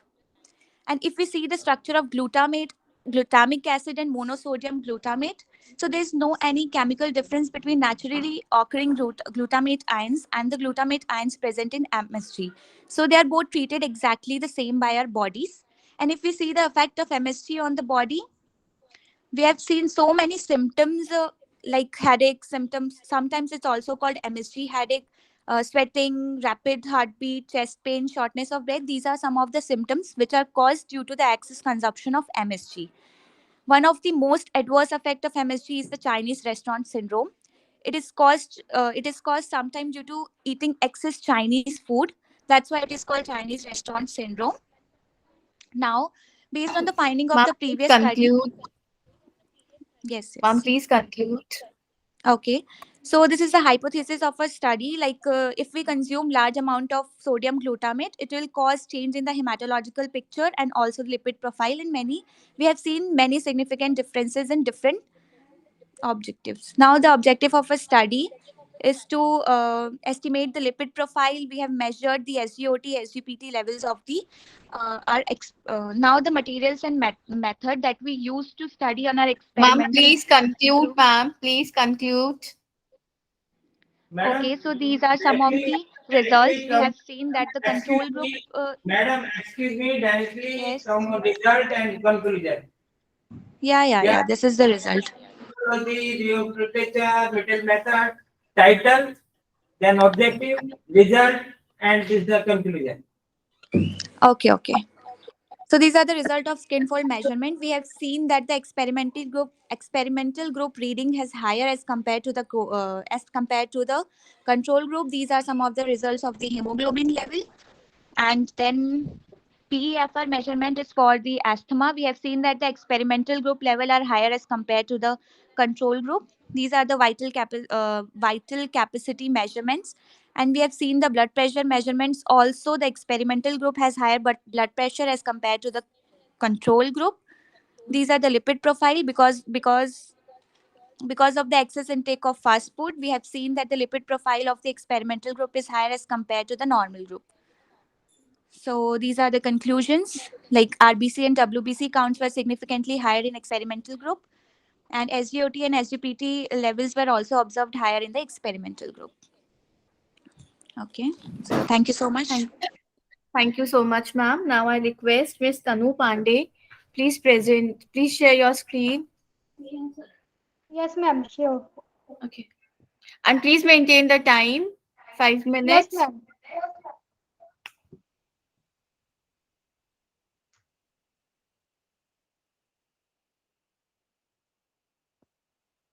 Is it visible, ma'am? Yes, visible. Good afternoon, everyone. I'm Tanu Pandey from Veer Bahadur Singh Purvanchal University, and I would like to thank to the organizer and the Society of Life Sciences and my teachers to providing me this opportunity to present my work in this international conferences. So that the topic of my presentation is the genetic factor of type 2 diabetes mellitus. The diabetes mellitus is a chronic metabolic disorder which is characterized by the deficiency in the production of insulin. And according to the International Diabetes Federation, it is estimated that the 537 million people are living with the diabetes. And it is projected that the 700 million people will have a disease worldwide by 2045. And now it's become a major epidemic of this century. And India has the second highest number of diabetic cases, that is around the 14.2 million after China. And there are the three major types of diabetes, which includes type 1. Excuse me, madam. Hello.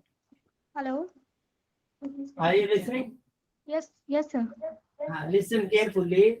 You are saying is 700 million people that are diabetic worldwide. Have the disease worldwide. Okay. In 2045. Is there any reference? Yes, sir. Have you mentioned this reference in your presentation? Yes, sir. Yes, sir. Where is this? Sir, I'll show you. Not in list. You are writing here. Where is the reference? 700 million people will have widely or worldwide by 2045. Where is the reference? Sir, yeah, I'll show there in the references. Not in references, not in bibliography. Sir, according to the International Diabetes Federation, it is estimated. Anyway, come to your objective, result, and conclusion. Okay, sir.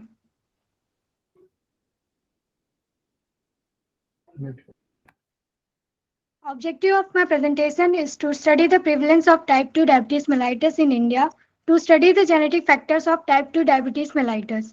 Data was collected from the different research papers and was compiled according to the number of diagnosed patients present in the different regions of India.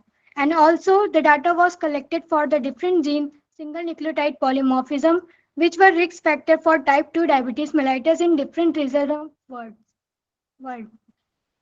The twins and the family study have shown that result. Please come to the result. Okay, ma'am. The prevalence of diabetes mellitus in the four different regions of India is: in the eastern region, the prevalence of diabetes mellitus is 7%, in western region is 15%, and in northern region is 16%, whereas in the southern region, that is the 62%. And the prevalence of diabetes mellitus in the different countries as in the India is 9.6%, in United States that is 12%, in Australia 5.3%, and in Europe it is 8.5%, and in Japan it is 11.5%, and in Russia it is 11.7%. To conclude, the large regional disparities in the prevalence of diabetes in India, with the low prevalence in the rural and the high prevalence in urban subjects, and the disease is the more prevalent in the south regions. Knowledge of susceptibility gene polymorphism has several applications, such as the increased insight of pathophysiology of type 2 diabetes, which helps in the better risk prediction, new drug target, and the better drug therapy, which leads to the better diagnostic and the therapeutic tools. The diabetes is the managemental disease, so it can be prevented by following the healthy diet, more exercise, keeping under control weight, get enough sleep, yoga, and monitor the blood sugar level regularly. Is the references? Thank you so much. Now I request Miss Ritika Gupta from Bilaspur. Ritika Gupta from Bilaspur. Ritika Gupta, are you there? Yeah, she's here and she's going to present. Okay, okay. Okay, please share your screen. Yeah. And please maintain the time.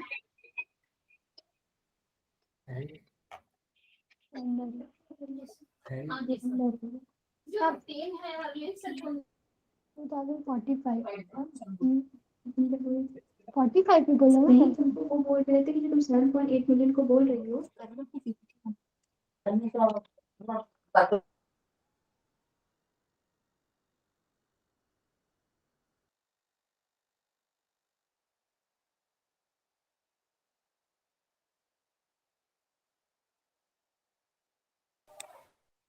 Am I audible? Yes, audible. Yes. Yeah. Result and conclusion. Good afternoon, everyone. I'm Ritika Gupta. I'm the research scholar. I'm under guidance of Dr. Seema Mishra ma'am and Dr. Aruna Dixit ma'am.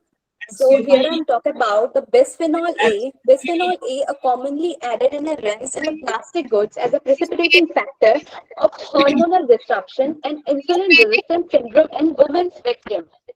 My sub-theme is environmental approaches. So fact is a bisphenol A is a major part of the Ritika epoxy Gupta. resin. Yes. Ritika Gupta, please wait. Listen carefully. Title, objective, result, and conclusion. That's all. Complete your presentation within 5 minutes. Yeah.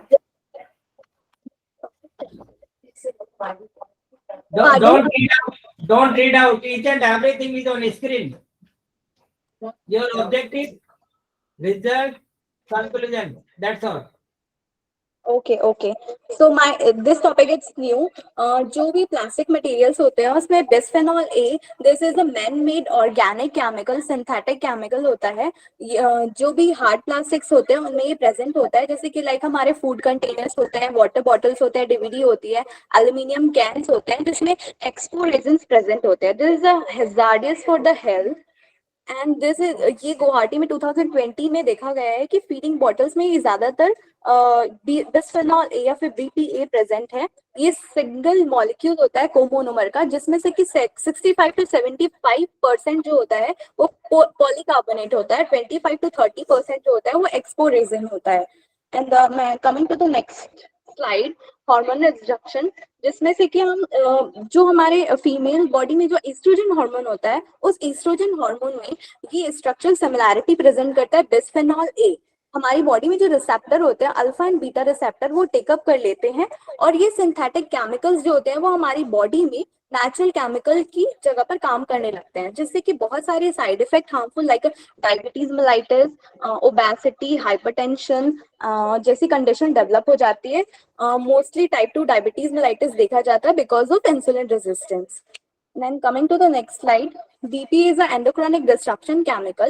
ये chemical can occur in a globally, and this facts about plastics, one of the wonderful invention in 20th century, but this is the waste now considered an environmental hazard due to throwaway culture.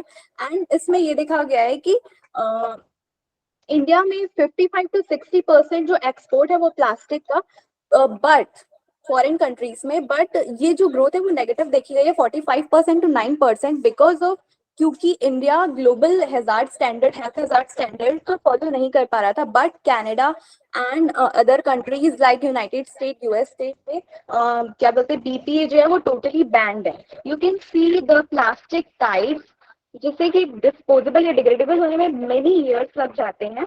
And coming to the इटियोपैथोलॉजी, इटियोपैथोलॉजी में हम ये देखेंगे कि oestrogen hormone जो है वो synthetic chemical या फिर सिंथेटिक हार्मोन होता है, जिसे हम मिमिक हार्मोन भी कहते हैं. ये मिमिक हार्मोन जो होते हैं वो ईस्ट्रोजन की जगह ले लेते हैं, जिससे हमारी बॉडी में हेल्थ हैजार्ड, ओबेसिटी, टॉक्सिसिटी वाली कंडीशन डेवलप हो जाती है. टाइप 2 डायबिटीज मेलाइटिस देखा जाता है. और ये बीपीए जो होता है अनकॉन्जुगेटेड फॉर्म में हेपेटिक सेल्स में डिपॉजिट हो जाते हैं, जैसे फीमेल में ईस्ट्रोजन हार्मोन होने के कारण ये इसकी जगह ले लेते हैं. तो ये डिपोजिशन के कारण हेपेटिक सेल्स जो हैं उसमें ये जमा होने के कारण इंसुलिन ट्रिगर करता है, जिससे टाइप 2 डायबिटीज देखा जाता है. Okay, then coming to the next slide, methodology. हमने कुछ मेथोडोलॉजी में ये रिसर्च किया गया बिलासपुर छत्तीसगढ़ एंड रायपुर छत्तीसगढ़ की सिटीज में, जहाँ पे कुछ फैक्ट्रीज थी, वहाँ पे रेजा लाइक कुछ वर्कर्स वहाँ पे काम करते थे. तो वहां पर ये पाया गया, उनके ब्लड्स एंड यूरिन कलेक्शन किए गए, तो लाइक उसमें जो माइक्रो प्लास्टिक नोडल्स जो थे उसका यूज करके रिसाइकलिंग, हेलो, माइक्रोप्लास्टिक नोडल्स का यूज करके रिसाइकलिंग चीजों को बनाया जा रहा था, जिसके कारण बहुत सारी डिजीज जो है वो डेवलप हो जा रही थी. कुछ हमने ऑब्जर्वेशन किए, उस ऑब्जर्वेशन स्केल में हमने उसके यूरिन के टेस्ट किए. यूरिन टेस्ट में हमने serum estrogen, serum progesterone, serum testosterone, serum cholesterol का लेवल जो है वो डिक्रीज दिखा गया. Serum cholesterol, yes Ritika, please conclude. Please conclude. Yeah. Please serum come to your last slide. Cholesterol, serum triglyceride and cholesterol level बहुत ज्यादा Please come to higher the last pickup में slide. चला गया percent, but C peptide and urinary phenol का जो level है वो बहुत ज्यादा इंक्रीज हुआ. Please come to your now last coming to the slide. Conclusion, biochemical examination and experimental group से बीपीए का लगातार यूरिन में एक्सट्रैक्शन बहुत ज्यादा होने के कारण बहुत सारे डेडली डिजीजेस देखने को मिल रही है, like abortion and foetal death देखने को मिल रहा है बीपी पॉल्यूटेंट्स के कारण, जिसे हमें कुछ हद तक चेंज करना चाहिए. कुछ मल्टीनेशनल कंपनीज हैं जो इसे बीपीए फ्री प्रोडक्ट्स बना रही हैं, जिससे ये आगे के फ्यूचर के लिए बहुत अच्छा होता जा रहा है. Okay, thank you. Thank you. Miss Shweta Thakur. Sorry, Shweta Tamrakar. Shweta Tamrakar. Yes, ma'am. Please share your screen and please maintain the time. Okay. Title, objective, result and conclusion. 4 points. Okay, sir. Okay, sir.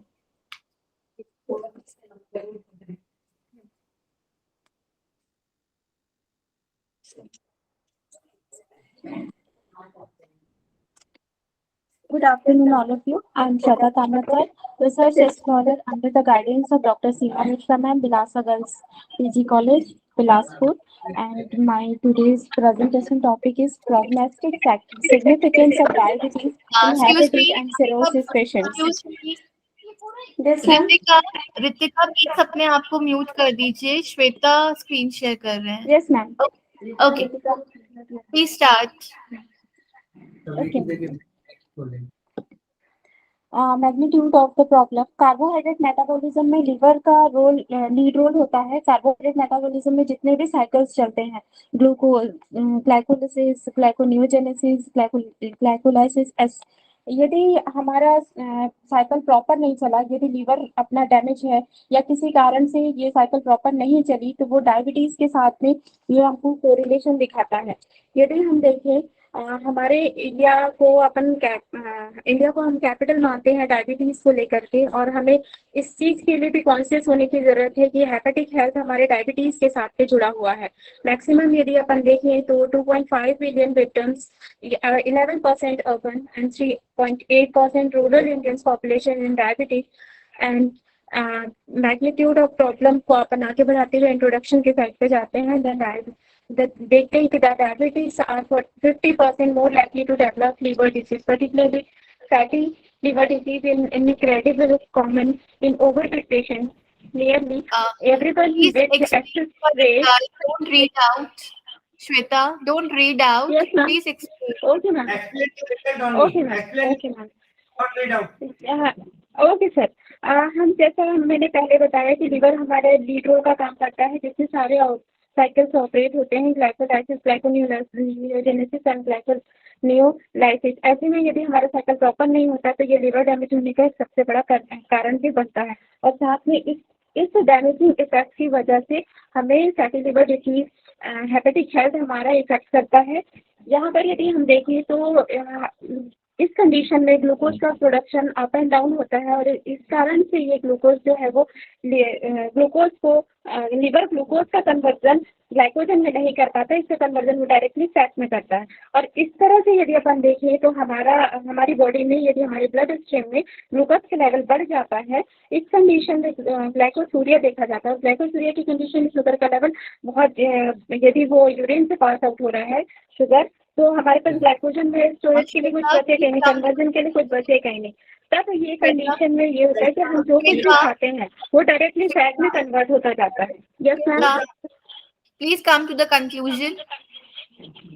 Okay. We are not changing your slide. Come to the conclusion only. Okay sir, okay sir.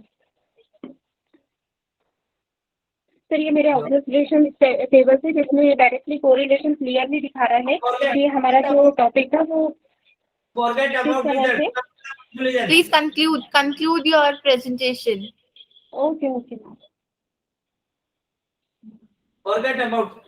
Okay sir, ये non alcoholic fatty liver के साथ पे हमने काम किया था, और हमें डायरेक्टली ये कोरिलेशन दिखाई दिया कि हम यदि फैट को और हमारे लिवर को यदि प्रोटेक्ट नहीं करते हैं डायबिटीज के साथ में, तो प्रॉपरली ये फैटी लिवर डिजीज में देन वो सिरोसिस में डेवलप होगा और कन्वर्ट होगा। ये लीडिंग कॉज होता है डेथ का, और साथ में लिवर कार्सिनोमा भी दिखता है।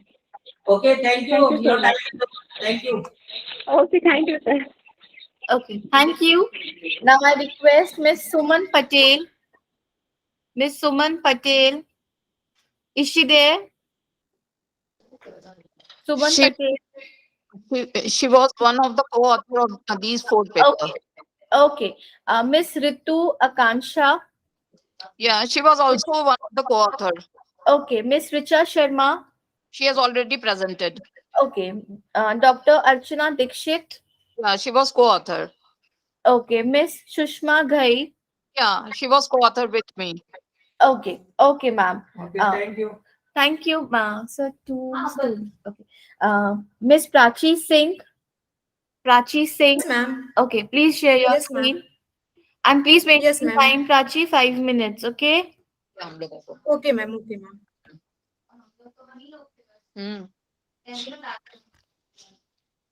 बता Is it visible, ma'am? Hello. Prachi. Please start. Please start. Yes, ma'am. Yes, ma'am. Good afternoon, everyone. I am Prachi Singh from Veer Bahadur Singh Purvanchal University, Jaunpur. I would like to thank organizer Society of Life Science and my teachers for providing this opportunity to present my work in this international conference. The topic of my presentation, yes, ma'am. I will. Okay, sure. Okay, sir. Okay, sir. The objective of my study is to study the prevalence of breast cancer in different continents. I have collected the data. We have collected the data from Globacon 2020 from the different continents include Asia, Europe, North America, Latin America and Caribbean, Africa and Oceania in females. In result, it was found that the breast cancer has the highest prevalence with 30.30% in females.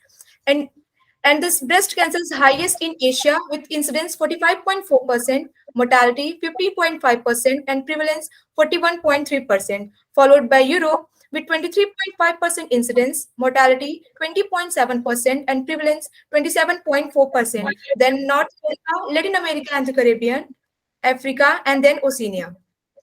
In all cancer cases, breast cancer accounts for highest in prevalence with 30.3%. And in case of Asia, China has the highest number of breast cancer with 43.20%. In conclusion, the data showed that the rate of breast cancer is increasing globally, and Asia has the highest number of incidence mortality rate of breast cancer.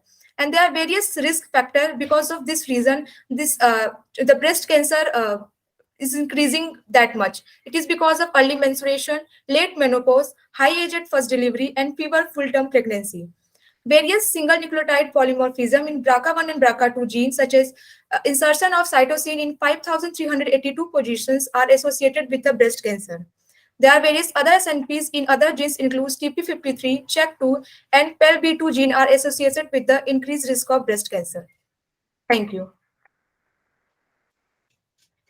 Thank you so much. Now I request Sarojini Singh, please share your slides. Sarojini. Yes, ma'am. Yes, ma'am. Okay. And 5 minutes. Okay. Okay, ma'am. Okay, ma'am.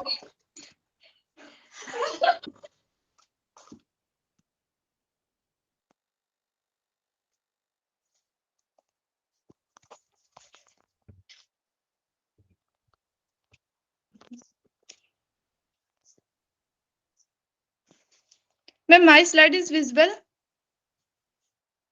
Hello. Yes, Yes, visible. Yes, ma'am. Good afternoon, respected ma'am, sir, and my all friends. I am Sarojini Singh from Veer Bahadur Singh Purvanchal University, Jaunpur. I would like to thank the organizers and my teachers for providing this opportunity to present my work in this international conference. Hypertension is a hemodynamic disorder, the force exerted by circulating blood against the wall of the arteries. It is a highly prevalent condition that affects 20 to 30% global population. Hypertension is when blood. Please. Conclusions पे आओ. Okay, ma'am. It is also called. Is it called a silent killer? There are 4 types of hypertension: primary hypertension, secondary hypertension, malignant hypertension, and resistance hypertension. The objective of my work is to study the prevalence of hypertension in Eastern Uttar Pradesh population, and data was collected from different research papers and websites. We will conduct a population-based study to estimate prevalence of hypertension. It was estimated that the prevalence of hypertension is highest in Egypt with 38.20%, followed by India 29.8%, Africa 27%, Australia 25.9%, Europe 22%, Nepal 99.9%, and lowest in America with 18%. It is the prevalence of hypertension across the world. In conclusion, it is an estimated 1.28 billion aged 30 to 79 years worldwide have hypertension. Across the world most two-thirds living in low and middle income countries. The overall prevalence of hypertension in India is 29.8%. Recently in our lab, one of my seniors have collected online data of the hypertension prevalence is 17.4% in Eastern Uttar Pradesh. Most people with hypertension are unaware of the problem because it may have no signs or symptoms. For this reason, it is essential that blood pressure is measured regularly. People suffering from hypertension should follow healthy lifestyle, get enough sleep, yoga, monitor their blood pressure regularly, and should take their medicine properly. Some complications of uncontrolled hypertension: stroke, heart failure, vision loss, heart attack, kidney disease. If we change the lifestyle, it can help prevent the blood pressure. Reducing salt intake, taking regular exercise, avoid smoking, eating a healthy diet, avoid alcohol, and lost weight. Thank you so much, ma'am. Thank you. Thank you so much. Now I request Atul Pandey, sir, please share your screen. Vishali Thakur, please off your camera. Atul Pandey, sir, please share your screen.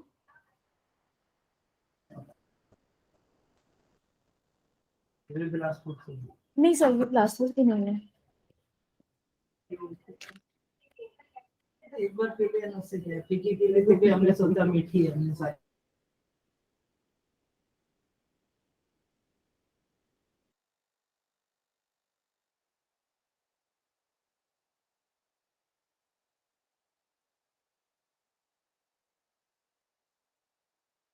Atul Pandey, sir, please share your screen.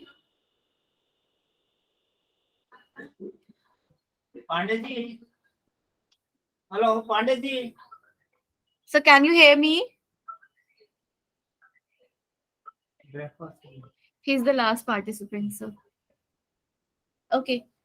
Okay. So I think there is no presentation. Hello, ma'am Ajay Maurya. Ajay? Ajay Maurya. Ajay Yes, sir. Maurya. Hello. Yes, sir. Yes, ma'am. Hello. Ajay Maurya, you are not in this No, ma'am. session. You are not Hello. in this session. Good evening, ma'am. Ma'am, Yes. Ma'am, I'm Vaishali Thakur. Vishal Thakur, Vaishali, you are not in this session. Sir मेरा first session में था but मेरा हो नहीं पाया इसलिए मैं second session में ज्वाइन किया हूँ नहीं आपका नहीं हो पाया you have missed your train. This is not our fault. You have missed your train. Thank you. Sir अभी प्रेजेंट कर सकते हैं क्या? So sorry. No, not so allowed. sorry. We are sorry. Sir काफी देर से ट्राई कर रहे हैं हमारा Ma'am. 8th सेशन में था लेकिन वो Sorry for that. Not allowed. Ma'am sir मैं 10 o'clock से मैम सर मैं कंटिन्यू जुड़ा हूँ मेरा एक बार भी मुझे मतलब मेरा नाम नहीं बुलाया गया You are not tested in this session. We have parallel session in another hall, but in our list you are not mentioned here. Thank you. So sorry for inconvenience. And then we will meet in another conference. Thank Yes. you. Good luck. Thank you. Thank you. I think all the listed candidates have presented their paper. So I think I should end this session. And I'm very thankful to all our delegates for giving their special time in this session. Thank you so much. Thank you so much, sir. Okay. Thank you. Thank you so much, participants. Hello Yes. Hello Yes.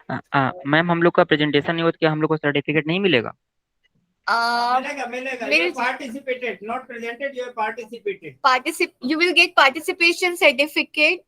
You ma'am can contact with that team. But ma'am हम you लोग can काफी time contact. से जुड़े हुए हैं ma'am हम लोग हमारा 10 बजे से जुड़े हैं मैम काफी टाइम से कंटिन्यू मैम 10 o'clock से ही मॉर्निंग से जुड़े हुए हैं हम लोग मैम मैम ओनली 2 मिनट्स आप कंक्लूजन ही देख लो बस अच्छा चलिए एक मिनट मौर्य जी मुझे बताइए आपकी स्टडी का जनरल पब्लिक को क्या बेनिफिट है गिव योर कंक्लूजन